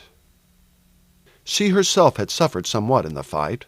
Her loss in men was only 2 killed and 8 wounded, but 2 of her guns had the muzzle shot off, and the armor was damaged in some places, and most serious of all, she had badly twisted her ram in running into the Cumberland. Still it appeared that she was more than a match for the rest of the Federal fleet, and that these must either fly or be destroyed. As the general had given him 3 days' leave, Vincent was able to stay to see the close of the affair, and early next morning again rowed down to Sewell's Point, as the Merrimac was to start at daybreak. At 6 o'clock the ironclad came out from the river and made for the Minnesota, which was still aground. The latter was seen to run up a signal, and the spectators saw an object which they had not before perceived coming out as if to meet the ram. The glasses were directed toward it, and a general exclamation of surprise was heard. "What is the thing? It looks like a raft with 2 round turrets upon it and a funnel." A moment's consideration, and the truth burst upon them. It was the ship they had heard of as building at New York, and which had been launched 6 weeks before. It was indeed the Monitor, which had arrived during the night, just in time to save the rest of the Federal fleet. She was the first regular ironclad ever built. She was a turret ship, carrying 2 very heavy guns, and showing only between 2 and 3 feet above the water. The excitement upon both shores as these adversaries approached each other was intense.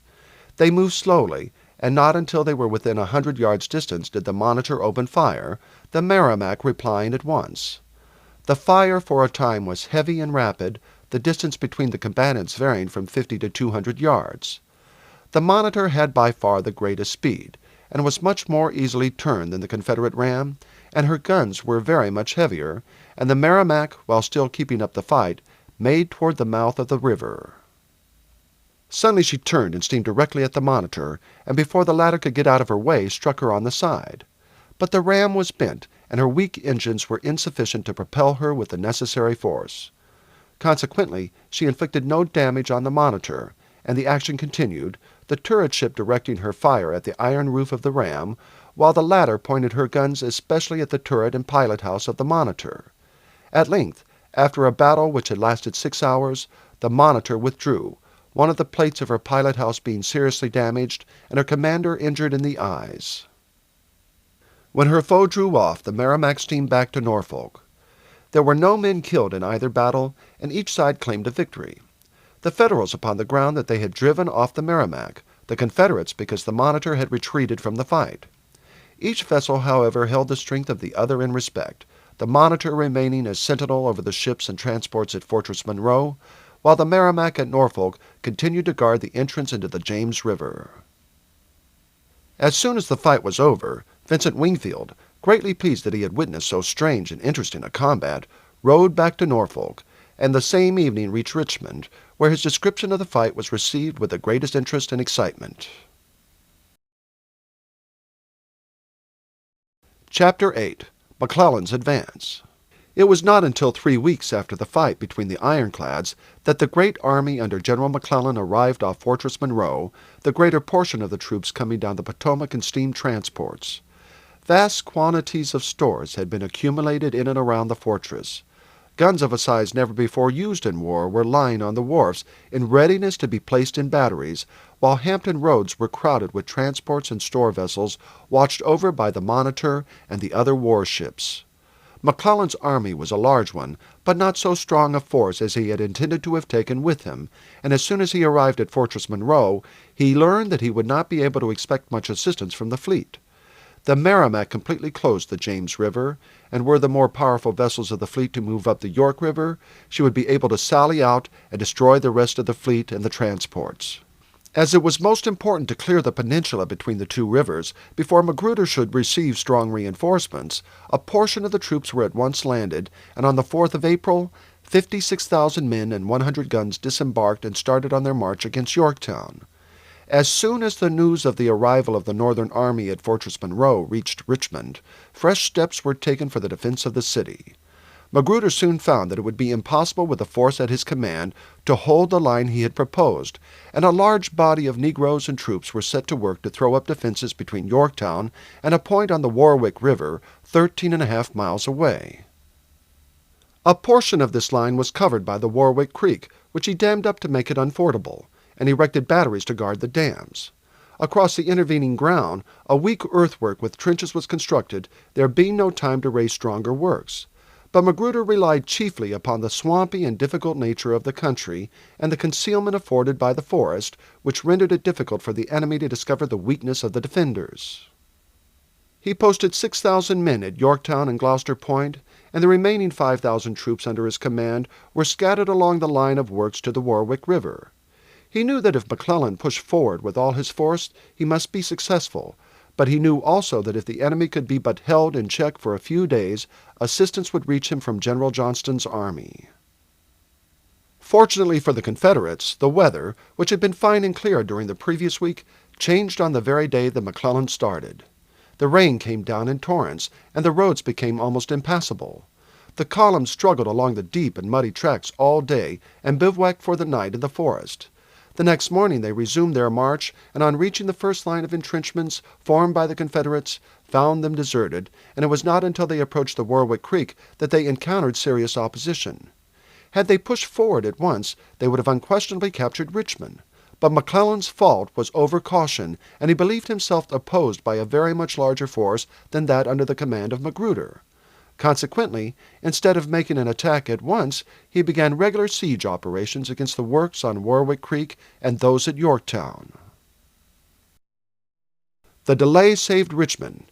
Every day reinforcements arrived, and by the time that McClellan's army, over 100,000 strong, had erected their batteries and got their heavy guns into position, Magruder had been reinforced by some 10,000 men under General Johnston, who now assumed the command, while other divisions were hurrying up from northern and western Virginia. Upon the very night before the batteries were ready to open, the Confederates evacuated their positions and fell back, carrying with them all their guns and stores to the Chickahominy River, which ran almost across the peninsula at a distance of 6 miles only from Richmond. The Confederates crossed and broke down the bridges and prepared to make another stand. The disappointment of the Federals was great. After 10 days of incessant labor and hardship, they had only gained possession of the village of Yorktown and a tract of low, swampy country. The divisions in front pressed forward rapidly after the Confederates, but these had managed their plan so well that all were safely across the stream before they were overtaken. The dismay in Richmond had for a few days been great. Many people left town for the interior, taking their valuables with them, and all was prepared for the removal of the state papers and documents. But as the Federals went on with their fortifications and the reinforcements began to arrive, confidence was restored, and all went on as before. The great Federal army was so scattered through the forest, and the discipline of some of the divisions was so lax, that it was some days before McClellan had them ranged in order on the Chickahominy. Another week elapsed before he was in a position to undertake fresh operations, but General Johnston had now 4 divisions on the spot, and he was too enterprising a general to await the attack. Consequently, he crossed the Chickahominy, fell upon one of the Federal divisions, and almost destroyed it, and drove back the whole of their left wing. The next morning the battle was renewed and lasted for 5 hours. It was fortunate indeed for the Confederates that the right wing of the Northern army did not, while the action was going on, cross the river and march straight upon Richmond. But communication was difficult from one part of the army to another, owing to the thick forest and the swampy state of the ground, and being without orders, they remained inactive all day. The loss on their side had been 7,000 men, while the Confederates had lost 4,500, and General Johnston, being seriously wounded, the chief command was given to General Lee, by far the ablest soldier the war produced. Satisfied with the success they had gained, the Confederates fell back across the river again. On the 4th of June, General Stuart, for he had now been promoted, started with 1,200 cavalry and 2 guns, and in 48 hours made one of the most adventurous reconnaissances ever undertaken. First the force rode out to Hanover Courthouse, where they encountered and defeated first a small body of cavalry, and afterward a whole regiment. Then, after destroying the stores there, they rode round to the Pamunkey, burning 2 vessels and a large quantity of stores, captured a train of 40 wagons, and burned a railway bridge. Then they passed right round the Federal rear, crossed the river, and re-entered the city with 165 prisoners and 200 horses, having effected the destruction of vast quantities of stores, besides breaking up the railways and burning bridges. Toward the end of June, McClellan learned that Stonewall Jackson, having struck heavy blows at the two greatly superior armies which were operating against him in the valley of the Shenandoah, had succeeded in evading them and was marching toward Richmond. He had just completed several bridges across the river and was about to move forward to fight a great battle when the news reached him. Believing that he should be opposed by an army of 200,000 men, although in fact the Confederate army, after Jackson and all the available reinforcements came up, was still somewhat inferior in strength to his own, he determined to abandon for the present the attempt upon Richmond and to fall back upon the James River. Here his ships had already landed stores for his supply, for the river was now open as far as the Confederate defenses at Fort Darling. Norfolk Navy Yard had been captured by the 10,000 men who formed the garrison of Fortress Monroe. No resistance had been offered, as all the Confederate troops had been concentrated for the defense of Richmond. When Norfolk was captured, the Merrimac steamed out to make her way out of the river. But the water was low, and the pilot declared that she could not be taken up. Consequently, she was set on fire and burned to the water's edge, and thus the main obstacle to the advance of the Federal fleet was removed. They had advanced as far as Fort Darling, and the ironclad gunboats had engaged the batteries there. Their shot, however, did little damage to the defenders upon the lofty bluffs, while the shot from the batteries so injured the gunboats that the attempt to force the passage was abandoned. While falling back to a place called Harrison's Landing on the James River, the Federals were attacked by the Confederates, but after desperate fighting on both sides, lasting for 5 days, they succeeded in drawing off from the Chickahominy with a loss of 50 guns, thousands of small arms, and the loss of the greater part of their stores. All idea of a further advance against Richmond was for the present abandoned. President Lincoln had always been opposed to the plan, and a considerable portion of the army was moved round to join the force under General Pope, which was now to march upon Richmond from the north. From the commencement of the Federal advance to the time when, beaten and dispirited, they regained the James River, Vincent Wingfield had seen little of his family. The Federal lines had at one time been within a mile of the Orangery. The slaves had some days before been all sent into the interior, and Mrs. Wingfield and her daughters had moved into Richmond, where they joined in the work to which the whole of the ladies of the town and neighborhood devoted themselves, of attending to the wounded, of whom, while the fighting was going on, long trains arrived every day at the city. Vincent himself had taken no active part in the fighting. Magruder's division had not been engaged in the first attack upon McClellan's force, and although it had taken a share in the subsequent severe fighting, Vincent had been occupied in carrying messages from the general to the leaders of the other divisions, and had only once or twice come under the storm of fire to which the Confederates were exposed as they plunged through the morasses to attack the enemy. As soon as it was certain that the attack was finally abandoned and that McClellan's troops were being withdrawn to strengthen Pope's army, Vincent resigned his appointment as aide-de-camp and was appointed to the 7th Virginian Cavalry, stationed at Orange, where it was facing the Federal cavalry. Major Ashley had fallen while protecting the passage of Jackson's division when hard pressed by one of the Federal armies in western Virginia. No action in the war had been more brilliant than the manner in which Stonewall Jackson had baffled the two armies, each greatly superior in force to his own, that had been specially appointed to destroy him if possible, or at any rate to prevent his withdrawing from the Shenandoah Valley and marching to aid in the defense of the Confederate capital. His troops had marched almost day and night, without food, and depending entirely upon such supplies as they could obtain from the scattered farmhouses they passed.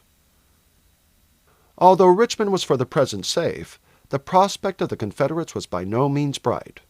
New Orleans had been captured. The blockade of the other ports was now so strict that it was difficult in the extreme for a vessel to make her way in or out, and the Northerners had placed flotillas of gunboats on the rivers, and by the aid of these were gradually making their way into the heart of several of the states. "Are you thinking of going out to the Orangery again soon, Mother?" Vincent asked on the evening before setting out on the march north. "I think not, Vincent. There is so much to do in the hospitals here that I cannot leave. I should be ashamed to be living in luxury at the Orangery with the girls, while other women are giving up their whole time nursing the wounded. Besides, although I do not anticipate that after the way they have been hurled back, the Northerners will try again for some time, now they are in possession of Harrison's Landing, they can at any moment advance. Besides, it is not pleasant being obliged to turn out of one's house and leave everything to their mercy. I wrote yesterday to Pearson to bring the slaves back at once and take up the work, and I shall go over occasionally to see that everything is in order, but at any rate, for a time, we will stop here." "I think that is best, Mother. Certainly I should feel more comfortable knowing that you are all at Richmond than alone out there." "We should be no worse off than thousands of ladies all over the state, Vincent. There are whole districts where every white capable of using a gun has gone to the war, leaving nothing but women and slaves behind, and we have not heard of a single case in which there has been trouble."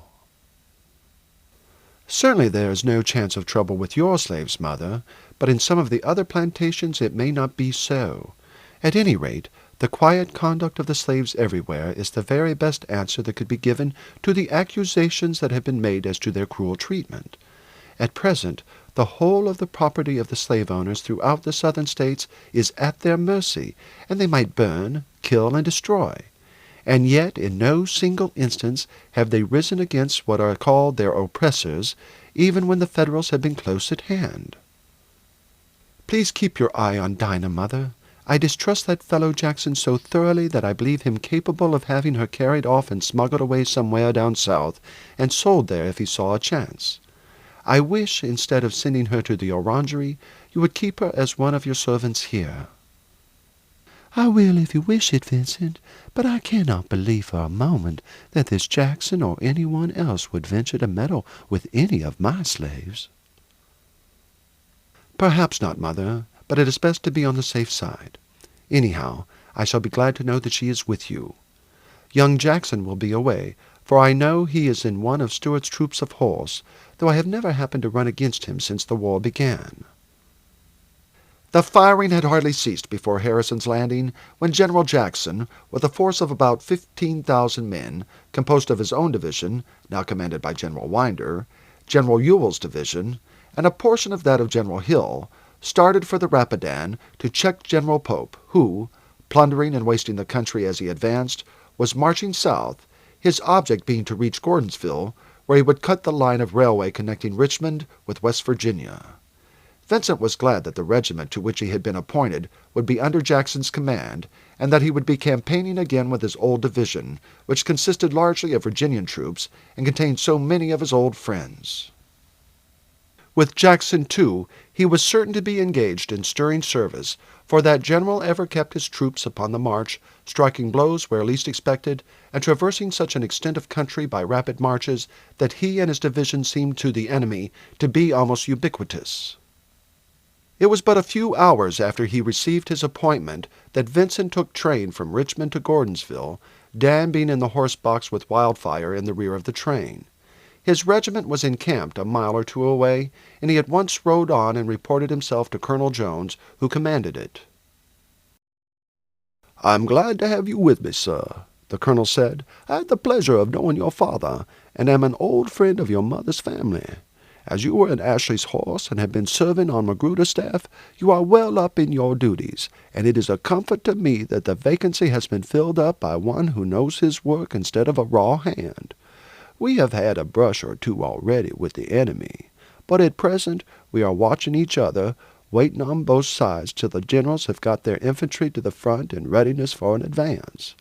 Jackson is waiting for Hill's division to come up, and I believe Pope is expecting great reinforcements from McClellan."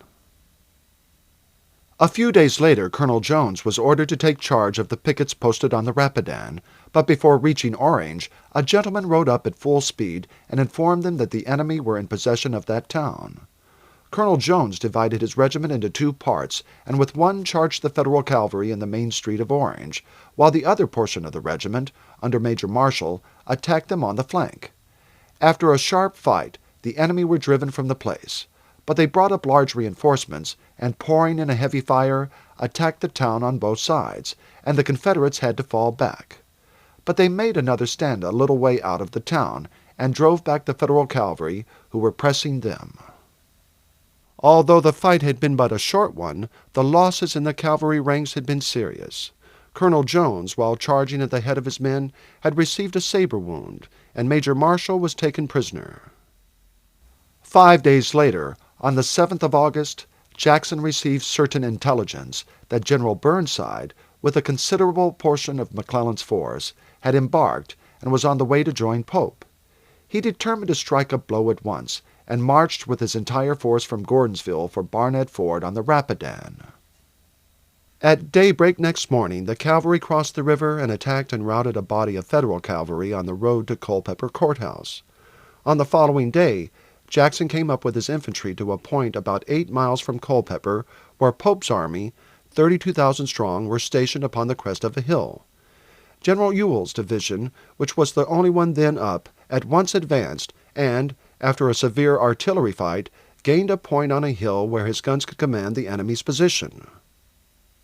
Jackson's division now came up, and as it was moving into position, General Winder was killed by a shell. For some hours Jackson did not attempt to advance, as Hill's division had not come up. Encouraged by this delay, the enemy at 5 o'clock in the afternoon took the offensive and advanced through some cornfields lying between the two armies and attacked Ewell's division on the Confederate right, while shortly afterward they fell with overwhelming strength on Jackson's left, and attacking it in front, flank, and rear, drove it back and pressed upon it with such force that the day appeared lost.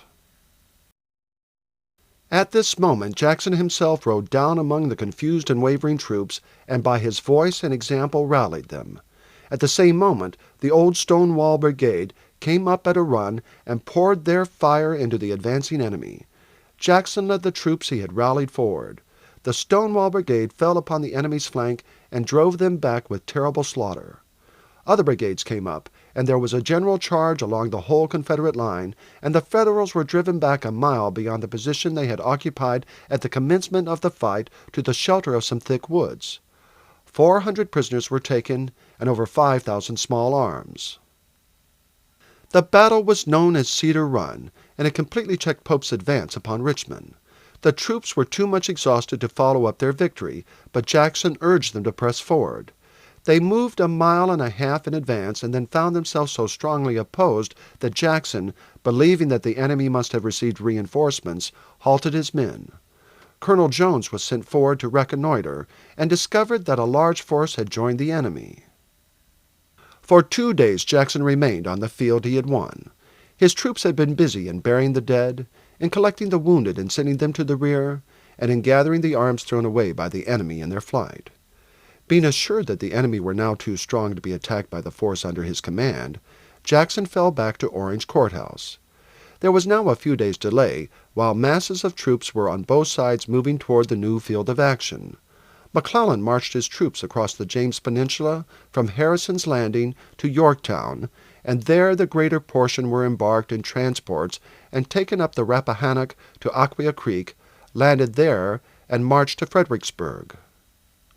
Lee, instead of attacking McClellan on his march across the peninsula, determined to take his army north at once to join Jackson and attack Pope before he was joined by McClellan's army. But Pope, although already largely reinforced, retired hastily and took up a new position so strongly fortified that he could not be attacked. General Stuart had come up with Lee and was in command of all the cavalry. "We shall see some work now," was the remark round the fires of the 7th Virginian Cavalry. Hitherto, although they had been several times engaged with the Federals, they had been forced to remain for the most part inactive owing to the vast superiority in force of the enemy's cavalry.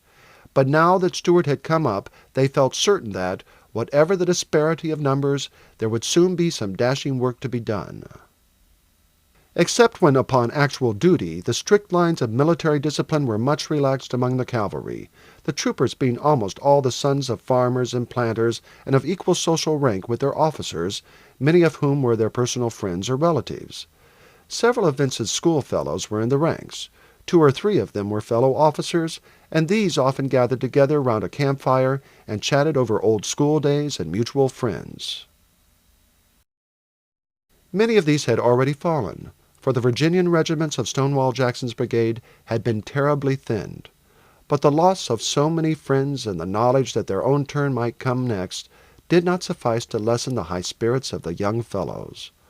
The hard work, the rough life, the exposure and hardship had braced and invigorated them all, and they were attaining a far more vigorous manhood than they would ever have possessed had they grown up in the somewhat sluggish and enervating life led by young planters.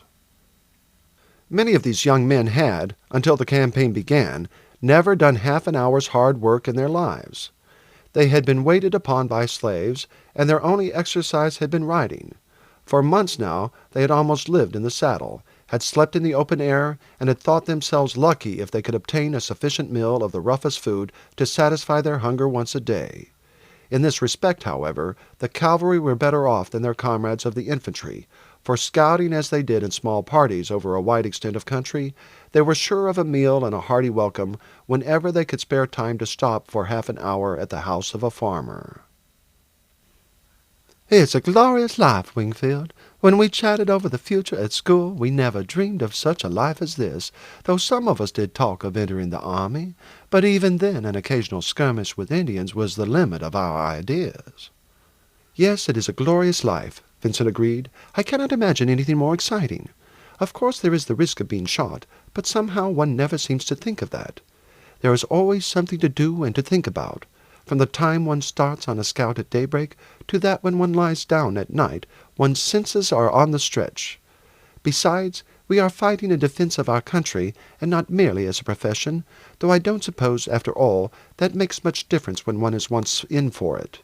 As far as I have read, all soldiers enjoy campaigning, and it does not seem to make any difference to them who are the foe or what they are fighting about. But I should like to feel a little more sure that we shall win in the long run." There was a chorus of indignant protest against there being any possible doubts as to the issue. "Why, we have thrashed them every time we have met them, Wingfield."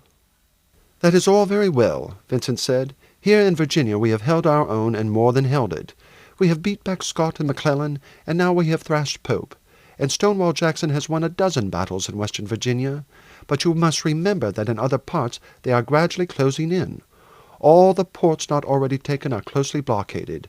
They are pushing all along the lines of the great rivers, and worst of all, they can fill up their vacancies with Irishmen and Germans, and as fast as one army disappears, another takes its place.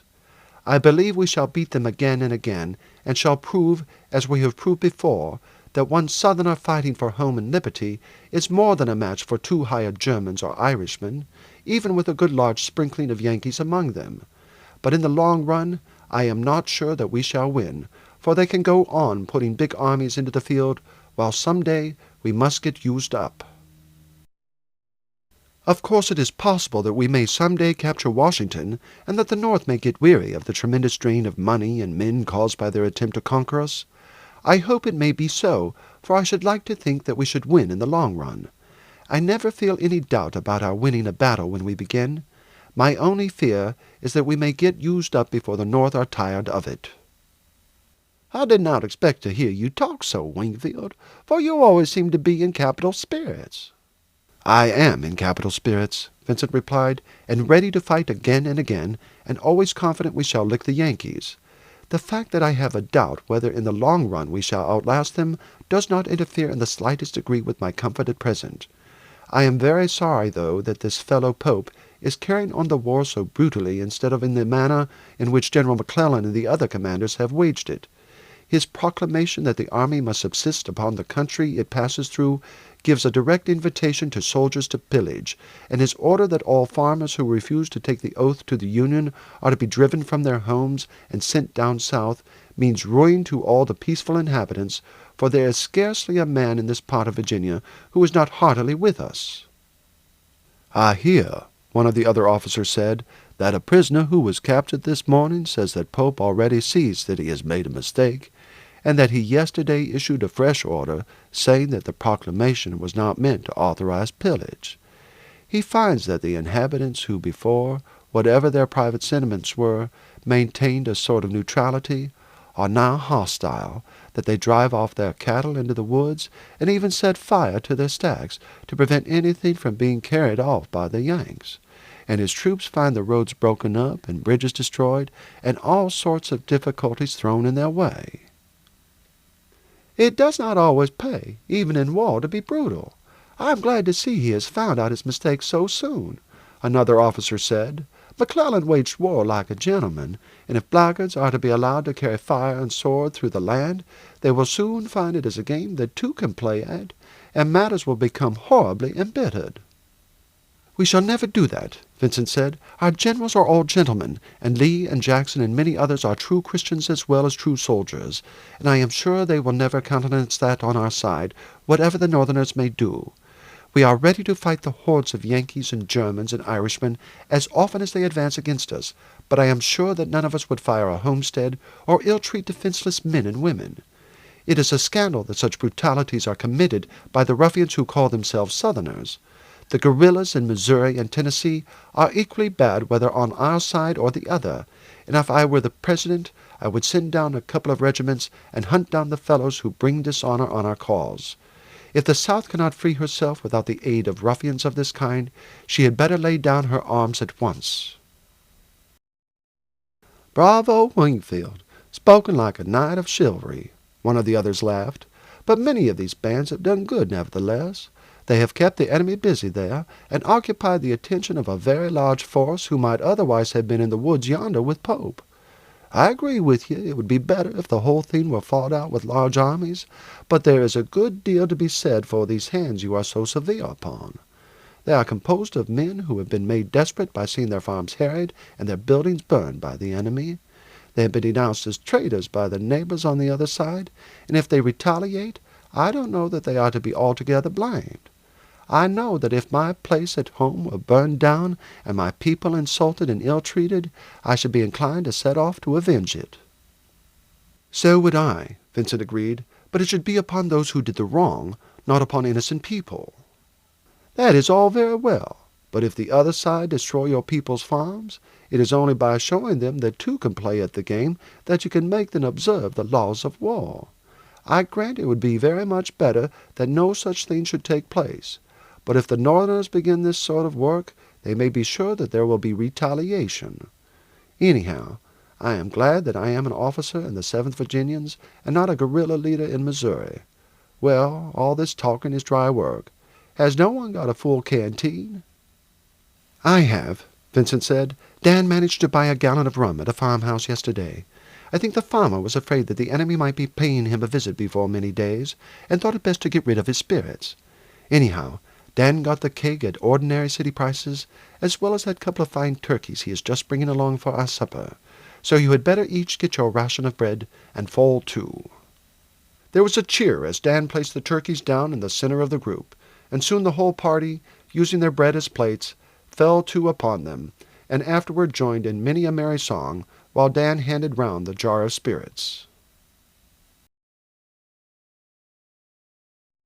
Chapter 9. A Prisoner. The party round the fire were just about to disperse when the captain of Vincent's troop approached. He took the horn of spirits and water that Vincent held up to him and tossed it off. "That is a stirrup cup, Wingfield." "What?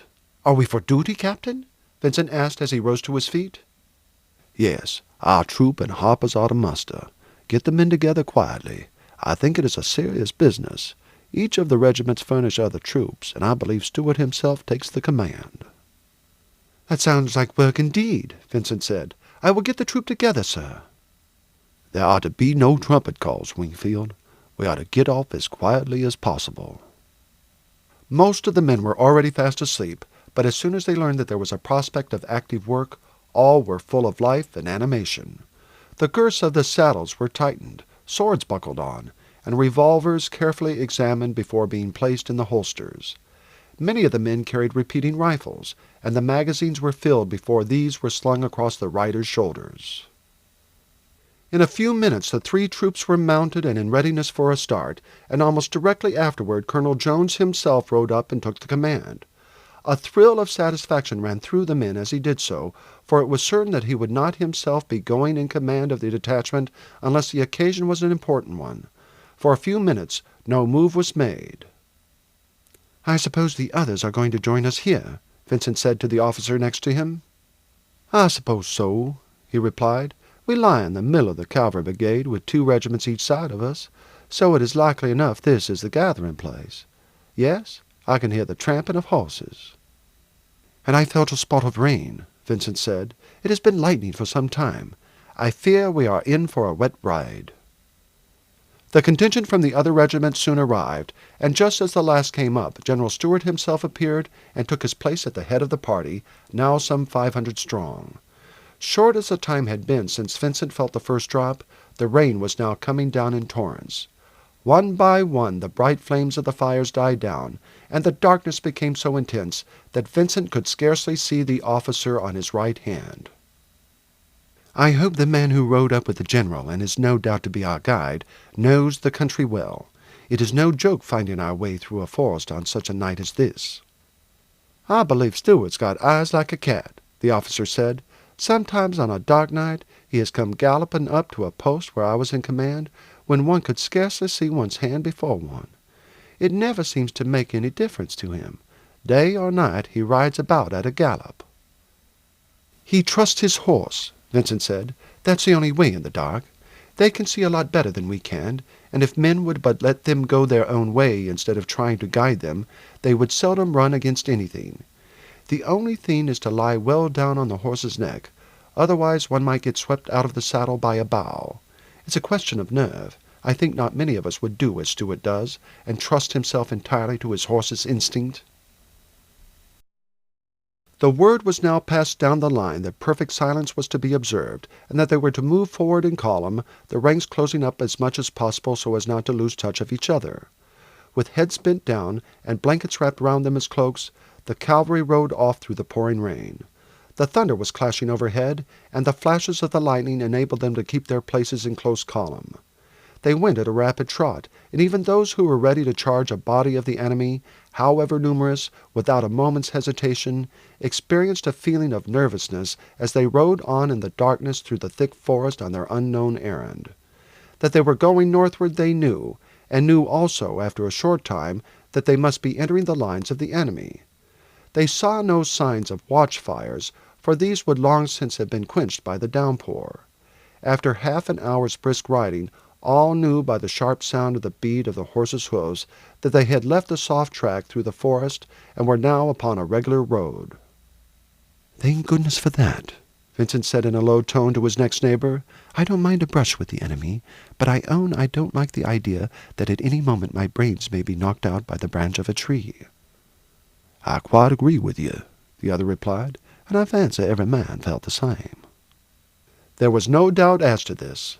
Hitherto no sound had been heard save the jingling of accoutrements and the dull, heavy sound of the horse's tread, but now there could be heard mingled with these the buzz of voices, and occasionally a low laugh. They were so accustomed to wet that the soaking scarce inconvenienced them. They were out of the forest now, and felt sure of their guide, and as to the enemy, they only longed to discover them. For another hour the rapid advance continued, and all felt sure that they must now have penetrated through the enemy's lines and be well in his rear. At last they heard a challenge of sentry. Then Stuart's voice shouted, "Charge!" and at full gallop they rode into the village at Catlet Station on the Orange and Alexandria Railroad, where General Pope had his headquarters. Another minute and they were in the midst of the enemy's camp, where the wildest confusion reigned. The Federal officers rushed from their tents and made off in the darkness, but the soldiers, who were lying on the line of the railroad, leaped to their feet and opened a heavy fire upon their invisible foes. Against this the cavalry, broken up in the camp, with its tents, its animals, and its piles of baggage, could do little, for it was impossible to form them up in the broken and unknown ground. The quarters of Pope were soon discovered. He himself had escaped, leaving his coat and hat behind. Many of his officers were captured, and in his quarters were found a box of official papers which were invaluable, as among them were copies of his letters asking for reinforcements, lists giving the strength and position of his troops, and other particulars of the greatest value to the Confederates. No time was lost, as the firing would set the whole Federal army on the alert, and they might find their retreat cut off. Therefore, placing their prisoners in the center, and taking the box of papers with them, the cavalry were called off from the camp, and without delay started on their return ride. They did not take the road by which they had come, but made a long detour, and just as daylight was breaking re-entered the Confederate lines without having encountered a foe from the time of their leaving Catlet Station. Short as their stay in the camp had been, Few of the men had returned empty-handed. The Northern army was supplied with an abundance of excellent food of all descriptions, forming the strongest possible contrast to the insufficient rations upon which the Confederate troops existed, and the troopers had helped themselves to whatever they could lay hands upon in the darkness and confusion. Some rode in with a ham slung on each side of their saddle. Others had secured a bottle or two of wine or spirits. Some had been fortunate enough to lay hands on some tins of coffee or a canister of tea, luxuries which for months had been unknown to them save when they were captured from the enemy. The only article captured of no possible utility was General Pope's coat, which was sent to Richmond, where it was hung up for public inspection, a wag sticking up a paper beside it. "This is the coat in which General Pope was going to ride in triumph into Richmond. The coat is here, but the general has not yet arrived." The Confederates had lost but 2 or 3 men from the fire of the Federal infantry, and they were in high spirits at the success of their raid.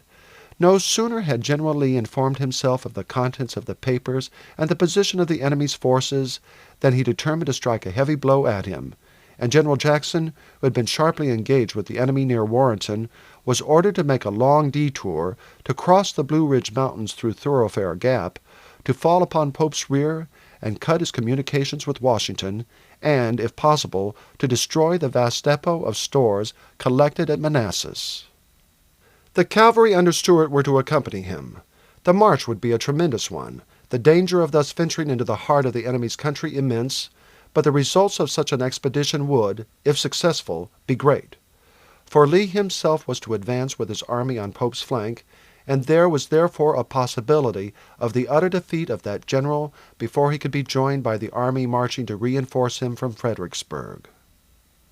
It was on Monday, the 25th of August, that Jackson started on his march, ascending the banks of the Rappahannock, and crossed the river at a ford, dragging his artillery with difficulty up the narrow and rocky road beyond.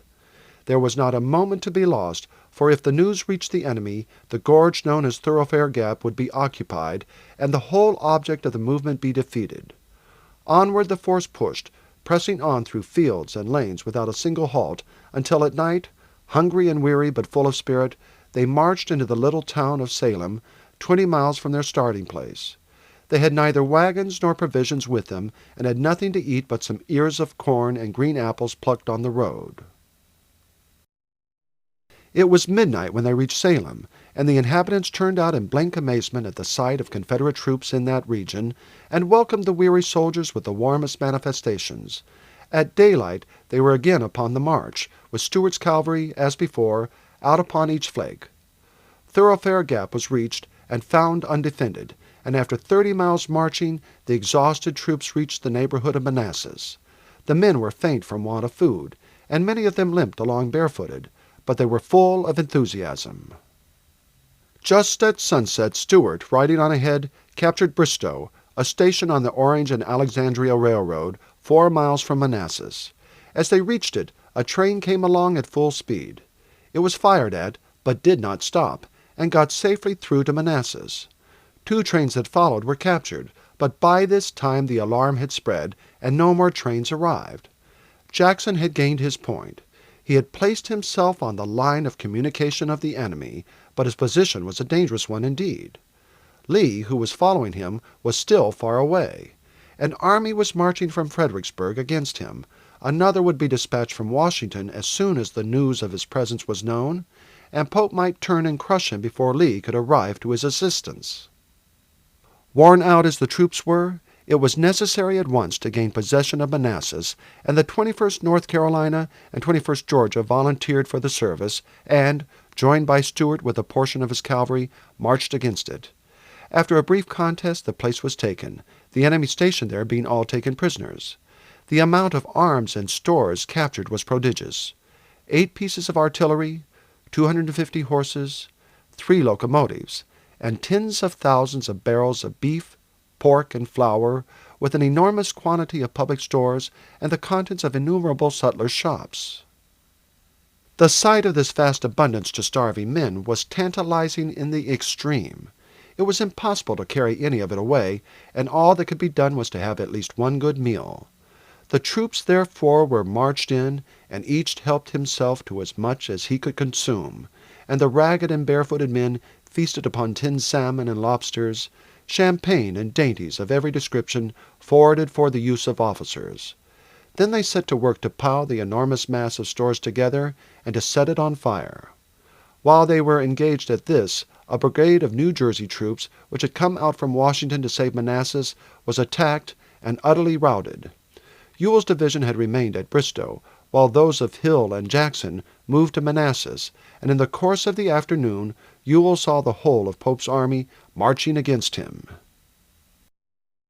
He held them in check for some hours, and thus gave the troops at Manassas time to destroy completely the vast accumulation of stores, and when Stuart's cavalry, covering the retreat, fell back at nightfall through Manassas, nothing but blackened cinders remained where the Federal depots had been situated.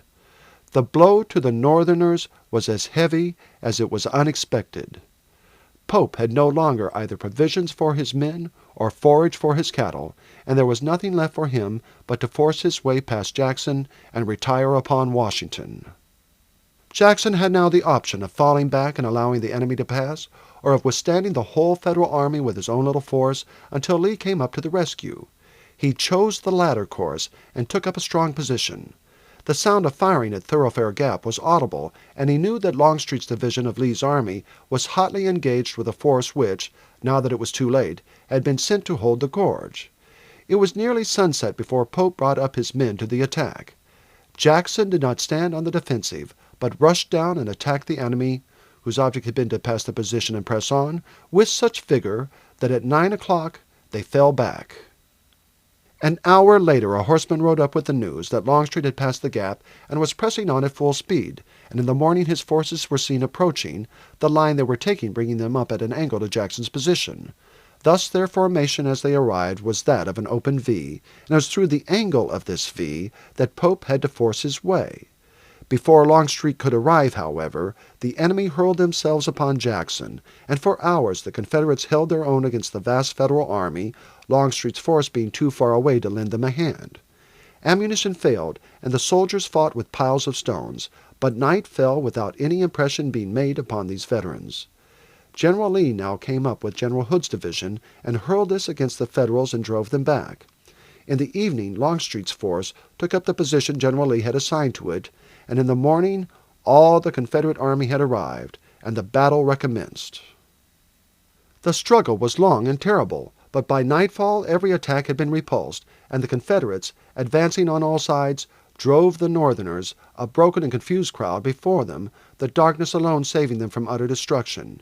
Had there been but 1 hour more of daylight, the defeat would have been as complete as was that in the Battle of Bull Run, which had been fought on precisely the same ground. However, under cover of the darkness, the Federals retreated to Centreville, whence they were driven on the following day. In the tremendous fighting in which Jackson's command had for 3 long days been engaged, the cavalry bore a comparatively small part. The Federal artillery was too powerful to permit the employment of large bodies of cavalry, and although from time to time charges were made when an opportunity seemed to offer itself, the battle was fought out by the infantry and artillery. When the end came, Jackson's command was for a time hors de combat. During the long 2 days' march, they had at least gathered corn and apples to sustain life, but during these 3 days' fighting they had had no food whatever, and many were so weak that they could no longer march. They had done all that was possible for men to do, had for 2 days withstood the attack of an enemy of 5 times their numbers, and had on the final day borne their full share in the great struggle. But now the greater part could do no more. Thousands of men were unable to drag themselves a step further, and Lee's army was reduced in strength for the time by nearly 20,000 men. All these afterward rejoined it. Some, as soon as they recovered, limped away to take their places in the ranks again. Others made their way to the depot at Warrenton, where Lee had ordered that all unable to accompany his force should rendezvous until he returned and they were able to rejoin their regiments. Jackson marched away and laid siege to Harper's Ferry, an important depot garrisoned by 11,000 men who were forced to surrender just as McClellan, with a fresh army, 100,000 strong, which was pressing forward to its succor, arrived within a day's march. As soon as Jackson had taken the place, he hurried away with his troops to join Lee, who was facing the enemy at the Antietam River. Here upon the following day another terrible battle was fought. The Confederates, though but 39,000 strong, repulsing every attack by the Federals and driving them with terrible slaughter back across the river. Their own loss, however, had been very heavy, and Lee, knowing that he could expect no assistance, while the enemy were constantly receiving reinforcements, waited for a day to collect his wounded, bury his dead, and send his stores and artillery to the rear, and then retired unpursued across the Rappahannock. Thus the hard-fought campaign came to an end. Vincent Wingfield was not with the army that retired across the Rappahannock. A portion of the cavalry had followed the broken Federals to the very edge of the stream, and just as they reined in their horses, a round shot from one of the Federal batteries carried away his cap, and he fell as if dead from his horse. During the night some of the Northerners crossed the stream to collect and bring back their own wounded who had fallen near it, and coming across Vincent, and finding that he still breathed and was apparently without a wound, they carried him back with them across the river as a prisoner. Vincent had indeed escaped without a wound, having been only stunned by the passage of the shot that had carried away his cap, and missed him but by the fraction of an inch. He had begun to recover consciousness just as his captors came up, and the action of carrying him completely restored him. That he had fallen into the hands of the Northerners he was well aware, but he was unable to imagine how this had happened. He remembered that the Confederates had been, up to the moment when he fell, completely successful, and he could only imagine that in a subsequent attack the Federals had turned the tables upon them. How he himself had fallen, or what had happened to him, he had no idea. Beyond a strange feeling of numbness in the head, he was conscious of no injury, and he could only imagine that his horse had been shot under him, and that he must have fallen upon his head. The thought that his favorite horse was killed afflicted him almost as much as his own capture. As soon as his captors received that their prisoner's consciousness had returned, they at once reported that an officer of Stuart's cavalry had been taken, and at daybreak next morning General McClellan, on rising, was acquainted with the fact, and Vincent was conducted to his tent. "You are unwounded, sir?" the general said in some surprise. "I am, General," Vincent replied. "I do not know how it happened, but I believe that my horse must have been shot under me, and that I must have been thrown and stunned. However, I remember nothing from the moment when I heard the word halt, just as we reached the side of the stream, to that when I found myself being carried here." "You belong to the cavalry?" "Yes, sir." "Was Lee's force all engaged yesterday?" "I do not know," Vincent said. "I only came up with Jackson's division from Harper's Ferry the evening before." "I need not have questioned you," McClellan said. "I know that Lee's whole army, 100,000 strong, opposed me yesterday." Vincent was silent. He was glad to see that the Federal general, as usual, enormously overrated the strength of the force opposed to him. "I hear that the whole of the garrison of Harper's Ferry were released on parole not to serve again during the war. If you are ready to give me your promise to the same effect, I will allow you to return to your friends. If not, you must remain a prisoner until you are regularly exchanged." "I must do so, then, General," Vincent said quietly. "I could not return home and remain inactive while every man in the South is fighting for the defense of his country, so I will take my chance of being exchanged." "I am sorry you choose that alternative," McClellan said. "I hate to see brave men imprisoned if only for a day, and braver men than those across yonder stream are not to be found. My officers and men are astonished. They seem so thin and worn as to be scarce able to lift a musket. Their clothes are fit only for a scarecrow. They are indeed pitiful objects to look at, but the way in which they fight is wonderful. I could not have believed, had I not seen it, that men could have charged as they did again and again across ground swept by a tremendous artillery and musketry fire. It was wonderful. I can tell you, young sir, that even though you beat us, we are proud of you as our countrymen, and I believe that if your General Jackson were to ride through our camp, he would be cheered as lustily and heartily by our men as he is by his own." Some 50 or 60 other prisoners had been taken. They had been captured in the hand-to-hand struggle that had taken place on some parts of the field, having got separated from their corps and mixed up with the enemy, and carried off the field with them as they retired. These for the most part accepted the offered parole, but some 15, like Vincent, preferred a northern prison to promising to abstain from fighting in defense of their country, and in the middle of the day they were placed together in a tent under a guard at the rear of the camp. The next morning came the news that Lee had fallen back. There was exultation among the Federals, not unmingled with a strong sense of relief, for the heavy losses inflicted in the previous fighting had taken all the ardor of attack out of McClellan's army, and they were glad indeed that they were not to be called upon to make another attempt to drive the Confederates from their position. Vincent was no less pleased at the news. He knew how thin were the ranks of the Confederate fighting men, and how greatly they were worn and exhausted by fatigue and want of food, and that, although they had the day before repulsed the attacks of the masses of well-fed Northerners, such tremendous exertions could not often be repeated, and a defeat, with the river in their rear, approachable only by one rough and narrow road, would have meant a total destruction of the army. The next morning, Vincent and his companions were put into the train and sent to Alexandria. They had no reason to complain of their treatment upon the way. They were well fed, and after their starvation diet for the last 6 weeks, their rations seemed to them actually luxurious. The Federal troops in Alexandria, who were for the most part young recruits who had just arrived from the north and west, looked with astonishment upon these thin and ragged men, several of whom were barefooted.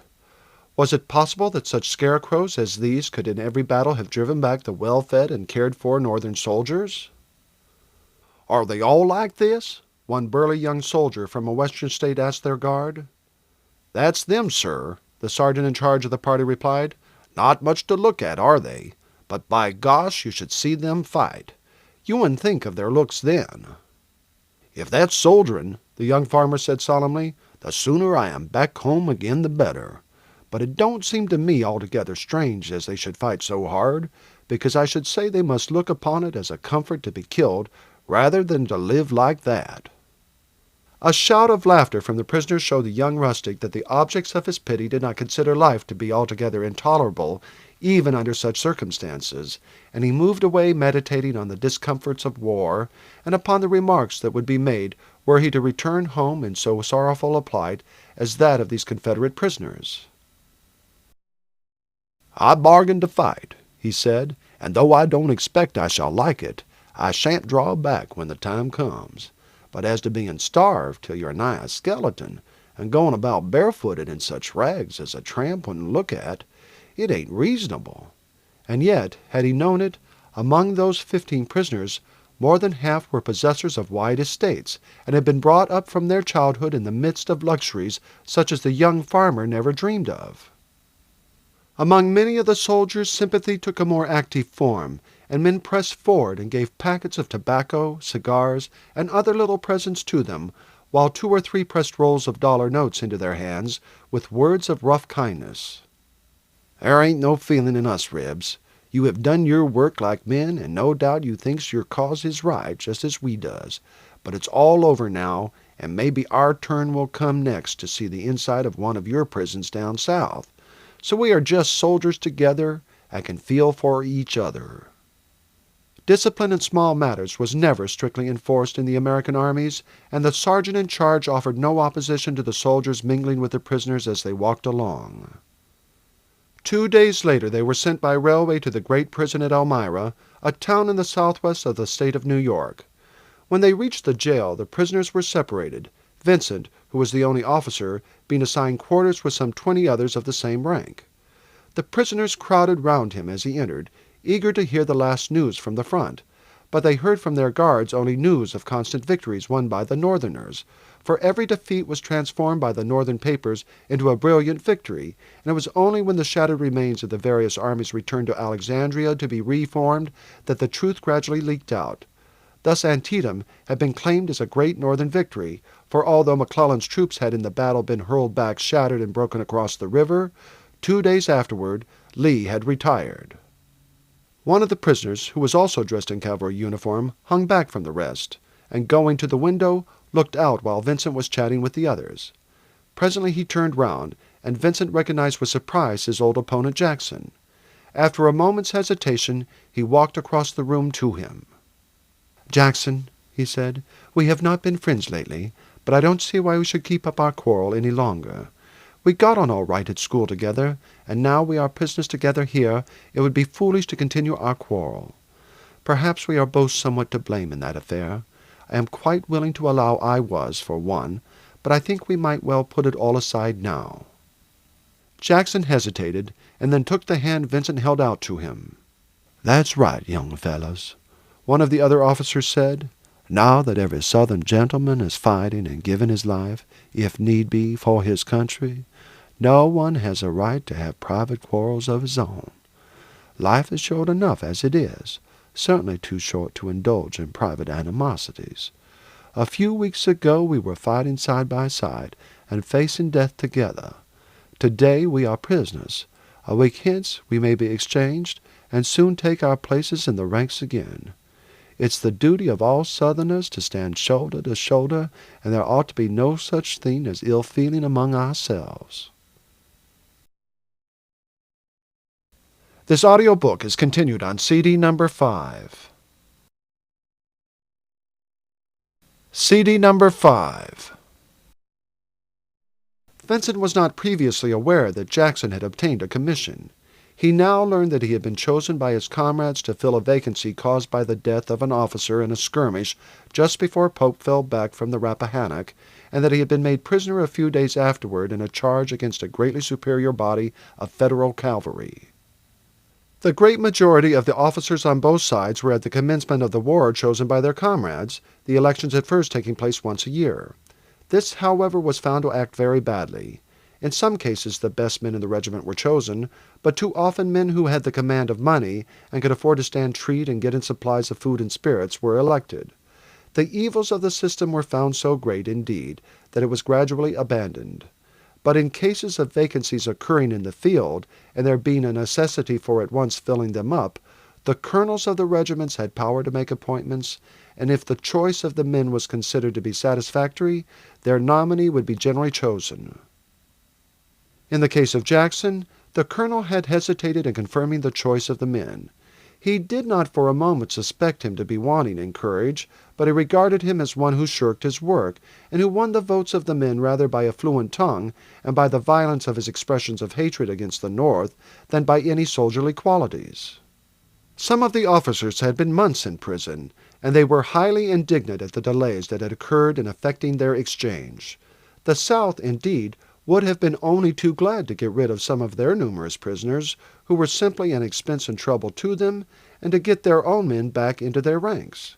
They could ill spare the soldiers required to guard so large a number of prisoners, and a supply of food was in itself a serious matter.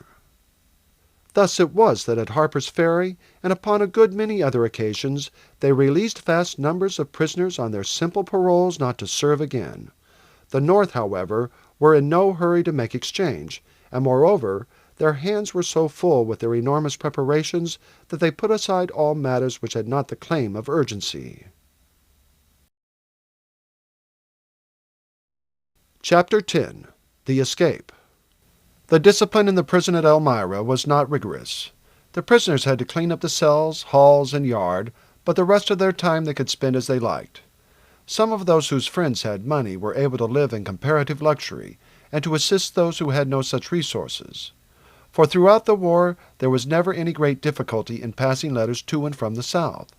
The line of frontier was enormous, and it was only at certain points that hostilities were actively carried on. Consequently, letters and newspapers were freely passed, and money could be sent in the same way from one part of the country to another. At certain hours of the day, hawkers and vendors of such articles as were in most demand by the prisoners were allowed to enter the yard and to sell their wares to the Confederates. Spirits were not allowed to be carried in, but tobacco and all kinds of food were permitted to pass. Vincent had at Alexandria written a letter to his mother, and had given it to a man who represented that he made it his business to forward letters to an agent at Richmond, being paid for each letter the sum of $1 on its delivery. Vincent therefore felt confident that the anxiety that would be felt at home when they learned that he was among the missing at the Battle of Antietam would be relieved. He was fairly supplied with money. He had indeed had several $100s with him at the time he was captured, but these were entirely in Confederate notes, for which he got but half their value in Northern paper at Alexandria. He himself found the rations supplied in the prison ample, and was able to aid any of his fellow prisoners in purchasing clothes to replace the rags they wore when captured. One day Vincent strolled down as usual toward the gate, where, under the eye of the guard, a row of men and women, principally negroes and negresses, were sitting on the ground with their baskets in front of them containing tobacco, pipes, fruit, cakes, needles and thread, buttons, and a variety of other articles in demand, while a number of prisoners were bargaining and joking with him. Presently his eye fell upon a negro before whom was a great pile of watermelons. He started as he did so, for he had once recognized the well-known face of Dan. As soon as the negro saw that his master's eye had fallen upon him, he began loudly praising the quality of his fruit. "Here, massa officer, here bear fine melons, ripe and sweet, no green trash, dis un good right through. 5 cents each, sah. Berry cheap dese." "I expect they cost you nothing, Sambo," one of the Confederate soldiers said as he bought a melon. "Got a neighbor's patch handy, eh?" Dan grinned at the joke, and then selecting another from the bottom of his pile in the basket, offered it to Vincent. "Dis fine fruit, sah. Me sure you pleased with him." Vincent took the melon and handed Dan 5 cents. A momentary glance was exchanged, and then he walked away and sat down in a quiet corner of the yard and cut open the melon. As he expected, he found a note rolled up in the center. A small piece of the rind had been cut out and the pulp removed for its reception. The bit of rind had then been carefully replaced so that the cut would not be noticed without close inspection. It was from one of his fellow officers, and was dated the day after his capture. He read as follows: "My dear Wingfield, we are all delighted this afternoon to hear that instead, as we had believed, of your being knocked on the head, you are a prisoner among the Yanks. Several of us noticed you fall just as we halted at the river, and we all thought that from the way in which you fell you had been shot through the head or heart. However, there was no time to inquire in that terrific storm of shot and shell. In the morning, when the burying parties went down, we could find no signs of you, although we knew almost to a foot where you had fallen. We could only conclude at last that you had been carried off in the night by the Yanks, and as they would hardly take the trouble of carrying off a dead body, it occurred to us that you might after all be alive.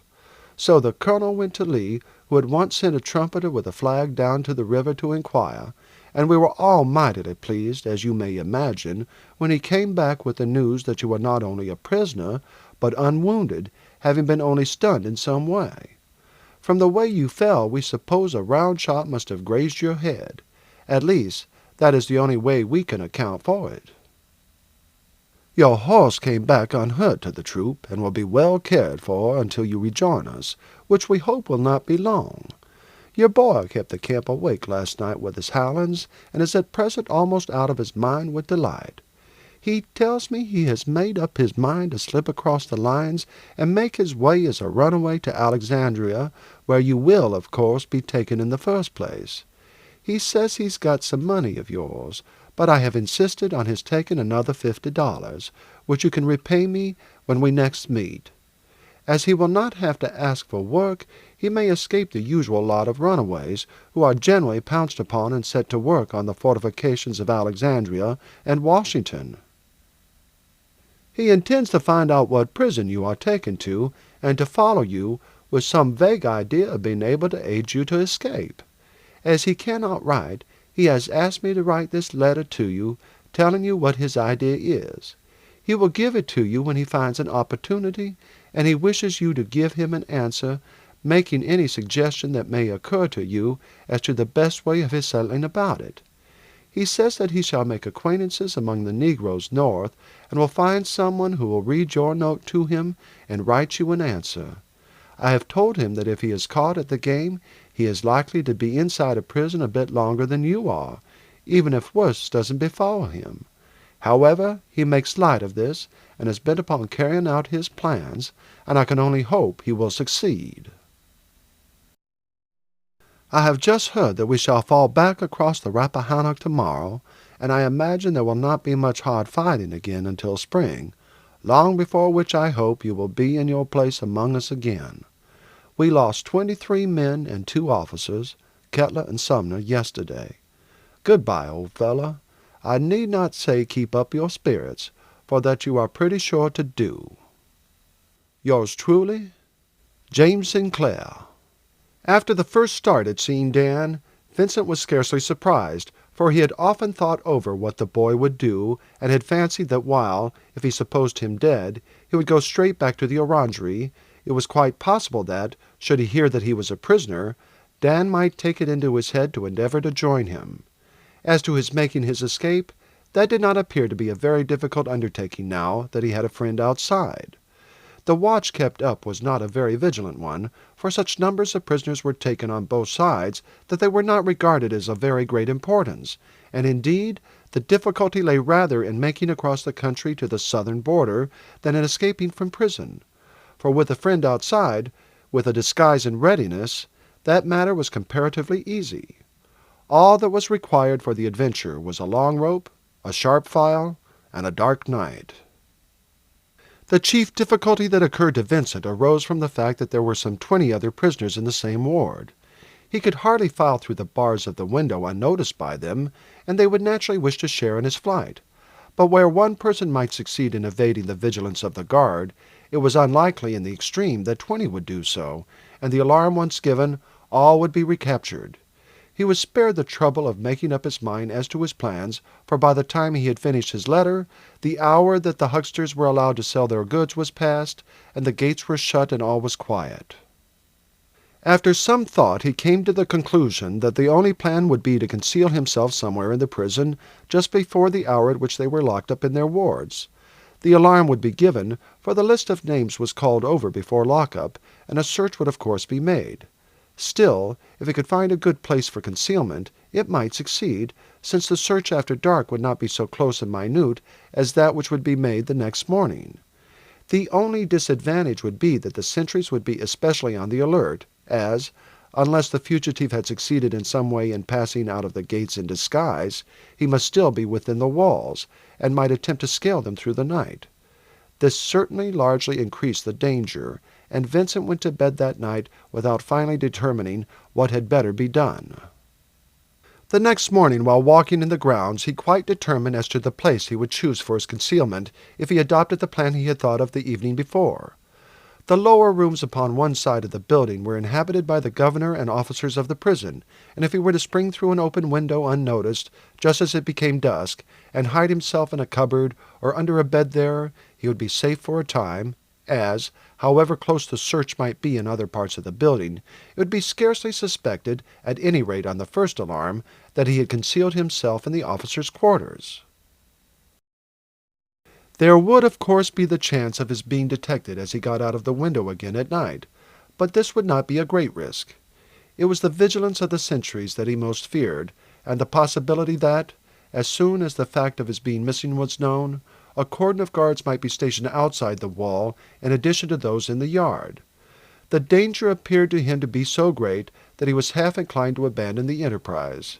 It would certainly be weary work to be shut up there for perhaps a year while his friends were fighting the battles of his country, but it would be better after all to put up with that than to run any extreme risk of being shot. When he arrived at this conclusion, he went upstairs to his room to write a line to Dan. The day was a fine one, and he found that the whole of the occupants of the room had gone below. This was an unexpected bit of good fortune, and he at once went to the window and examined the bars. They were thick and of new iron, but had been hastily put up.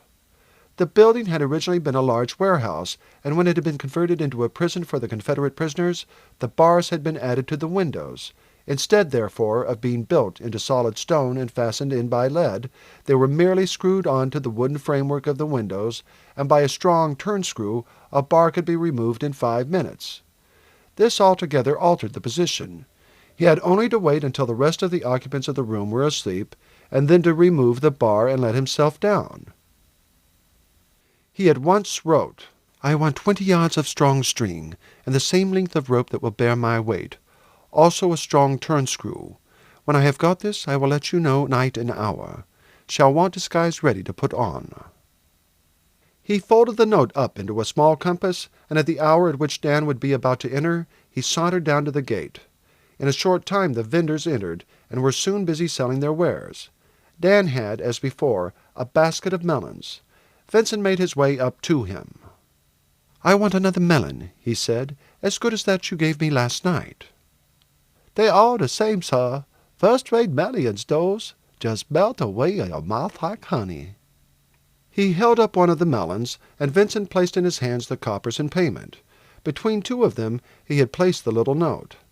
Dan's hands closed quickly on the coins, and dropping them into his pocket, he addressed the next customer, while Vincent sauntered away again. This time the melon was a whole one, and Vincent divided it with a couple of other prisoners, for the fruit was too large for one person to consume, being quite as large as a man's head. The next day another melon was bought, but this time Vincent did not open it in public. Examining it closely, he perceived that it had been cut through the middle, and no doubt contained a portion of the rope. He hesitated as to his next step. If he took the melon up to his room, he would be sure to find some men there, and would be naturally called upon to divide the fruit. And yet there was nowhere else he could hide it. For a long time he sat with his back to the wall and the melon beside him, abusing himself for his folly in not having told Dan to send the rope and small lengths so that he could hide about him. The place where he had sat down was one of the quietest in the yard, but men were constantly strolling up and down. He determined at last that the only possible plan was in the first place to throw his coat over his melon, to tuck it up underneath it, then to get hold of one end of the ball of rope that it doubtless contained, and to endeavor to wind it round his body without being observed. It was a risky business, and he would gladly have tossed the melon over the wall had he dared to do so, for if he were detected, not only would he be punished with much more severe imprisonment, but Dan might be arrested and punished most severely. Unfortunately, the weather was by no means hot, and it would look strange to take off his coat. Besides, if he did so, how could he coil the rope round him without being observed? So that idea was abandoned. He got up and walked to an angle in the wall, and there sat down again, concealing the melon as well as he could between him and the wall, when anyone happened to come near him. He pulled the halves apart and found, as he had suspected, it was but a shell, the whole of the fruit having been scooped out. But he gave an exclamation of pleasure on seeing that instead, as he feared, of a large ball of rope being inside, the interior was filled with neatly made hanks, each containing several yards of thin but strong rope, together with a hank of strong string. Unbuttoning his coat, he thrust them in. Then he took the melon rind and broke it into very small pieces and threw them about. He then went up to his room and thrust the hanks, unobserved, one by one among the straw which, covered by an army blanket, constituted his bed. Tomorrow, no doubt, Dan would supply him somehow with a turn-screw. On going down to the gate next day, he found that the negro had changed his commodity, and that this time his basket contained very large and fine cucumbers. They were selling briskly, and Vincent saw that Dan was looking round anxiously, and that an expression of relief came over his face as he perceived him. He had indeed but 8 or 10 cucumbers left. "Cucumbers today, sir. Very fine cucumbers. First-rate cucumbers, these." "They look rather overripe," Vincent said. "Not a bit, sir. They just ripe. This very fine one. 10 cents, this." "You are putting up your prices, darky, and are making a fortune out of us," Vincent said as he took the cucumber, which was a very large and straight one. He had no difficulty with this as with the melon. A sharp twist broke it in two as he reached the corner he had used the day previously. It had been cut in half. One end had been scooped out for the reception of the handle of the turn-screw, and the metal had been driven into the head in the other half. Hiding it under his jacket, he felt that he was now prepared for escape. He now asked himself whether he should go alone or take one or more of his comrades into his confidence, and finally determined to give a young Virginian officer named Geary, with whom he had been specially friendly during his imprisonment, and Jackson a chance of escape. He did not like the latter, but he thought that after the reconciliation that had taken place between them, it was only right to take him rather than a stranger. Drawing them aside, then, he told them that he had arranged a mode of escape. It was impossible that all could avail themselves of it, but that they were welcome to accompany him. They thanked him heartily for the offer, and, when he explained the manner in which he intended to make off, agreed to try their fortune with him. "I propose," he said, "as soon as we are fairly beyond the prison, we separate, and each try to gain the frontier as best he can. The fact that 3 prisoners have escaped will soon be known all over the country, and there would be no chance whatever for us if we kept together. I will tell my boy to have 3 disguises ready, and when we once put aside our uniforms, I see no reason why, traveling separately, suspicion should fall upon us. We ought to have no difficulty until at any rate we arrive near the border, and there must be plenty of points where we can cross without going anywhere near the Federal camps." The others at once agreed that the chances of making their way separately were much greater than if together. This being arranged, Vincent passed a note next day to Dan, telling him to have 3 disguises in readiness, and to be at the foot of the western wall, halfway along, at 12 o'clock on the first wet night. A string would be thrown over, with a knife fastened to it. He was to pull on the string till the rope came into his hand, and to hold that tight until they were over. Vincent chose this spot because it was equally removed from the sentry boxes at the corners of the yard, and because there was a stone seat in the yard to which one end of the rope could be attached. That night was fine, but the next was thick and misty. At 9 o'clock all were in bed, and he lay listening to the clocks in the distance. 10 struck, and 11, and when he thought it was approaching 12, he got up and crept to the window. He was joined immediately by the others.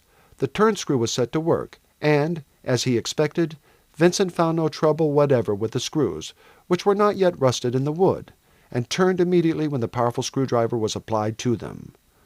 When all were out, the bar was carefully lifted from its place and laid upon the floor. The rope was then put round one of the other bars and drawn through it until the 2 ends came together.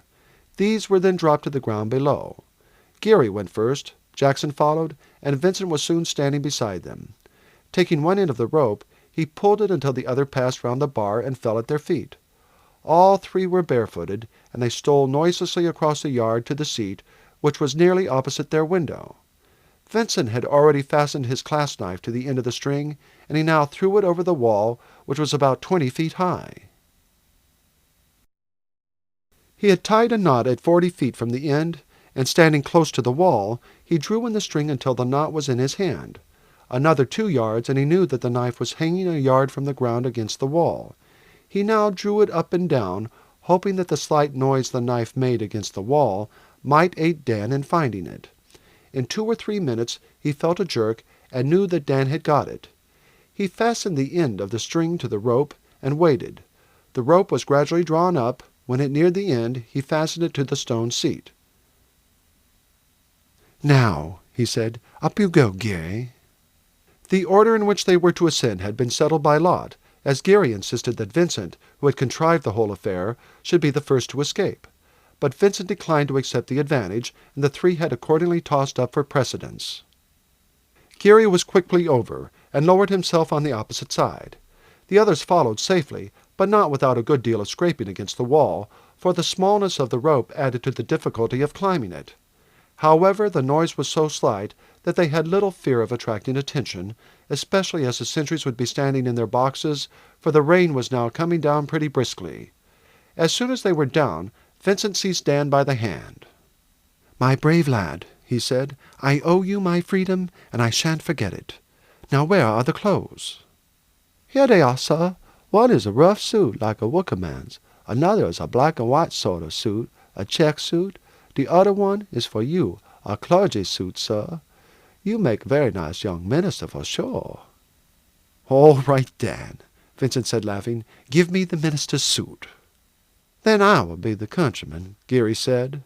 There was a little suppressed laughter as they changed their clothes in the dark, and then, leaving their uniforms by the wall, they shook hands and started at once in different directions, lest they might come across someone who would, when the escape was known, remember 4 men having passed him in the dark. "Now, Dan, what is the next move?" Vincent asked as they walked off. "Have you fixed upon any plan?" "No special plan, sir, but I have brought a bag. You see, I have him in my hand." "I suppose that's what you carried the clothes in?" "No, sir. I carried them in a bundle. This bag has got linen and boots and other things for you, sir. What I think am the best way is this. There am a train pass through here at 2 o'clock and stop at this station. Some people always get out. There is a hotel just opposite the station, and some of the passengers most always go there. I thought the best way for you would be go outside the station. Just when the train come in, we walk across the road with the others and go to hotel. You say you want bedroom for yourself, and that your servant can sleep in the hall. Then in the morning you get up and breakfast, and go off by the first train." "But then they may send down to look at the passengers starting, and I should be taken at once." "The train go out at 7 o'clock, sir. I don't expect they find that you have got away before that." "No, Dan, we all turn out at 7, and I shall be missed then. But it will be some little time before the alarm is given, and they find out how we got away, and send out search parties. If the train is anything like punctual, we shall be off long before they get to the station." "Besides, sir, there are not many people knows your face, and it is not likely to bear in mind that know you come to the station. Lots of other places to search, and they most sure to think you go right away, not think you venture to stop in town till morning." "That is so, Dan, and I think your plan is a capital one." Dan's suggestion was carried out, and at 7 o'clock next morning they were standing on the platform among a number of other parsons waiting for the train. Just as the locomotive's whistle was heard, the sound of a cannon boomed out from the direction of the prison. "That means some of the prisoners have escaped," one of the porters on the platform said. "There have been 5 or 6 of them got away in the last 2 months, but most of them have been caught again before they have gone far. You see, to have a chance at all, they have got to get rid of their uniforms, and as we are all Unionists about here, that ain't an easy job for 'em to manage." Everyone on the platform joined in the conversation, asking which way the fugitive would be likely to go, whether there were any cavalry to send after him, what would be done to him if he were captured, and other questions of the same kind, Vincent joining in the talk. It was a relief to him when the train drew up, and he and Dan took their place in it, traveling, however, in different cars. Once fairly away, Vincent had no fear whatever of being detected, and could travel where he liked, for outside the prison there were not 10 people who knew his face throughout the northern states. It would be difficult for him to make his way down into Virginia from the north, as the whole line of frontier there was occupied by troops, and patrols were on the watch night and day to prevent persons from going through the lines. He therefore determined to go west to St. Louis, and from there work his way down through Missouri. After 2 days' railway traveling, they reached St. Louis, a city having a large trade with the South and containing many sympathizers with the Confederate cause. Vincent, having now no fear of detection, went at once to a hotel, and taking up the newspaper, one of the first paragraphs that met his eye was headed, "Escape of 3 Confederate officers from Elmira. Great excitement was caused on Wednesday at Elmira by the discovery that 3 Confederate officers had, during the night, effected their escape from prison. One of the bars of the window of the ward on the first floor in which they were, with 15 other Confederate officers confined, had been removed, the screws having been taken out by a large screwdriver which they left behind them. They had lowered themselves to the yard, and climbed over the wall by means of a rope which was found in position in the morning. The rest of the prisoners professed an entire ignorance of the affair, and declared that until they found the beds unoccupied in the morning, they knew nothing of the occurrence. This is as it may be, but it is certain they must have been aided by traitors outside the prison, for the rope hung loose on the outside of the wall, and must have been held by someone there as they climbed it. The inside end was fastened to a stone seat, and they were thus enabled to slide down it on the other side. Their uniforms were found lying at the foot of the wall, and their accomplice had doubtless disguises ready for them. The authorities of the prison are unable to account for the manner in which the turn-screw and rope were passed into them, or how they communicated with their friends outside." Then followed the personal description of each of the fugitives, and a request that all loyal citizens would be on the lookout for them, and would at once arrest any suspicious character unable to give a satisfactory account of himself. As Vincent sat smoking in the hall of the hotel, he heard several present discussing the escape of the prisoners. "It does not matter about them one way or the other," one of the speakers said. "They seem to be mere lads, and whether they escape or not will not make any difference to anyone. The serious thing is that there must be some traitors among the prison officials, and that next time perhaps 2 or 3 generals may escape, and that would be a really serious misfortune." "We need not reckon that out at present," another smoker said. "We haven't got 3 of the rebel generals yet, and as far as things seem to be going on, we may have to wait some time before we have. They are pretty well able to take care of themselves, I reckon." "They are good men, some of them, I don't deny," the first speaker said, "but they might as well give up the game. In the spring we shall have an army big enough to eat them up." "So I have heard 2 or 3 times before. Scott was going to eat them up, McClellan was going to eat them up, then Pope was going to make an end of 'em altogether. Now McClellan is having a try again, but somehow or other the eating up hasn't come off yet. It looks to me rather the other way." There was an angry growl from 2 or 3 of those sitting round, while others uttered a cordial, "That's so." "It seems to me, by the way you put it, that you don't wish to see this business come to an end." "That's where you are wrong now. I do wish to see it come to an end.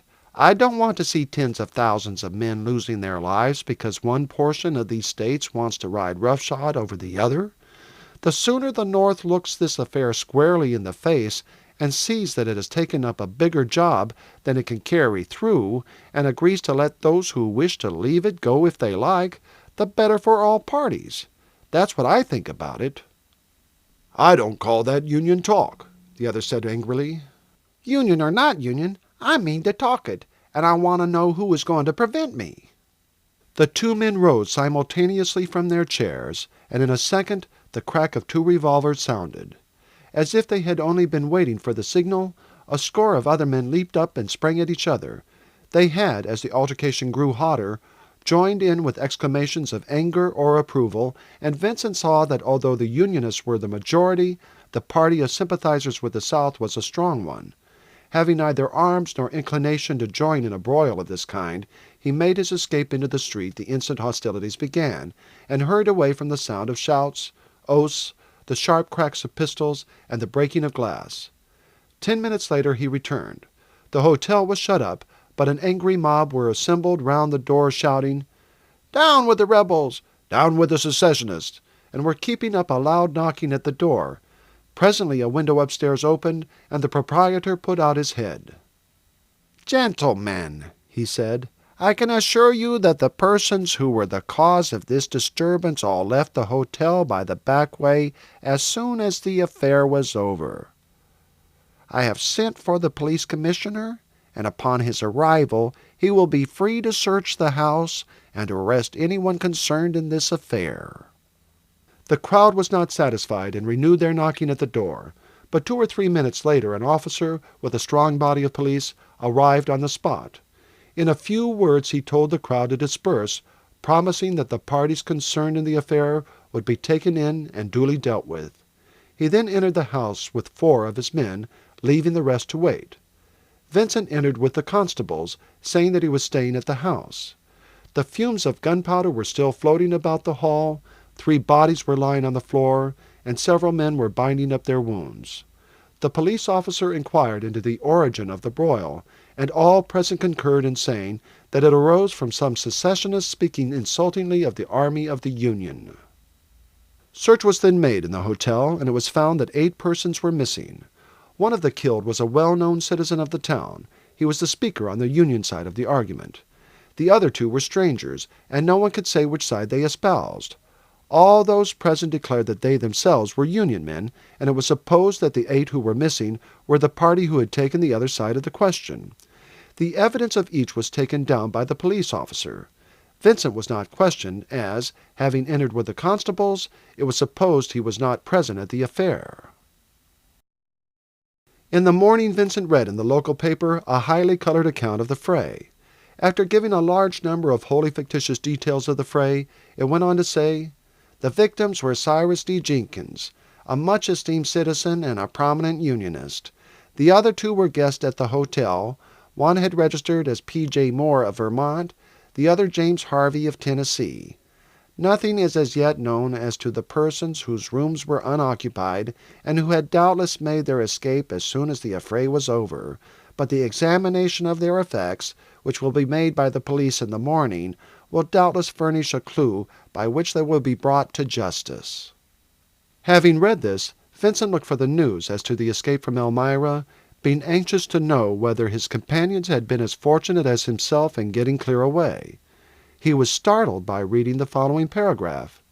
"We are enabled to state that the police have received a letter stating that one of the officers who escaped from Elmira prison has adopted the disguise of a minister and is traveling through the country with a black servant. At present, the authorities are not disposed to attach much credit to this letter, and are inclined to believe that it has been sent in order to put them on a wrong scent. However, a watch will doubtless be kept by the police throughout the country for a person answering to this description." Accustomed to rise early, Vincent was taking his breakfast almost alone, only 2 or 3 of the other guests having made their appearance. He finished his meal hastily and went out to Dan, who was lounging in front of the hotel. "Dan, go upstairs at once. Pack the bag, bring it down, and get out with it immediately. I will pay the bill. Don't stop to ask questions now." Vincent then walked up to the desk at the end of the hall, at which a clerk was sitting reading the paper. Sincerely hoping that the man's eye had not fallen on this paragraph, he asked if his account was made out. As he had fortunately mentioned on the preceding evening that he should be leaving in the morning, the bill was ready, and the clerk, scarce looking up from the paper, handed it to him. Vincent paid him the amount, saying carelessly, "I think I have plenty of time to catch the train for the East." The clerk glanced at the clock. "Yes, it goes at 8, and you have 20 minutes. It's only 5 minutes' walk to the station." Chapter 11. Fugitives.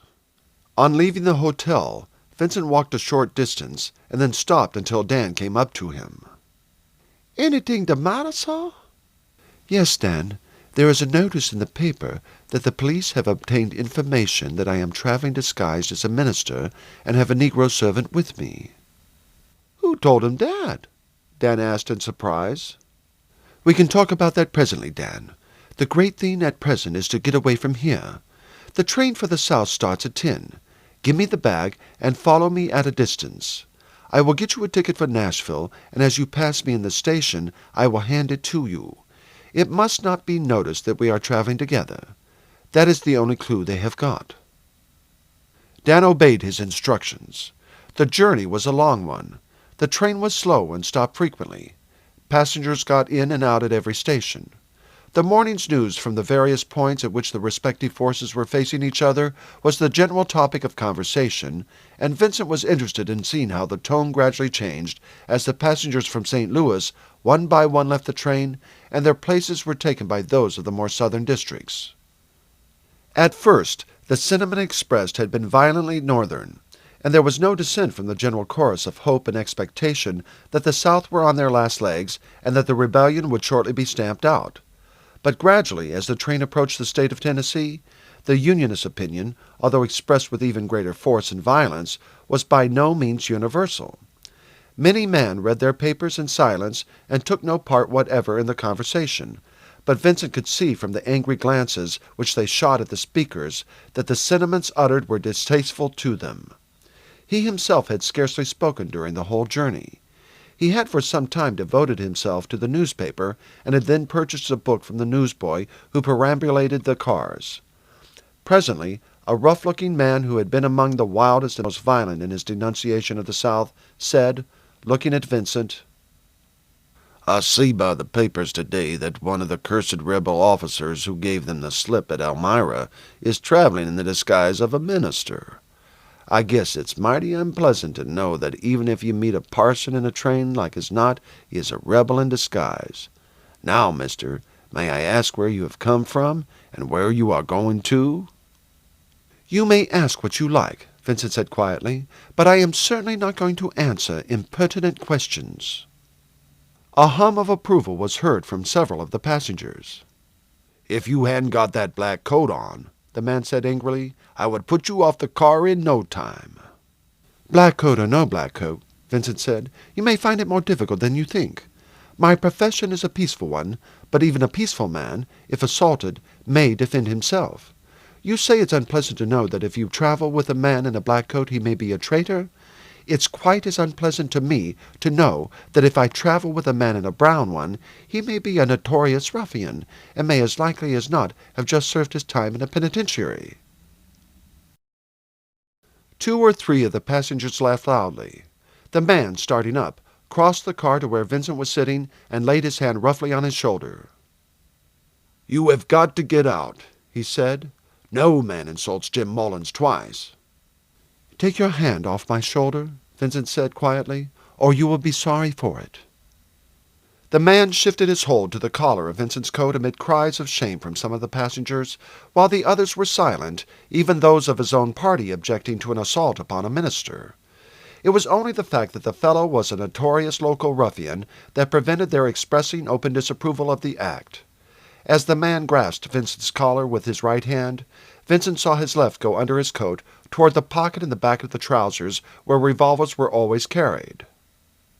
In an instant he sprang to his feet, and before the man, who was taken by surprise at the suddenness of the movement, could steady himself, he struck him a tremendous blow between the eyes, and at the same moment, springing at his throat, threw him backward onto the floor of the carriage. As he fell, the man drew out his revolver, but Vincent grasped his arm, and with a sharp twist, wrenched the revolver from his grasp, and leaping up, threw it out of the open window. The ruffian rose to his feet, for a moment half dazed by the violence with which he had fallen, and poured out a string of imprecations upon Vincent. The latter stood calmly awaiting a fresh attack. For a moment the ruffian hesitated, and then, goaded to fury by the taunting laughter of the lookers-on, was about to spring upon him when he was seized by 2 or 3 of the passengers. "I reckon you have made a fool enough of yourself already," one of them said, "and we are not going to see a minister ill-treated, not if we know it."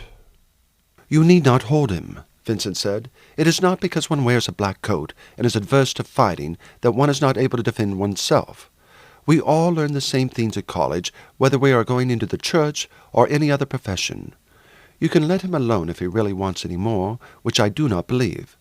I should be ashamed of myself if I could not punish a ruffian of his kind." "Let me get at him," yelled Mullins, and the men who held him, taking Vincent at his word, released him. He rushed forward, but was received with another tremendous blow on the mouth. He paused a moment in his rush, and Vincent, springing forward, administered another blow upon the same spot, knocking him off his legs onto the floor. On getting up, he gave no sign of a desire to renew the conflict. His lips were badly cut, and the blood was streaming from his mouth, and he looked at Vincent with an air of absolute bewilderment. The latter, seeing that the conflict was over, quietly resumed his seat, while several of the passengers came up to him, and shaking him warmly by the hand, congratulated him upon having punished his assailant. "I wish we had a few more ministers of your sort down this way," one said. "That's the sort of preaching fellows like this understand. It was well you got his 6-shooter out of his hand, for he would have used it as sure as fate. He ought to have been lynched long ago, but since the troubles began, these fellows have had all their own way. But look to yourself when he gets out. He belongs to a band who call themselves Unionists, but who are nothing but plunderers and robbers. If you take my advice, when you get to the end of your journey, you will not leave the station, but take a ticket straight back north. I tell you, your life won't be safe 5 minutes when you once get outside the town. They daren't do anything there, for though folks have had to put up with a good deal, they wouldn't stand the shooting of a minister. Still, outside the town, I would not answer for your life for an hour."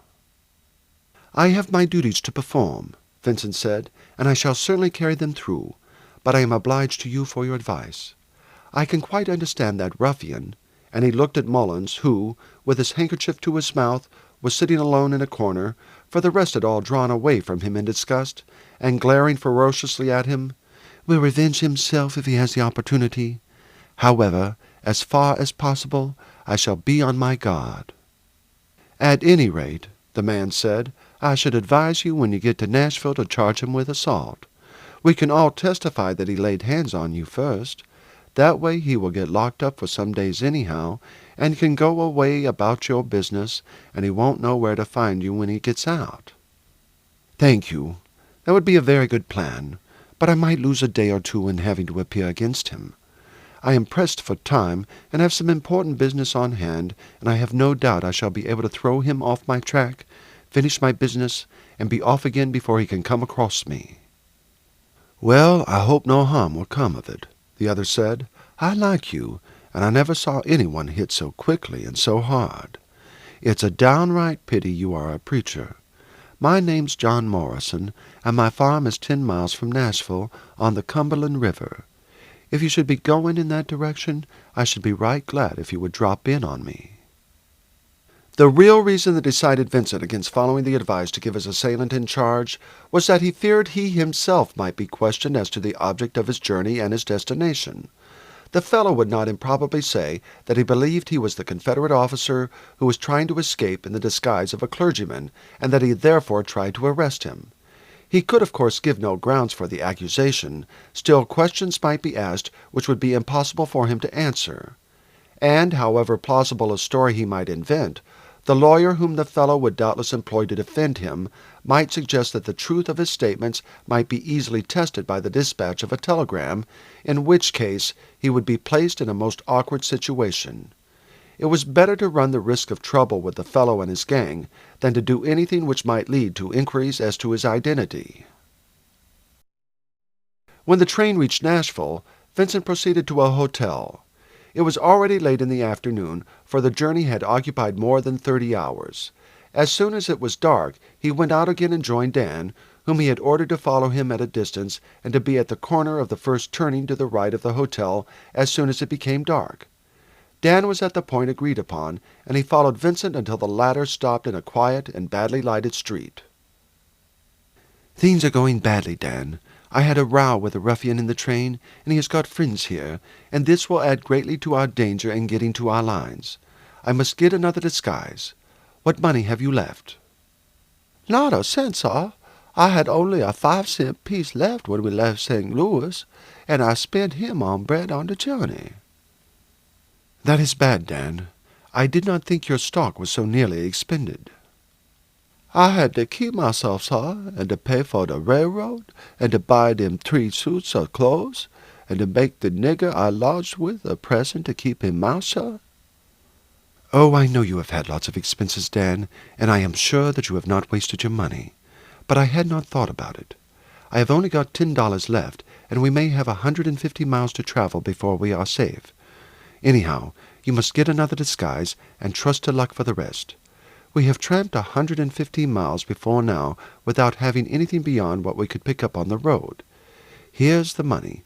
Get a rough suit of workingman's clothes, and join me here again in an hour's time. Let us find out the name of the street before we separate, for we may miss our way and not be able to meet again." Passing up into the busy streets, Vincent presently stopped and purchased a paper of a newsboy who was running along shouting, "News from the war! Defeat of the rebels! Fight in a railway car near Nashville! A minister punishes a border ruffian!" "Confound those newspaper fellows," Vincent muttered to himself as he walked away. "They pick up every scrap of news. I suppose a reporter got hold of someone who was in the car." Turning down a quiet street, he opened the paper and by the light of the lamp read a graphic and minute account of the struggle in the train. "I won't go back to the hotel," he said to himself. "I shall be having reporters to interview me. I shall be expected to give them a history of my whole life, where I was born, and where I went to school, and whether I prefer beef to mutton, and whether I drink beer, and 1,000 other things. No, the sooner I am away the better. As to the hotel, I have only had one meal, and they have got the bag with what clothes there are. That will pay them well." Accordingly, when he rejoined Dan, he told him that they would start at once. "It is the best way anyhow," he said. "Tomorrow, no doubt, the fellow I had the row with will be watching the hotel to see which way I go off, but after once seeing me go to the hotel, he will not guess that I shall be starting this evening. What have you got left, Dan?" "I got $2, sir." "That makes us quite rich men. We will stop at the first shop we come to, and lay in a stock of bread and a pound or 2 of ham." "And a bottle of rum, sir. Very wet and cold sleeping out of doors now, sir. Want a little comfort, anyhow." "Very well, Dan. I think we can afford that." "Here one for $half, massa. Could not lay out $half better." Half an hour later they had left Nashville behind them and were tramping along the road toward the east, Dan carrying a bundle in which the provisions were wrapped, and the neck of the bottle of rum sticking out of his pocket. As soon as they were well in the country, Vincent changed his clothes for those Dan had just bought him, and making the others up into a bundle, continued his way. "Why you not leave them black clothes behind, sir? What good take them with you?" "I am not going to carry them far, Dan. The first wood or thick clump of bushes we come to, I shall hide them away. But if you were to leave them here, they would be found the first thing in the morning, and perhaps be carried into the town and handed over to the police, and they might put that and the fact of my not having returned to the hotel, which is sure to be talked about, together, and come to the conclusion that either Mullins was right and that I was an escaped Confederate, or that I had been murdered by Mullins. In either case, they might get up a search and perhaps send telegrams to the troops in the towns beyond us. Anyhow, it's best the clothes should not be found." All night they tramped along, pausing only for half an hour about midnight, when Dan suggested that as he had only had some bread to eat, and not too much of that during the last 48 hours, he thought that he could do with some supper. Accordingly the bundle was opened, and they sat down and partook of a hearty meal. Dan had wisely taken the precaution of having the cork drawn from the bottle when he bought it, replacing it so it could be easily extracted when required, and Vincent acknowledged that the spirit was a not unwelcome addition to the meal. When morning broke, they had reached Duck's River, a broad stream crossing the road. Here they drew aside into a thick grove and determined to get a few hours' sleep before proceeding. It was nearly midday before they woke and proceeded to the edge of the trees. Vincent reconnoitered the position. "It is just as well that we did not try to cross, Dan. I see the tents of at least a regiment on the other bank. No doubt they are stationed there to guard the road and railway bridge. This part of the country is pretty equally divided in opinion, though more of the people are for the south than for the north, but I know there are guerrilla parties on both sides moving about, and if a Confederate band was to pounce down on these bridges and destroy them, it would cut the communication with their army in front, and put them in a very ugly position if they were defeated. No doubt that's why they have stationed that regiment there. Anyhow, it makes it awkward for us. We should be sure to be questioned where we are going, and as I know nothing whatever of the geography of the place, we should find it very difficult to satisfy them. We must cross the river somewhere else. There are sure to be some boats somewhere along the banks. At any rate, the first thing to do is to move further away from the road." They walked for 2 or 3 miles across the country. The fields for the most part were deserted, and although here and there they saw cultivated patches, it was evident that most of the inhabitants had quitted that part of the country which had been the scene of almost continued fighting from the commencement of the war, the sufferings of the inhabitants being greatly heightened by the bands of marauders who moved about plundering and destroying under the pretense of punishing those whom they considered hostile to the cause in whose favor, nominally at least, they had enrolled themselves. The sight of ruined farms and burned houses roused Vincent's indignation, for in Virginia private property had, up to the time of Pope's assuming command of the army, been respected, and this phase of civil war was new and very painful to him. "It would be a good thing," he said to Dan, "if the generals on both sides in this district would agree to a month's truce, and join each other in hunting down and hanging these marauding scoundrels. On our side Mosby and a few other leaders of bands composed almost entirely of gentlemen have never been accused of practices of this kind, but with these exceptions there is little to choose between them." After walking for 4 or 5 miles, they again sat down till the evening, and then going down to the river, endeavored to find a boat by which they could cross. But to their disappointment no craft of any kind was visible, although in many places there were stages by the riverside, evidently used by farmers for unloading their produce into boats.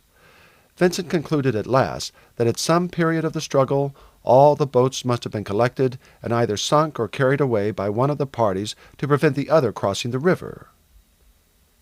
Hitherto they had carefully avoided all the farmhouses that appeared to be inhabited, but Vincent now determined to approach one of them and endeavor to gain some information as to the distance from the next bridge, and whether it was guarded by troops, and to find out if possible the position in which the Northern forces in Tennessee were at present posted, all of which points he was at present ignorant of.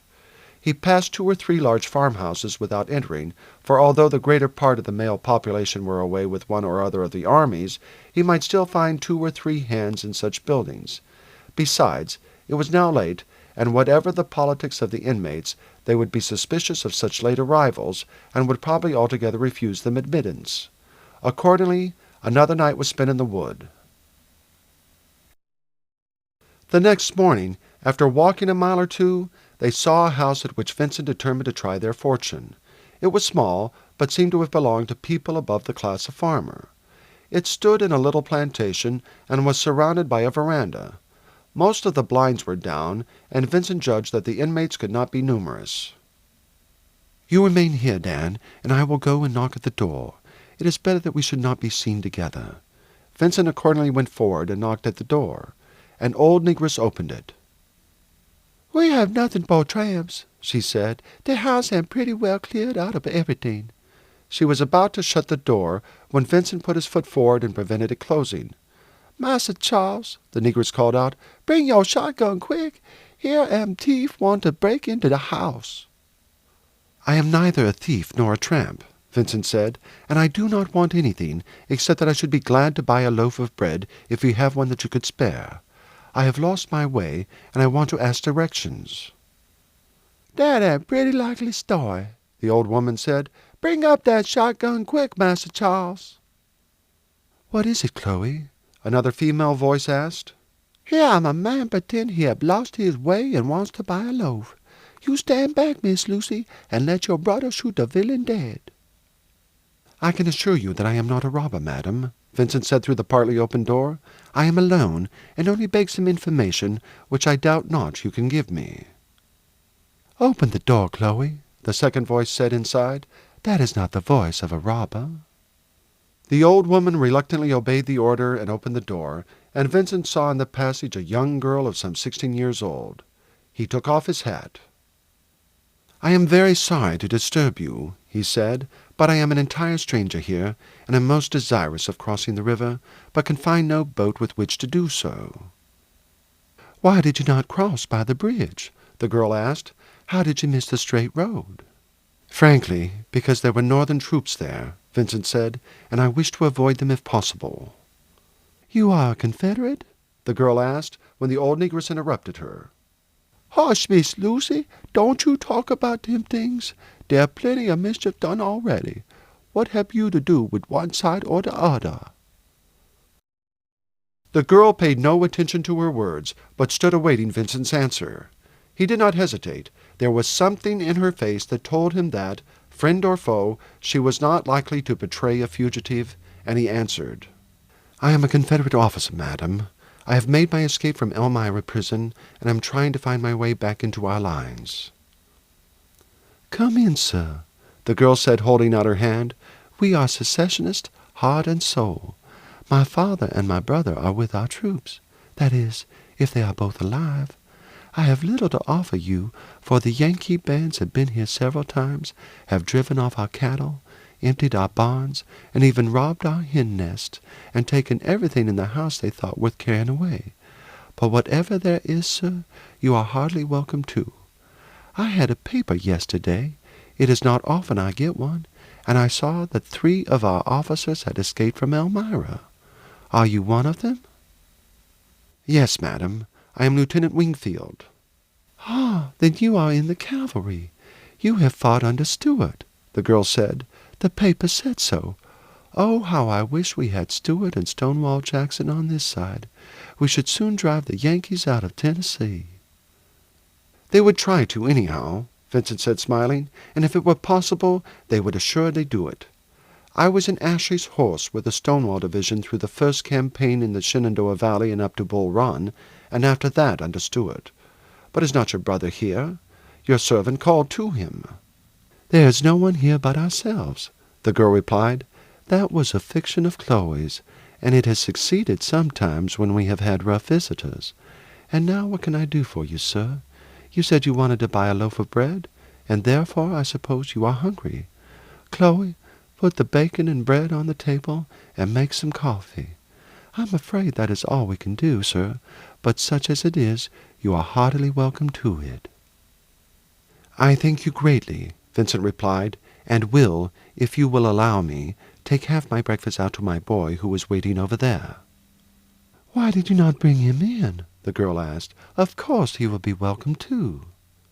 I did not bring him in before because 2 men in these days are likely to alarm a lonely household, and I would rather not bring him in now because, if by any possibility the searchers, who are no doubt after me, should call and ask you whether 2 men, one a white and the other a negro, had been here, you could answer no." "But they cannot be troubling much about prisoners," the girl said. "Why, in the fighting here and in Missouri, they have taken many thousands of prisoners, and you have taken still more of them in Virginia. Surely they cannot trouble themselves much about one getting away." "I am not afraid of a search of that kind," Vincent said, "but unfortunately on my way down I had a row in the train with a ruffian named Mullins, who is, I understand, connected with one of these bands of brigands, and I feel sure that he will hunt me down if he can." The girl turned pale. "Oh," she said, "I saw that in the paper too, but it said that it was a minister. And it was you who beat that man and threw his revolver out of the window? Oh, then you are in danger indeed, sir. He is one of the worst ruffians in the state, and is the leader of the party who stripped this house and threatened to burn it to the ground. Luckily I was not at home, having gone away to spend the night with a neighbor. His band have committed murders all over the country, hanging up defenseless people on pretense that they were secessionists. They will show you no mercy if they catch you." "No, I should not expect any great mercy if I fell into their hands, Miss Lucy. I don't know your other name." "My name is Kingston. I ought to have introduced myself to you at once." "Now you understand, Miss Kingston, how anxious I am to get across the river, and that brings me to the question of the information I want you to give me. How far is it from the next bridge on the south, and are there any Federal troops there?" "It is about 7 miles to the bridge at Williamsport. We are just halfway between that and the railway bridge at Columbus. Yes, there are certainly troops there."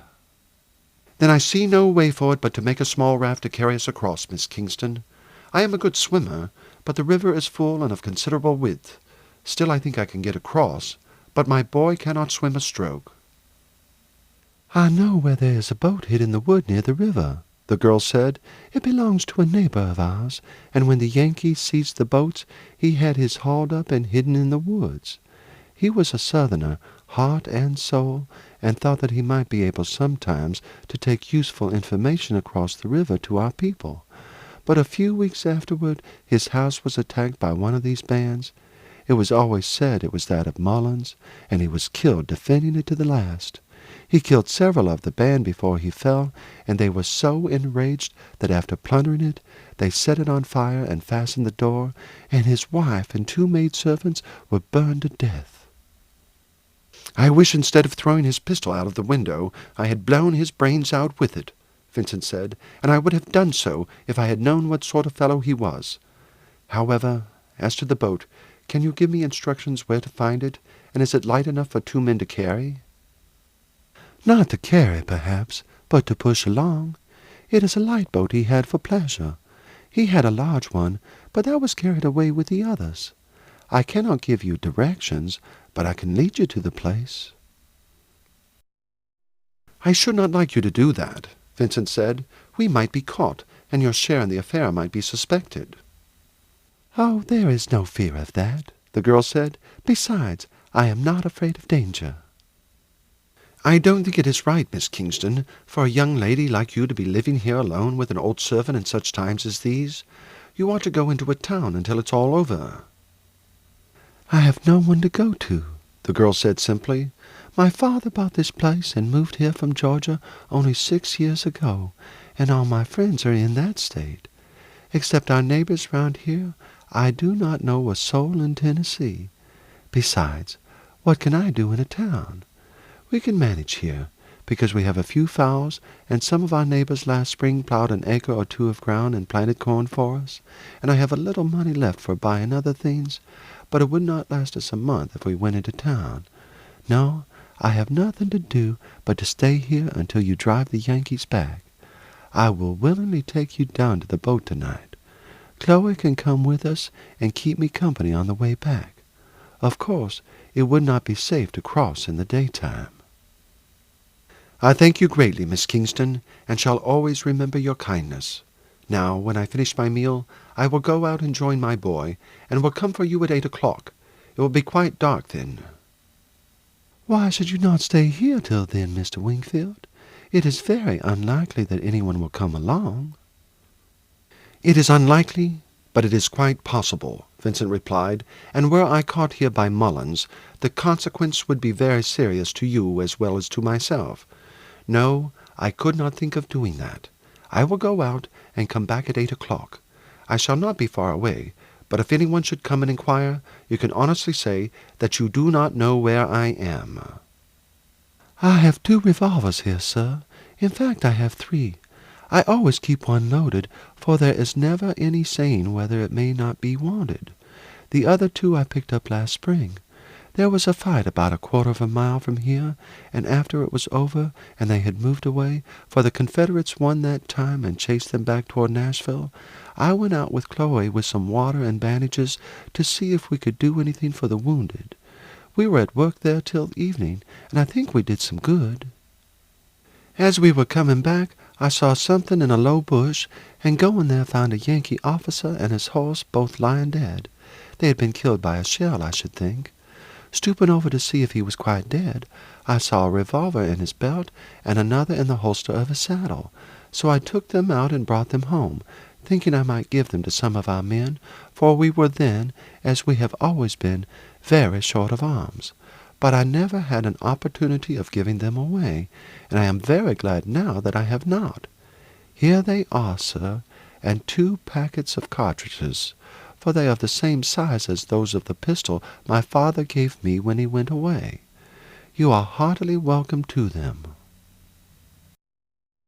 "Thank you extremely," Vincent said, as he took the pistols and placed the packets of ammunition in his pocket. "We cut 2 heavy sticks the night we left Nashville, so as to be able to make something of a fight, but with these weapons we shall feel a match for any small parties we may meet. Then at 8 o'clock I will come back again." "I shall be ready," the girl said, "but I wish you would have stopped. There are so many things I want to ask you about, and these Yankee papers, which are all we see now, are full of lies." "They exaggerate their successes and to some extent conceal their defeats," Vincent said, "but I do not think it is the fault of the newspapers, whose correspondents do seem to me to try and tell the truth to their readers, but of the official dispatches of the generals. The newspapers tone matters down, no doubt, because they consider it necessary to keep up the public spirit, but at times they speak out pretty strongly too. I am quite as sorry to leave as you can be that I should go, Miss Kingston, but I am quite sure that it is very much the wisest thing for me to do. By the way, if I should not be here by 8:30, I shall not come at all, and you will know that something has occurred to alter our plans. I trust there is no chance of anything doing so, but it is as well to arrange so that you should not sit up expecting me. Should I not come back, you will know that I shall be always grateful to you for your kindness, and that when this war is over, if I am alive, I will come back and thank you personally." "Goodbye till this evening," the girl said. "I will not even let myself think that anything can occur to prevent your return." "Golly, Massa Vincent, what a time you have been," Dan said when Vincent rejoined him. "Dis child began to think that something had gone wrong, and was going in another 5 minutes to knock at the door to ask what they had done to you." "It is all right, Dan. I have had breakfast, and have brought some for you. Here are some bread and bacon and a bottle of coffee." "Dat good, massa. My teeth go chatter, chatter with sleeping in these damn woods. Dat coffee do me good, sir. After dat, I shall feel fit for anything." Chapter 12. The Bushwhackers. "By the way, Dan," Vincent said, when the Negro had finished his meal, "we have not talked over that matter of my clothes. I can't imagine how that letter saying that one of us was disguised as a minister and would have a Negro servant came to be written. Did you ever tell the people you lodged with anything about the disguise?" "No, sir, never said one word to dem about it. They don't nothing whatsoever. The way me do with your letter was this. Me go outside town and wait for a long time. At last saw a black fellow come along. Me say to him, 'Can you read?' And he said as he could. I said, 'I got letter. I want to read him. I give you a quarter to read him to me.' So he said yes, and he read the letter. He a long time of making it out, because he read print but not read writing well. He spell it out word by word, but I don't think he understand that it come from prison, only that it come from someone who wanted some rope and a turnscrew. Me do just the same with the second letter. As for the clothes, me buy them that day and make them up in a bundle and not go back to lodging at all. Me not know how anyone could know that I buy that minister clothes for you, sir. Me told the storekeeper that they was for cousin of mine who preached to the colored folk, and that I sent him suit as present. Unless that man follow me and watch me all the time till we go off together, sir, me no see how the devil he guess about it." "That's quite impossible, Dan. It never could have been that way. It is very strange, for it would really seem that no one but you and I and the other 2 officers could possibly know about it." "Perhaps one of them want to do you bad turn, massa, and write so as to get you caught and shut up again." Vincent started at the suggestion. Was it possible that Jackson could have done him this bad turn after his having aided him to make his escape? It would be a villainous trick, but then he had always thought him capable of villainous tricks, and it was only the fact that they were thrown together in prison that had induced him to make up his quarrel with him.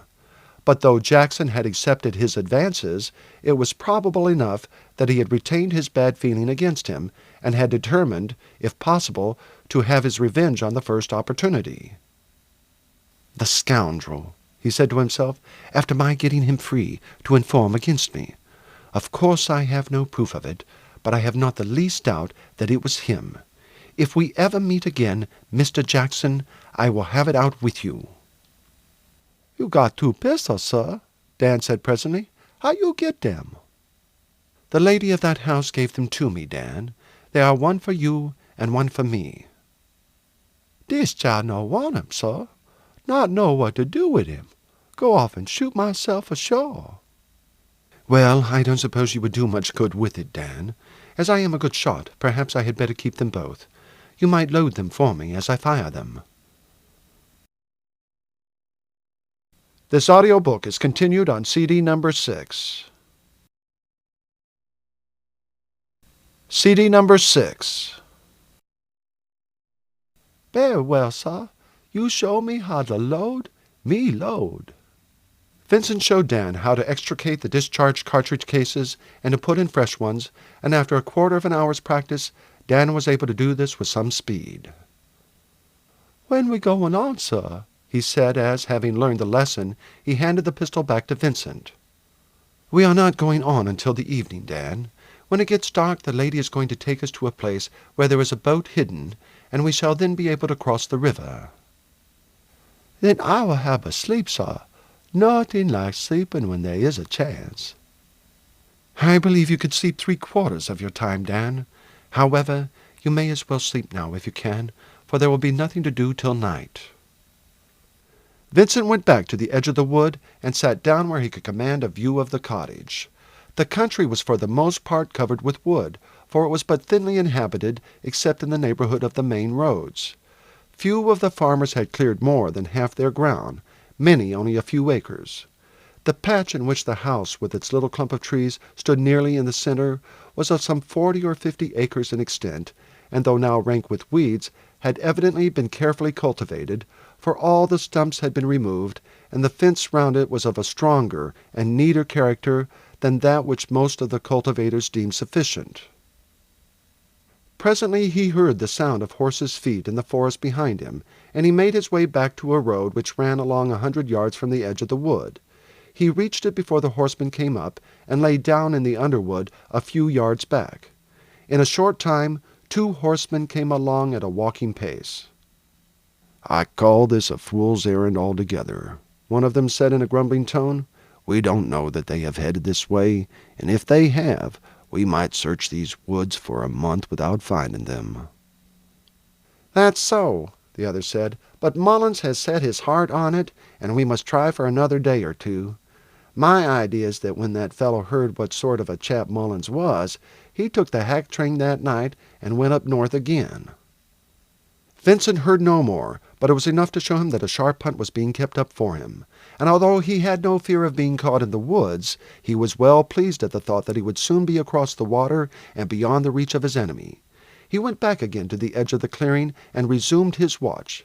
It was just getting dusk, and he was about to join Dan when he saw a party of 12 men ride out from the other side of the wood and make toward the house.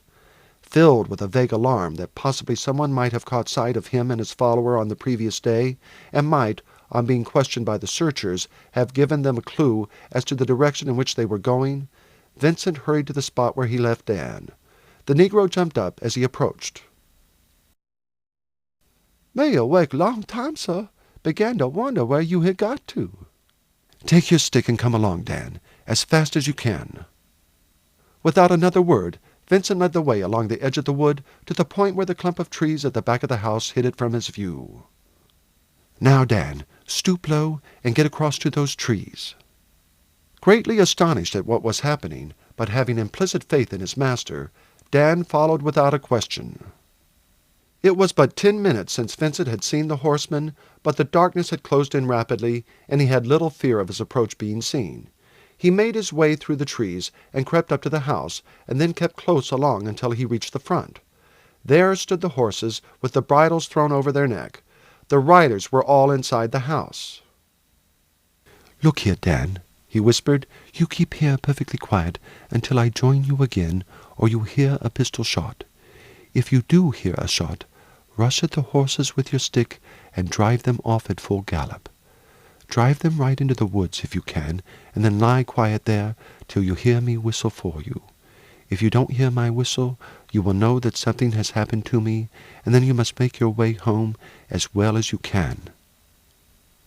"Oh, Massa Vincent," Dan began, but Vincent stopped him. "It's no use talking, Dan. You must do as I order you. I hope all will be well, but it must be done anyhow." "Let me come and load your pistol if I were you, sir." "You can do more good by stampeding the horses, Dan. Perhaps, after all, there will be no trouble." So saying, leaving Dan with tears running down his cheeks, Vincent went to the back of the house and tried the door there. It was fastened. Then he went to the other side, and here, the light streaming through the window, which was open, and the sound of loud voices, showed him the room where the party were. He crept cautiously up and looked in. Mullins was standing facing Lucy Kingston. The rest of the men were standing behind him. The girl was as pale as death, but was quiet and composed. "Now," Mullins said, "I ask you for the last time. You have admitted that a man has been here today, and that you gave him food. You say he is not in the house, and as we have searched it pretty thoroughly, we know that's right enough. You say you don't know where he is, and that may be true enough in a sense, but I have asked you whether he is coming back again, and you won't answer me. I just give you 3 seconds." And he held out his arm with a pistol in it. 1. As the word 2 left his lips, a pistol cracked, and Mullins fell back with a bullet in his forehead. At the same time, Vincent shouted at the top of his voice, "Come on, lads, wipe 'em out altogether. Don't let one of them escape." As he spoke, he discharged his pistol rapidly into the midst of the men, who were for the moment too taken by surprise to move, and every shot took effect upon them. At the same moment, there was a great shouting outside, and the trampling of horses' feet. 1 or 2 of the men hastily returned Vincent's fire, but the rest made a violent rush to the door. Several fell over the bodies of their comrades, and Vincent had emptied one of his revolvers and fired 3 shots with the second before the last of those able to escape did so. 5 bodies remained on the floor. As they were still 7 to 1 against him, Vincent ran to the corner of the house, prepared to shoot them as they came round. But the ruffians were too scared to think of anything but escape, and they could be heard running and shouting across the fields. Vincent ran into the house. He had seen Lucy Kingston fall prostrate at the same instant as the ruffian facing her. Strung up to the highest tension, and expecting in another second to be shot, the crack of Vincent's pistol had brought her down as surely as the bullet of Mullins would have done. Even in the excitement of firing, Vincent felt thankful when he saw her fall, and knew that she was safe from the bullets flying about. When he entered the room, he found the old negress lying beside her, and thought at first that she had fallen in the fray. He found that she was not only alive, but unhurt, having, the instant she saw her young mistress fall, thrown herself upon her to protect her from harm. "Am they all gone, sir?" she asked, as Vincent somewhat roughly pulled her off the girl's body. "They have all gone, Chloe, but I do not know how soon they may be back again. Get your mistress round as soon as you can. I am sure that she has only fainted, for she fell the instant I fired, before another pistol had gone off." Leaving the old woman to bring Miss Kingston round, he reloaded his pistols and went to the door. In a few minutes the sound of horses galloping was heard. "Halt, or I fire!" he shouted. "Don't shoot, sir! Don't shoot! It am me!" And Dan rode up, holding the second horse by the bridle. "I thought I might as well get two of them, so I jump on the back of one and get hold of another bridle while I was waiting to hear your pistol fire. Then the moment I heard that, I set the others off and chased them to the corner where the gate was where they came in at, and along the road for half a mile. They so frightened they not stop for a long time to come. Then I turned into the wood and went through the trees so as not to meet them fellows, and lifted two of the bars of the fence, and here I am. You are not hurt, massa?" "My left arm is broken, I think, Dan, but that is of no consequence. I have shot 5 of these fellows, their leader among them, and I expect 3 of the others have got a bullet somewhere or other in them. There was such a crowd round the door that I don't think one shot missed. It was well I thought of stampeding the horses. That gave them a greater fright than my pistols. No doubt they thought that there was a party of our bushwhackers upon them. Now, Dan, you keep watch and let me know if you see any signs of their returning. I think they are too shaken up to want any more fighting, but as there are 7 of them, and they may guess there are only 2 or 3 of us, it is possible they may try again." "Me don't think they try any more, sir. Anyhow, I look out sharp." So saying, Dan, fastening up one of the horses, rode the other in a circle round and round the house and little plantation, so that it would not be possible for anyone to cross the clearing without being seen.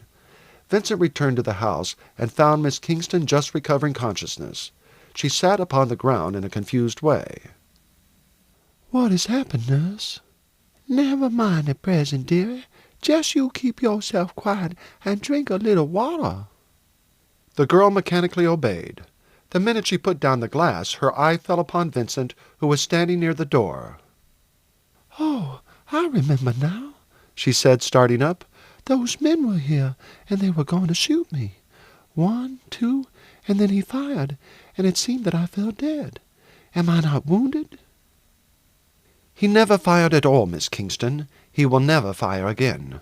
I shot him as he said 2, and no doubt the shock of the sunshot caused you to faint dead away. You fell the same instant that he did." "But where are the others?" the girl said with a shudder. "How imprudent of you to come here. I hoped you had seen them coming toward the house." "I did see them, Miss Kingston, and that was the reason I came. I was afraid they might try rough measures to learn from you where I was hidden. I arrived at the window just as the scoundrel was pointing his pistol toward you, and then there was no time to give myself up, and I had nothing to do for it but to put a bullet through his head in order to save you. Then I opened fire upon the rest, and my boy drove off their horses. They were seized with a panic and bolted, thinking they were surrounded. Of course I kept up my fire, and there are 4 of them in the next room besides their captain. And now, if you please, I will get you in the first place to bind my arm tightly across my chest, for one of their bullets hit me in the left shoulder, and has, I fancy, broken it." The girl gave an exclamation of dismay. "Do not be alarmed, Miss Kingston. A broken shoulder is not a very serious matter, only I would rather it had not happened just at the present moment. There are more important affairs in hand. The question is, what is to become of you? It is quite impossible that you should stay here after what has happened. Those scoundrels are sure to come back again." "What am I to do, Chloe?" the girl asked in perplexity. "I am sure we cannot stay here.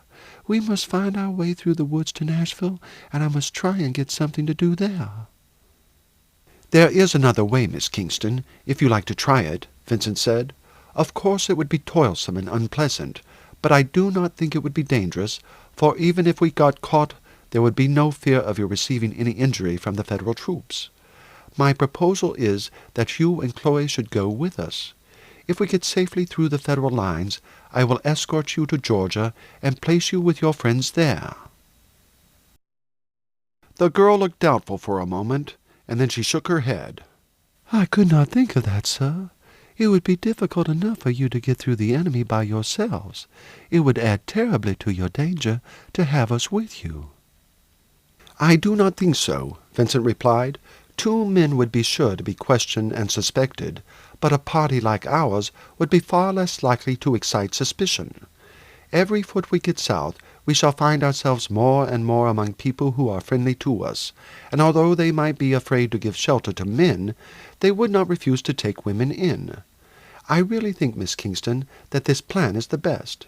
In the first place, it would be a dangerous journey for you through the woods to Nashville, and if you fall into the hands of any of those ruffians who have been here, you may expect no mercy.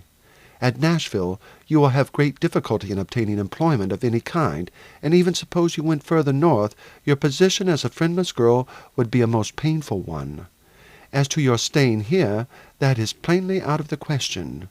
I think that there is no time to lose in making a decision. Those fellows may go to the camp at the bridge, give their account of the affair, declare they have been attacked by a party of Confederate sympathizers, and return here with a troop of horse." "What do you say, Chloe?" Lucy asked. "I's ready to go with you wherever you like, Miss Lucy. But I do think that in times like this that a young gal is best with her own folk. It may be hard work getting across, but as to danger, there can't be much more danger than there has been in stopping along here, so it seems to me best to do as this young officer says." "Very well, then. I will, sir. We will go under your protection, and will give you as little trouble as we can. We will be ready in 5 minutes. Now, Chloe, let us put a few things together. The fewer the better. Just a small bundle which we can carry in our hands."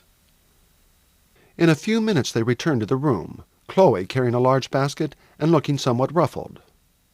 "Chloe is a little upset," the girl said, smiling, "because I won't put my best things on, and the leaving her Sunday gown behind is a sore trouble to her." "No wonder, sir," Chloe said. "Why, they say that there am no pretty dresses in the Confederacy, and that blue gown with red spots is just as good as new, and it am downright awful to think that those fellows will come back and take it." "Never mind, Chloe," Vincent said, smiling. "No doubt we are short of pretty dresses in the South, but I dare say we shall be able to find you something that will be almost as good. But we must not stand talking. You are sure you have got everything of value, Miss Kingston?" "I have got my purse," she said, "and Chloe has got some food. I don't think there is anything else worth taking in the house." "Very well, we will be off," Vincent said, leading the way to the door. A minute later Dan rode past, and Vincent called him and told him they were going to start. "Shall we take the horses, sir?" "No, Dan. We are going to carry out our original plan of crossing the river in a boat, and I think the horses would be rather in our way than not. But you had better not leave them here. Take them to the farther side of the clearing and get them through the fence into the forest. Then strike across as quickly as you can and join us where we were stopping today. Miss Kingston and her servant are going with us. They cannot stay here after what has taken place." Dan at once rode off with the 2 horses, and the others walked across to the edge of the clearing and waited until he rejoined them. "Now, Miss Kingston, you must be our guide at present." "We must cross the road first," the girl said. "Nearly opposite to where we are there is a little path through the wood leading straight down to the river. The boat lies only a short distance from it." The path was a narrow one, and it was very dark under the trees. "Mind how you go," Vincent said as the girl stepped lightly on ahead. "You might get a heavy fall if you caught your foot on a root." She instantly moderated her pace. "I know the path well, but it was thoughtless of me to walk so fast. I forgot you did not know it, and if you were to stumble, you might hurt your arm terribly. How does it feel now?" "It certainly hurts a bit," Vincent replied in a cheerful tone, "but now it is strapped tightly to me, it cannot move much. Please do not worry about me." "Oh," she said, "I cannot forget how you got it, how you attacked 12 men to save me." Still less can I forget, Miss Kingston, how you, a young girl, confronted death rather than say a word that would place me in their power. That was quite different, Mr. Wingfield. My own honor was pledged not to betray you, who had trusted me. Well, we were quite quits for the present, Miss Kingston, or rather, we will be content to remain for the present in each other's debt. A quarter of an hour's walking brought them to the river. Now, Lucy said, we must make our way about 10 yards through these bushes to the right. With some difficulty they passed through the thick screen of bushes, the girl still leading the way. Here it is, she said. I have my hand upon it. Vincent was soon beside her, and the negroes quickly joined them. There are no oars in the boat, Vincent said, feeling along the seat. Oh, I forgot. They are stowed away behind the bushes on the right. They were taken out so that if the Yankees found the boat, it would be of no use to them. Dan made his way through the bushes, and soon found the oars. Then, uniting their strength, they pushed the boat through the high rushes that screened it from the river. "It is afloat," Vincent said. "Now, Dan, take your place in the bow." I will row, Mr. Wingfield. I am a very good hand at it, so please take your seat with Chloe in the stern.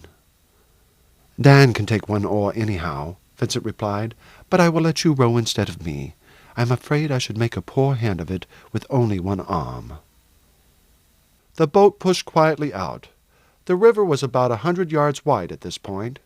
They had taken but a few strokes when Vincent said, "You must row hard, Miss Kingston, or we shall have to swim for it. The water is coming through the seams fast." The girl and Dan exerted themselves to the utmost, but short as was the passage, the boat was full almost to the gunwale before they reached the opposite bank, the heat of the sun having caused the planks to open during the months it had been lying ashore. This is a wet beginning, Lucy Kingston said, laughing, as she tried to wring the water out of the lower part of her dress. Here, Chloe, you wring me and I will wring you. "Now, Dan, get hold of that head rope," Vincent said. "Haul her up little by little as the water runs out over the stern." I should not trouble about the boat, Mr. Wingfield. It is not likely we shall ever want it again. "I was not thinking of the boat. I was thinking of ourselves. If it should happen to be noticed at the next bridge as it drifted down, it would at once suggest to anyone on the lookout for us that we had crossed the river, whereas, if we get it among the bushes here, they will believe that we are hidden in the woods or have headed back to the north, and we shall be a long way across the line, I hope, before they give up searching for us in the woods on the other side." Yes, I didn't think of that. We will help you with the rope. The boat was very heavy, now that it was full of water. Inch by inch it was pulled up until the water was all out except near the stern. Dan and Vincent then turned it bottom upward, and it was soon hauled up among the bushes. "Now, Miss Kingston, which do you think is our best course? I know nothing whatever of the geography here." The next town is Mount Pleasant. That is where the Williamsport Road passes the railway.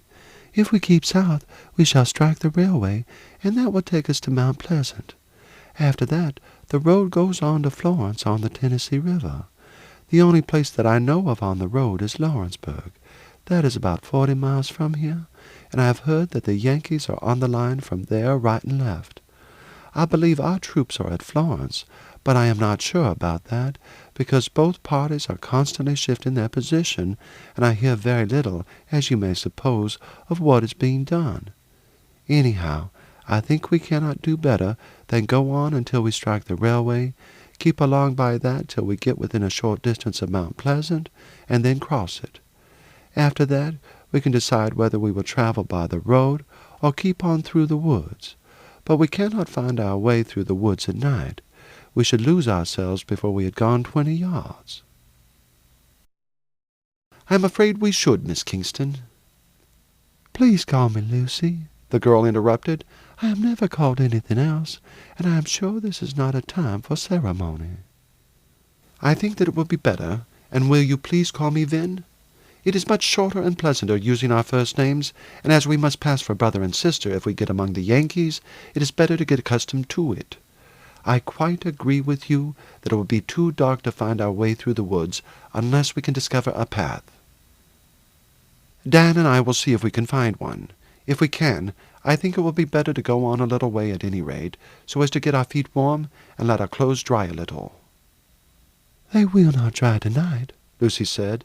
"It is so damp in the woods that even if our clothes were dry now, they would be wet before morning." "I did not think of that. Yes, in that case, I do not see that we should gain anything by going farther.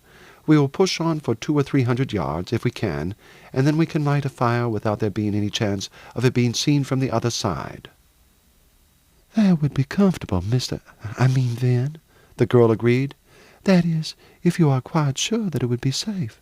I would rather be wet all night than that we should run any risk." "I am sure if we can get a couple of 100 yards into this thick wood, the fire would not be seen through it," Vincent said. "Of course I do not mean to make a great bonfire, which would light up the forest." For half an hour they forced their way through the bushes, and then Vincent said he was sure that they had come far enough. Finding a small open space, Dan and Lucy and the negress set to work collecting leaves and dry sticks. Vincent had still in his pocket the newspaper he had bought in the streets of Nashville, and he always carried lights. A piece of the paper was crumpled up and lighted. A few of the driest leaves they could find dropped upon it, then a few twigs, until at last a good fire was burning. "I think that is enough for the present," Vincent said. "We will keep on adding wood as fast as it burns down, so as to get a great pile of embers, and keep 2 or 3 good big logs burning all night." He then gave directions to Dan, who cut a long stick and fastened it to 2 saplings, one of which grew just in front of the fire. Then he set to work and cut off branches and laid them sloping against it, and soon had an arbor constructed of sufficient thickness to keep off the night dews. "I think you will be snug in there," Vincent said when he had finished. "The heat of the fire will keep you dry and warm, and if you lie with your heads the other way, I think your things will be dry by the morning. Dan and I will lie down by the other side of the fire. We are both accustomed to sleep in the open air, and have done so for months." "Thank you very much," she said.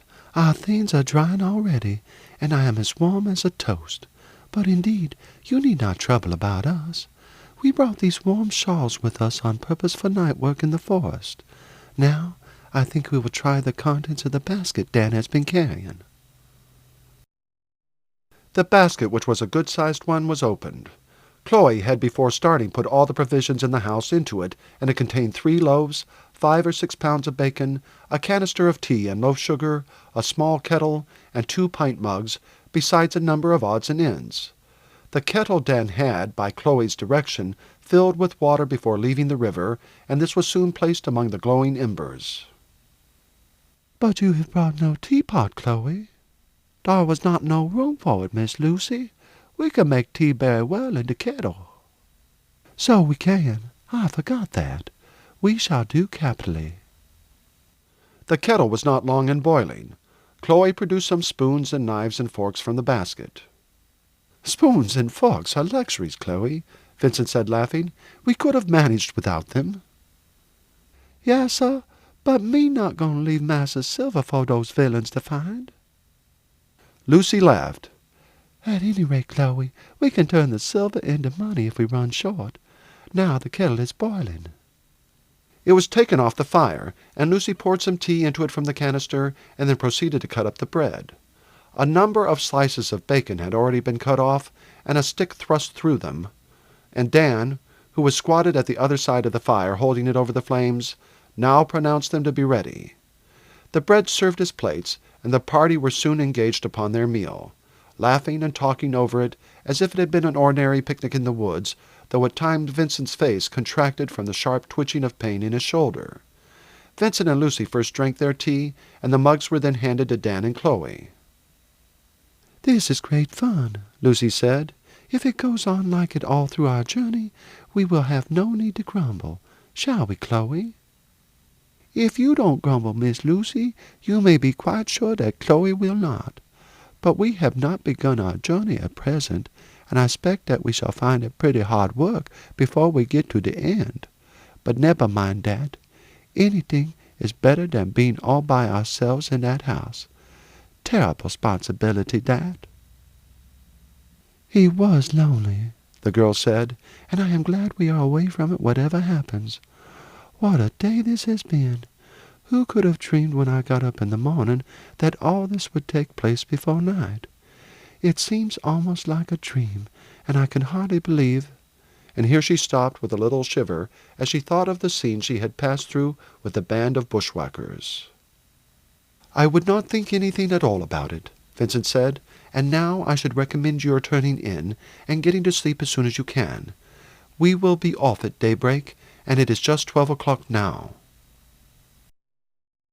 5 minutes later, Lucy and her old nurse were snugly ensconced in their little bower, while Vincent and Dan stretched themselves at full length on the other side of the fire.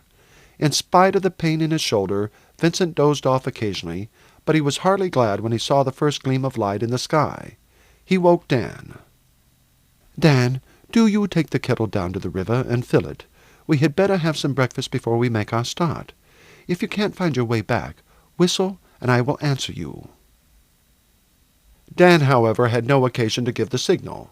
It took him little more than 5 minutes to traverse the distance that had occupied them half an hour in the thick darkness, and Vincent was quite surprised when he reappeared again with the kettle. Not until it was boiling and the bacon was ready did Vincent raise his voice and call Lucy and the nurse. "This is reversing the order of things altogether," the girl said as she came out and saw breakfast already prepared. "I shall not allow it another time, I can tell you." "We are old campaigners, you see," Vincent said, "and accustomed to early movements. Now please let us waste no time, as the sooner we are off, the better." In a quarter of an hour breakfast was eaten and the basket packed, and they were on their way. Now the bright glowing light in the east was sufficient guide to them as to the direction they should take, and setting their face to the south, they started through the forest. In a quarter of an hour they came upon a little stream running through the wood, and here Vincent suggested that Lucy might like a wash, a suggestion which was gratefully accepted. He and Dan went a short distance down the streamlet, and Vincent bathed his face and head. "Dan, I will get you to undo this bandage and get off my coat. Then I will make a pad of my handkerchief and dip it in the water, and you can lay it on my shoulder, and then help me on again with my coat.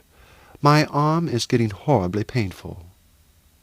Vincent's right arm was accordingly drawn through the sleeve, and the coat turned down so as to enable Dan to lay the wet pad on the shoulder. "It has not bled much," Vincent said, looking down at it. "No, sir, not much blood on the shirt." "Pull the coat down as far as the elbow, Dan, and bathe it for a bit." Using his cap as a bailer, Dan bathed the arm for 10 minutes, then the wet pad was placed in position, and with some difficulty the coat got on again. The arm was then bandaged across the chest, and they returned to the women, who were beginning to wonder at the delay.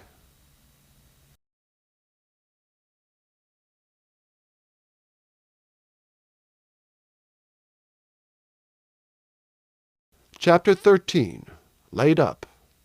"You must see a surgeon whatever the risk," Lucy said when the others joined them, for now that it was light she could see by the paleness of Vincent's face and the drawn expression of the mouth how much he had suffered. "You have made so light of your wound that we have not thought of it half as much as we ought to do, and you must have thought me terribly heartless to be laughing and talking when you were in such pain. But it will never do to go on like this. It is quite impossible for you to be traveling so far without having your shoulder properly attended to." "I should certainly be glad to have it looked to," Vincent replied. "I don't know whether the bullet's there, or if it has made its way out, and if that could be seen to, and some splints or something of that sort put on to keep things in their right place, no doubt I should be easier, but I don't see how it is to be managed.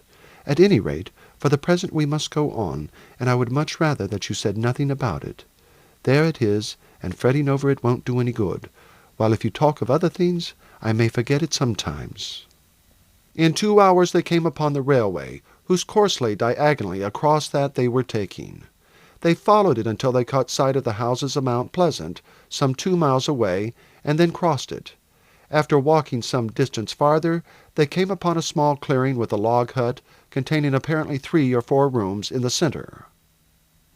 "We had better skirt round this," Vincent suggested. "No," Lucy said in a determined voice. "I have made up my mind I would go to the first place we came to and see whether anything can be done for you. I can see you are in such pain you can hardly walk, and it will be quite impossible for you to go much further. They are sure to be Confederates at heart here, and even if they will not take us in, there is no fear of their betraying us. At any rate, we must risk it." Vincent began to remonstrate, but without paying any attention to him, the girl left the shelter of the trees and walked straight toward the house. The others followed her. Vincent had opposed her suggestion, but he had for some time acknowledged to himself that he could not go much further. He had been trying to think what had best be done, and had concluded that it would be safest to arrange with some farmer to board Lucy and her nurse for a time, while he himself with Dan went a bit further, and then, if they could get no one to take them in, would camp up in the woods and rest. He decided that in a day or two, if no improvement took place in his wound, he would give himself up to the Federals at Mount Pleasant, as he would there be able to get his wound attended to. "I don't think there is anyone in the house," Lucy said, looking back over her shoulder. "There is no smoke coming from the chimney, and the shutters are closed, and besides, the whole place looks neglected." Upon reaching the door of the house, it was evident that it had been deserted. Lucy had now assumed the command. "Dan," she said, "there is no shutter to the window of that upper room. You must manage to climb up there and get in at that window, and then open the door to us." "All right, missy, me manage that," Dan said cheerfully. Looking about, he soon found a long pole which would answer his purpose, placed the end of this against the window, and climbed up. It was not more than 12 feet above the ground. He broke one of the windows, and inserting his hand undid the fastening and climbed in at the window. A minute later they heard a grating sound, and then the lock shot back under the application of his knife, and the door swung open. "That will do nicely," Lucy said, entering. "We will take possession. If the owners happen to come back, we can pay them for the use of the place." The furniture had been removed, with the exception of a few of the heavy articles, and Chloe and Lucy at once set to work, and with bunches of long grass swept out one of the rooms. Dan cut a quantity of grass, and piled it upon an old bedstead that stood in the corner, and Lucy smoothed it down. "Now, sir," she said peremptorily to Vincent, "you will lie down and keep yourself quiet. But first of all, I will cut your coat off." One of the table knives soon effected the work, and the coat was rolled up as a pillow. Dan removed his boots, and Vincent, who was now beyond even remonstrating, laid himself down on his cool bed. "Now, Chloe," Miss Kingston said when they had left Vincent's room, "I will leave him to your care. I am sure that you must be thoroughly tired, for I don't suppose you have walked so many miles since you were a girl." "I is tired, missy, but I am ready to do anything you want." "I only want you to attend him, Chloe. First of all, you had better make some tea. You know what is a good thing to give for a fever, and if you can find anything in the garden to make a drink of that sort, do. But I hope he will doze off for some time. When you have done, you had better get this place tidy a little. It is in a terrible litter. Evidently, no one has been in since they moved out." The room indeed was strewed with litter of all sorts, rubbish not worth taking away, old newspapers, and odds and ends of every description. Lucy looked about among these for some time, and with an exclamation of satisfaction at last picked up 2 crumpled envelopes. They were both addressed William Jenkins, Woodford, near Mount Pleasant. "That is just what I wanted," she said. "What am you going to do, Miss Lucy?" "I am going to Mount Pleasant," she said. "Law, Marcy dearie, you are not going to walk that distance. You must have walked 12 miles already." "I should if it were twice as far, Chloe. There are some things we must get. Don't look alarmed. I shall take Dan with me. Now let me see. In the first place there are lemons for making drink, and linseed for poultices, some meat for making broth, and some flour, and other things for ourselves. We may have to stay here for some time. Tell me just what you want, and I will get it." Chloe made out a list of necessaries. "I shan't be gone long," the girl said. "If he asks after me or Dan, make out we are looking about the place to see what is useful. Don't let him know I have gone to Mount Pleasant. It might worry him." Dan at once agreed to accompany the girl to Mount Pleasant when he heard that she was going to get things for his master. Looking about, he found an old basket among the litter, and they started without delay by the one road from the clearing, which led, they had no doubt, to the town. It was about 2 miles distant, and was really but a large village. A few Federal soldiers from the camp hard by were lounging about the streets, but these paid no attention to them. Lucy soon made her purchases, and then went to the house that had been pointed out to her as being inhabited by the doctor who attended to the needs of the people of Mount Pleasant and the surrounding district. Fortunately, he was at home. Lucy looked at him closely as he entered the room and took his seat. He was a middle-aged man with a shrewd face, and she at once felt that she might have confidence in it. "Doctor," she said, "I want you to come out to see someone who is very ill." "What is the matter with him? Or is it him or her?" It's, and Lucy hesitated, a hurt he has got." "A wound, I suppose," the doctor said quietly. "You may as well tell me at once, as for me to find out when I get there. Then I can take whatever is required with me." "Yes, sir, it is a wound," Lucy said. "His shoulder is broken, I believe, by a pistol bullet." "Humph," the doctor said. "It might have been worse. Do not hesitate to tell me all about it, young lady. I have had a vast number of cases on hand since these troubles began. By the way, I do not know your face, and I thought I knew every one within 15 miles around." "I come from the other side of the Duck River, but at present he is lying at a place called Woodford, but 2 miles from here." "Oh, yes, I know it, but I thought it was empty. Let me see, a man named Jenkins lived there. He was killed at the beginning of the troubles in a fight near Murfreesboro. His widow moved in here, and she has married again and gone 5 miles on the other side. I know she was trying to sell the old place." "We have not purchased it, sir. We have just squatted there. My friend was taken so bad that we could go no further. We were trying, doctor, to make our way down south." "Your friend, whoever he is, did a very foolish thing to bring a young lady like yourself on such a long journey. You are not a pair of runaway lovers, are you?" "No, indeed," Lucy said, flushing scarlet. "We have no idea of such a thing. I was living alone, and the house was attacked by bushwhackers, the band of a villain named Mullins."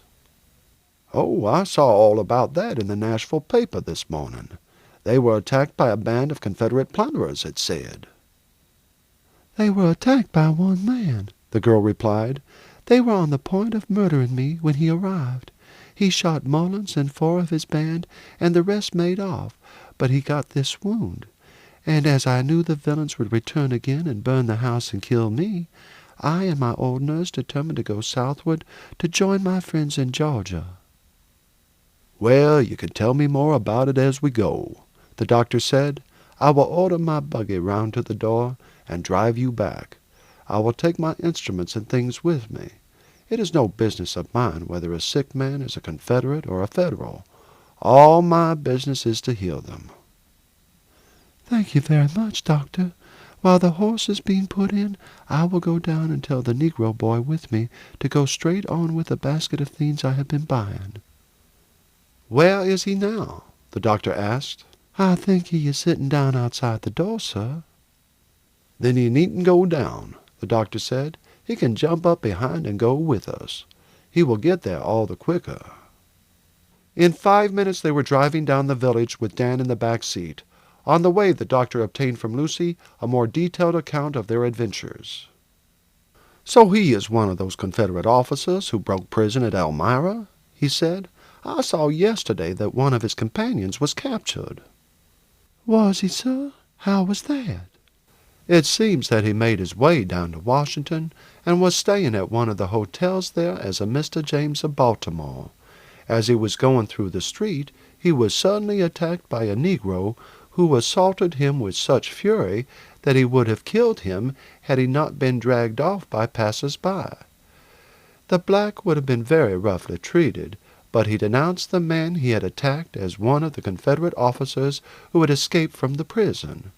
It seems that the Negro had been a slave of his who had been barbarously treated, and finally succeeded in making his escape and reaching England, after which he went to Canada.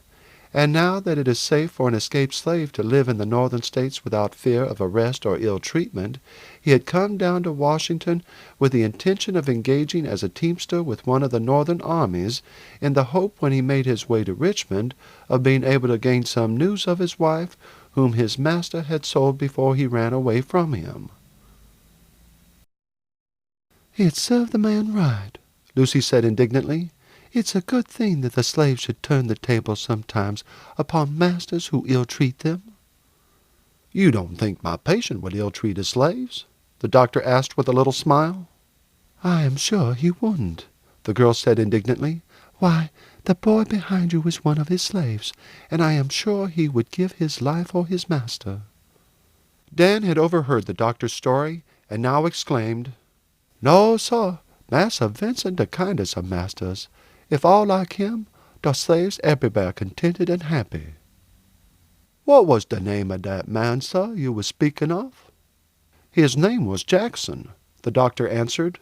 "I thought so," Dan exclaimed in excitement. "Massa never mentioned the names of the two officers who got out with him, and it war too dark for me to see their faces, but that story made me think it must be him. Very bad man, that. He lives close to us, and Massa Vincent one day pretty nigh kill him because he beat that very man who has catched him now on the street of Washington. When that man sell him wife, Massa Vincent buy her so as to prevent her falling into bad hands. She's safe now with his mother at the orangery. That's the name of her plantation." "My patient must be quite an interesting fellow, young lady," the doctor said, with a rather slight twinkle of his eye. "A very knight-errant. But there is the house now. We shall soon see all about him." Taking with him the case of instruments and medicines he had brought, the doctor entered Vincent's room. Lucy entered first, and although surprised to see a stranger with her, Vincent saw by her face that there was no cause for alarm. "I have brought you a doctor," she said. "You could not go on as you were, you know. So Dan and I have been to fetch one." The doctor now advanced and took Vincent's hand. "Feverish," he said, looking at his cheeks, which were now flushed. "You have been doing too much, I fancy. Now let us look at this wound of yours. Has your servant got any warm water?" he asked Lucy. Lucy left the room and returned in a minute with a kettleful of warm water and a basin, which was among the purchases she had made at Mount Pleasant. "That is right," the doctor said, taking it from her. "Now we will cut open the shirt-sleeve. I think, young lady, you had better leave us, unless you are accustomed to the sight of wounds." "I am not accustomed to them, sir, but as thousands of women have been nursing the wounded in the hospitals, I suppose I can do so now." Taking a knife from the case, the doctor cut open the shirt from the neck to the elbow. The shoulder was terribly swollen and inflamed, and a little exclamation of pain broke from Lucy. "That is the effect of walking and inattention," the doctor said. "If I could have taken him in hand within an hour of his being hit, the matter would have been simple enough. But I cannot search for the ball, or in fact do anything, till we have reduced the swelling. You must put warm poultices on every half hour, and by tomorrow I hope the inflammation will have subsided, and I can then see about the ball. It evidently is somewhere there still, for there is no sign of its having made its exit anywhere. In the meantime, you must give him 2 tablespoons of this cooling draught every 2 hours, and tonight give him this sleeping draught. I will be over tomorrow morning to see him. Do not be uneasy about him. The wound itself is not serious, and when we have got rid of the fever and inflammation, I have no doubt we shall pull him round before long." "I know the wound is nothing," Vincent said. "I have told Miss Kingston so all along. It is nothing at all to one I got at the first battle of Bull Run, where I had 3 ribs badly broken by a shell. I was laid up a long time over that business. Now I hope in a week I shall be fit to travel." The doctor shook his head. "Not as soon as that. Still we will hope it may not be long. Now all you have to do is to lie quiet and not worry, and to get to sleep as quick as you can. You must not let your patient talk, Miss Kingston. It will be satisfactory to you, no doubt," he went on, turning to Vincent, "to know that there is no fear whatever of your being disturbed here. The road leads nowhere, and is entirely out of the way of traffic. I should say you might be here 6 months without even a chance of a visitor. Everyone knows the house is shut up, and as you have no neighbor within half a mile, no one is likely to call in. Even if anyone did by accident come here, you would be in no danger. We are all one way of thinking about here." "Shall we make some broth for him?" Lucy asked after they had left the room. "No, he had best take nothing whatever during the next 24 hours except his medicine and cooling drinks. The great thing is to get down the fever. We can soon build him up afterward." By nightfall the exertions of Dan, Lucy, and Chloe had made the house tidy. Beds of rushes and grass had been made in the room upstairs for the women, and Dan had no occasion for one for himself, as he was going to stay up with his master. He, however, brought a bundle of rushes into the kitchen, and when it became dark, threw himself down upon them for a few hours' sleep, Lucy and her old nurse taking their place in Vincent's room, and promising to rouse Dan at 12 o'clock. During the easy part of the night, Vincent was restless and uneasy, but toward morning he became more quiet and dozed off, and had but just awoke when the doctor drove up at 10 o'clock. He found the inflammation and swelling so much abated that he was able at once to proceed to search for the ball. Chloe was his assistant. Lucy felt that her nerves would not be equal to it, and Dan's hand shook so that he could not hold the basin. In a quarter of an hour, which seemed to Lucy to be an age, the doctor came out of the room. "There is the bullet, Miss Kingston." "And is he much hurt, sir?" "It is a nasty wound," the doctor replied. "The collarbone is badly broken, and I fancy the head of the bone of the upper arm, to put it in language you will understand, is fractured, but of that I cannot be quite sure. I will examine it again tomorrow, and will then bandage it in its proper position. At present I have only put a bandage round the arm and body to prevent movement. I should bathe it occasionally with warm water, and you can give him a little weak broth today. I think, on the whole, he is doing very well. The feeling that you are all for the present safe from detection has had as much to do with the abatement of the fever as my medicine." The next morning the report was still satisfactory. The fever had almost disappeared, and Vincent was in good spirits. The doctor applied the splints to keep the shoulder up in its proper position, and then tightly bandaged it. "It depends upon yourself now," he said, "whether your shoulders are both the same width as before or not. If you will lie quiet and give the broken bones time to reunite, I think I can promise you that you will be as straight as before. But if not, putting aside the chances of inflammation, that shoulder will be lower than the other, and you will never get your full strength in it again. Quiet and patience are the only medicines you require, and as there can be no particular hurry for you to get south, and as your company here is pleasant, and you have 2 good nurses, there is no excuse for your not being quiet and contented." "Very well, doctor. I promise that unless there is a risk of our being discovered, I will be as patient as you can wish. As you say, I have everything to make me contented and comfortable." The doctor had a chat with Lucy, and agreed with her that perhaps it would be better to inform the mistress of the house that there were strangers there. Some of the people living along the road might notice him going or coming, or see Dan on his way to market, and might come and ascertain that the house was inhabited, and communicate the fact to their old neighbor.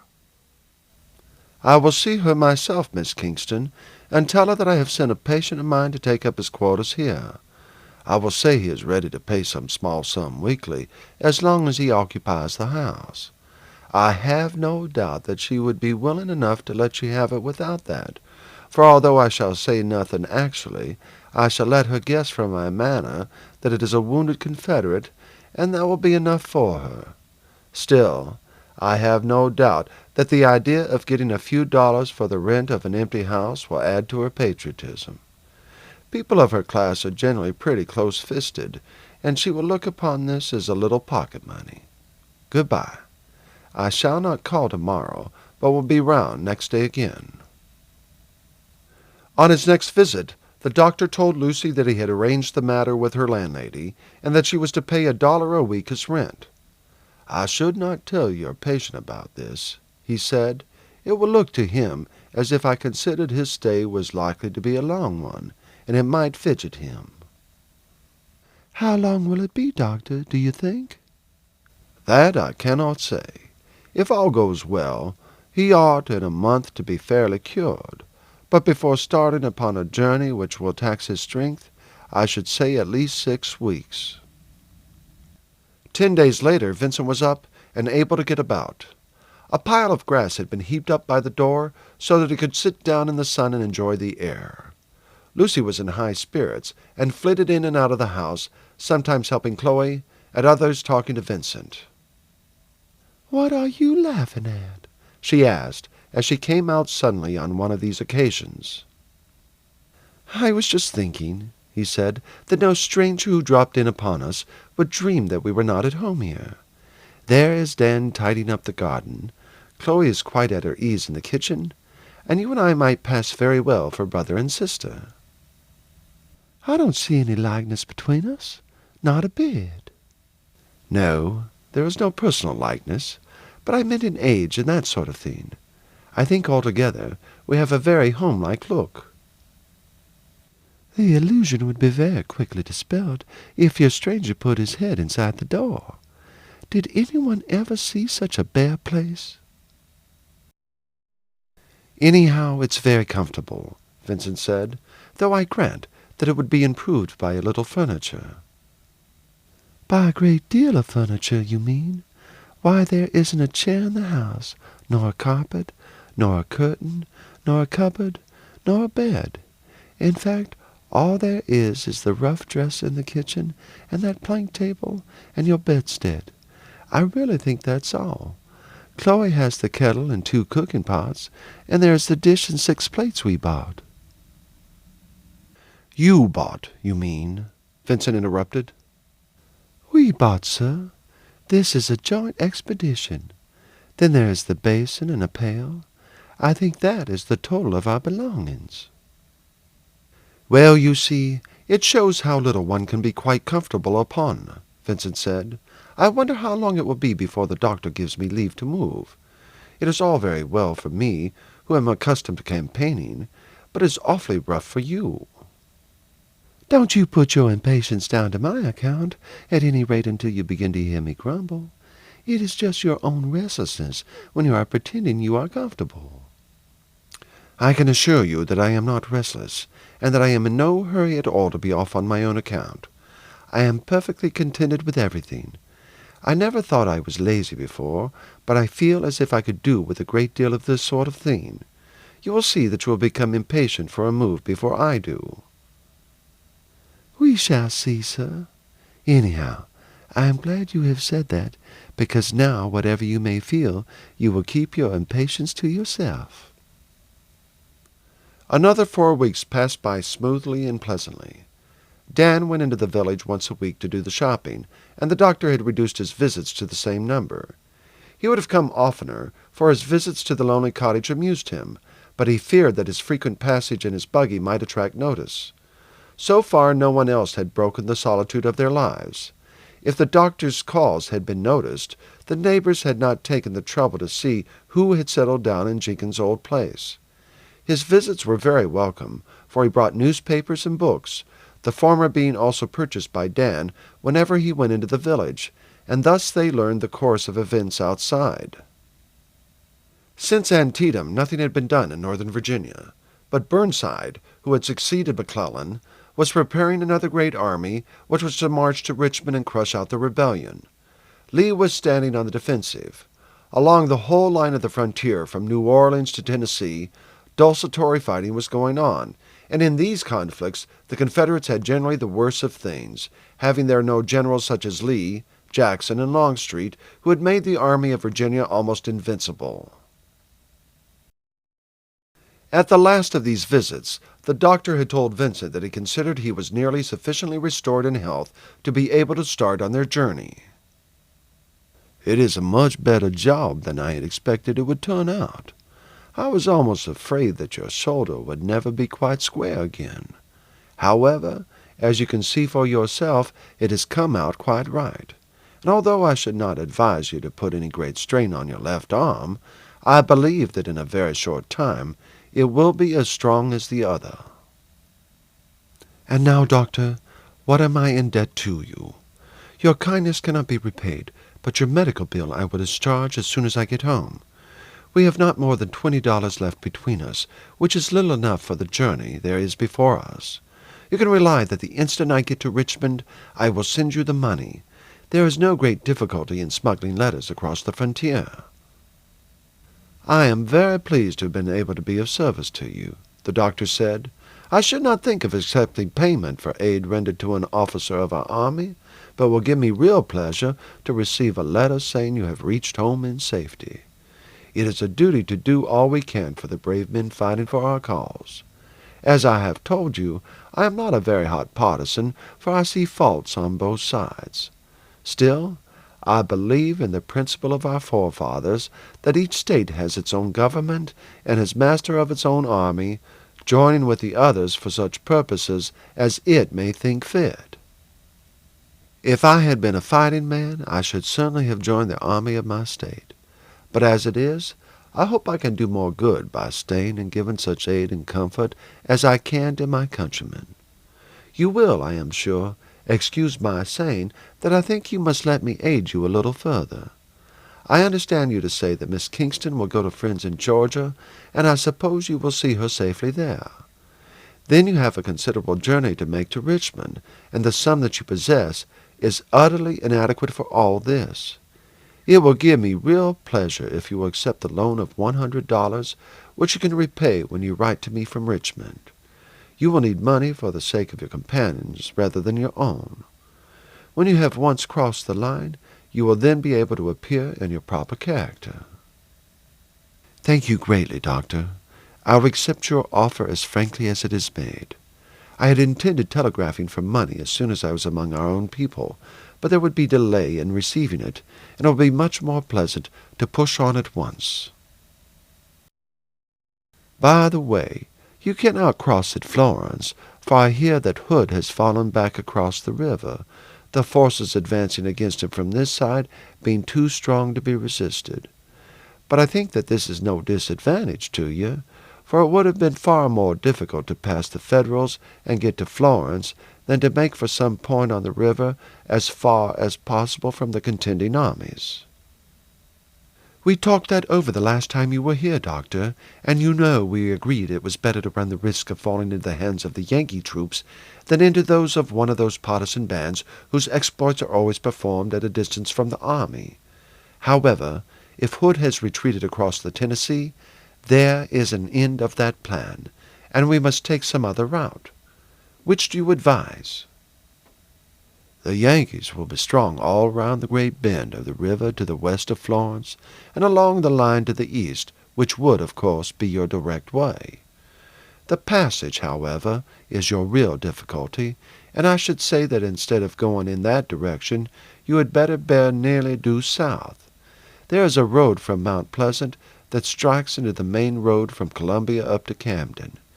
You can cross the river at that point without any question or suspicion, as you would be merely traveling to the west of the state.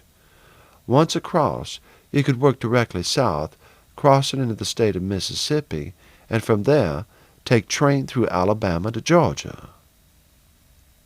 It seems a roundabout way, but I think you would find it far the safest, for there are no armies operating upon that line. The population, at any rate, as you get south, are for us, and there are, so far as I have heard, very few of these bushwhacking bands about either on one side or the other. The difficult part of the journey is that up to Camden, but as you will be going away from the seat of war instead of toward it, there will be little risk of being questioned." "I had thought of buying a horse and cart," Vincent said. "Jogging along a road like that, we should attract no attention. I gave up the idea because our funds were not sufficient, but thanks to your kindness, we might manage now to pick up something of the sort." The doctor was silent for a minute.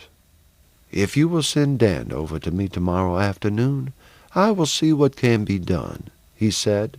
"It would certainly be the safest plan by far, but I must think it over. You will not leave before that, will you?" "Certainly not, Doctor. In any case, we should have stayed another day to get a few more things for our journey." The next afternoon Dan went over to Mount Pleasant. He was away 2 hours longer than they had expected, and they began to feel quite uneasy about him when the sound of wheels was heard, and Dan appeared coming along the road driving a cart. Vincent gave a shout of satisfaction, and Lucy and the negress ran out from the house in delight. "Here am de cart. Me had to go 5 miles from de town to get him. Dat what took me so long. Here am a letter, sir, from the doctor. First-rate man, dat. Good man all over." The letter was as follows: "Dear Mr. Wingfield, I did not see how you would be able to buy a cart, and I was sure that you could not obtain one with the funds in your possession. As from what you have said, I knew that you would not in the least mind the expense. I have taken the matter upon myself, and have bought from your landlady a cart and horse, which will, I think, suit you well. I have paid for them $150, which you can remit me with the 100 I handed you yesterday. Sincerely trusting that you may succeed in carrying out your plans in safety, and with kind regards to yourself and Miss Kingston, I remain yours truly, James Spencer." "That is a noble fellow," Vincent said, "and I trust for his sake, as well as our own, that we shall get safely through. Now, Lucy, I think you had better go into the town the first thing and buy some clothes of good homely fashion. What with the water and the bushes, your dress is grievously dilapidated, to say the least of it. Dan can go with you and buy a suit for me, those fitted for a young farmer. We shall look like a young farmer and his sister jogging comfortably along to market. We can stop and buy a stock of goods at some farm on the way." "That would be capital," the girl said. "I have been greatly ashamed of my old dress, but knowing we were running so short, and that every dollar was of consequence, I made the best of it. Now that we are in funds, we can afford to be respectable." Lucy started early the next morning for the town, and the shopping was satisfactorily accomplished. They returned by 11 o'clock. The new purchases were at once donned, and half an hour later they set off in the cart, Vincent sitting on the side driving, Lucy in the corner facing him on a basket turned topsy-turvy, Dan and Chloe on a thick bag of rushes in the bottom of the cart.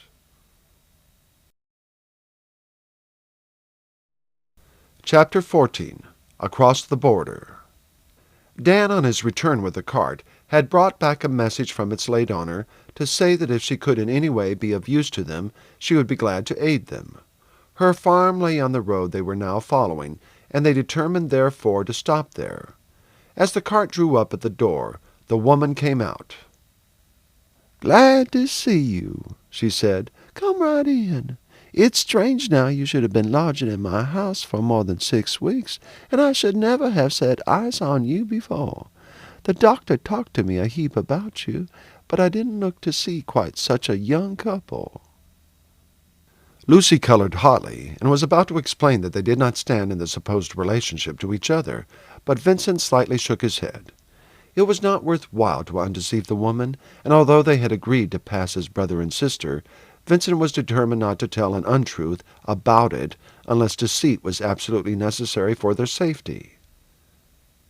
"And you want to get out of the way without questions being asked, I understand," the woman went on. "There are many such about at present. I don't want to ask no questions. The war has brought trouble enough on me. Now is there anything I can do? If so, say it right out." "Yes, there is something you can do for us.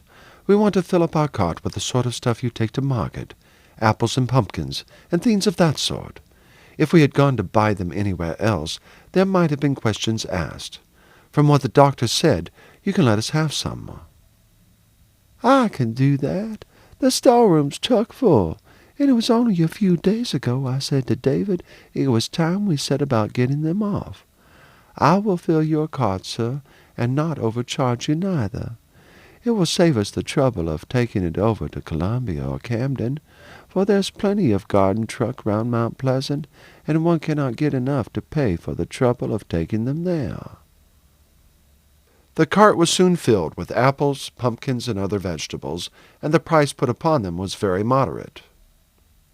"What ought we to ask for these?" Vincent soon inquired. "One does not want to be extra cheap or dear." The woman informed them of the prices they might expect to get for the produce, and they at once started amid many warm good wishes from her. Before leaving the farm, the woman had given them a letter to her sister who lived a mile from Camden.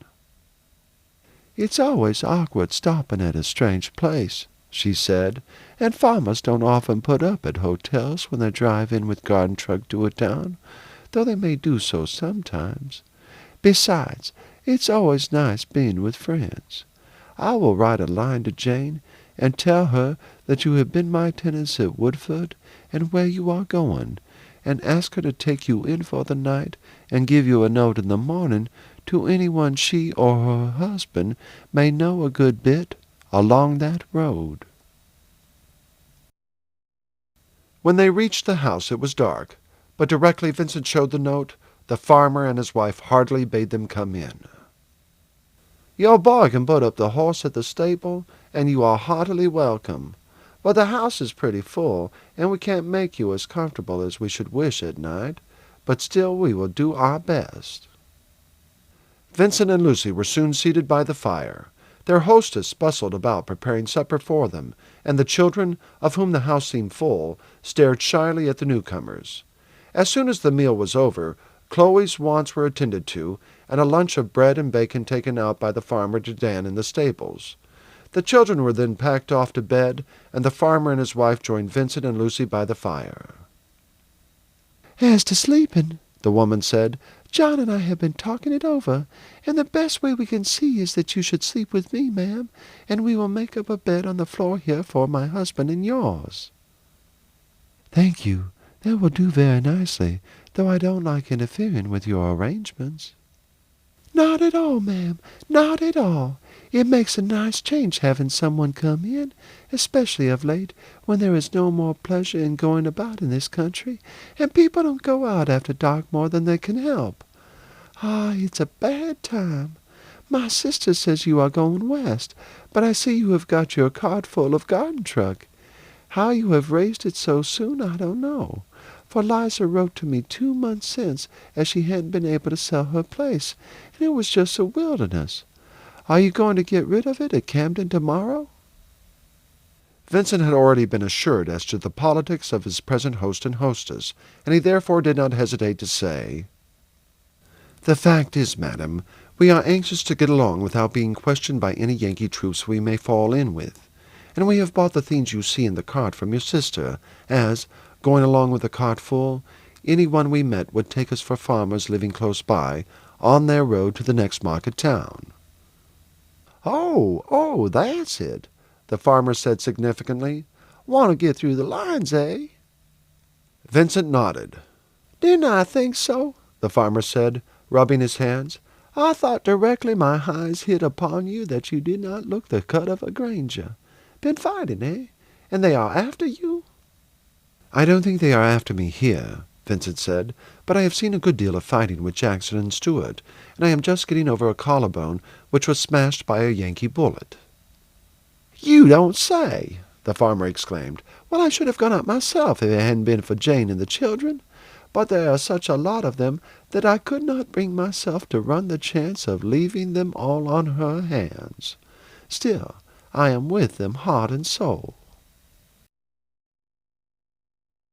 This audiobook is continued on CD number 7.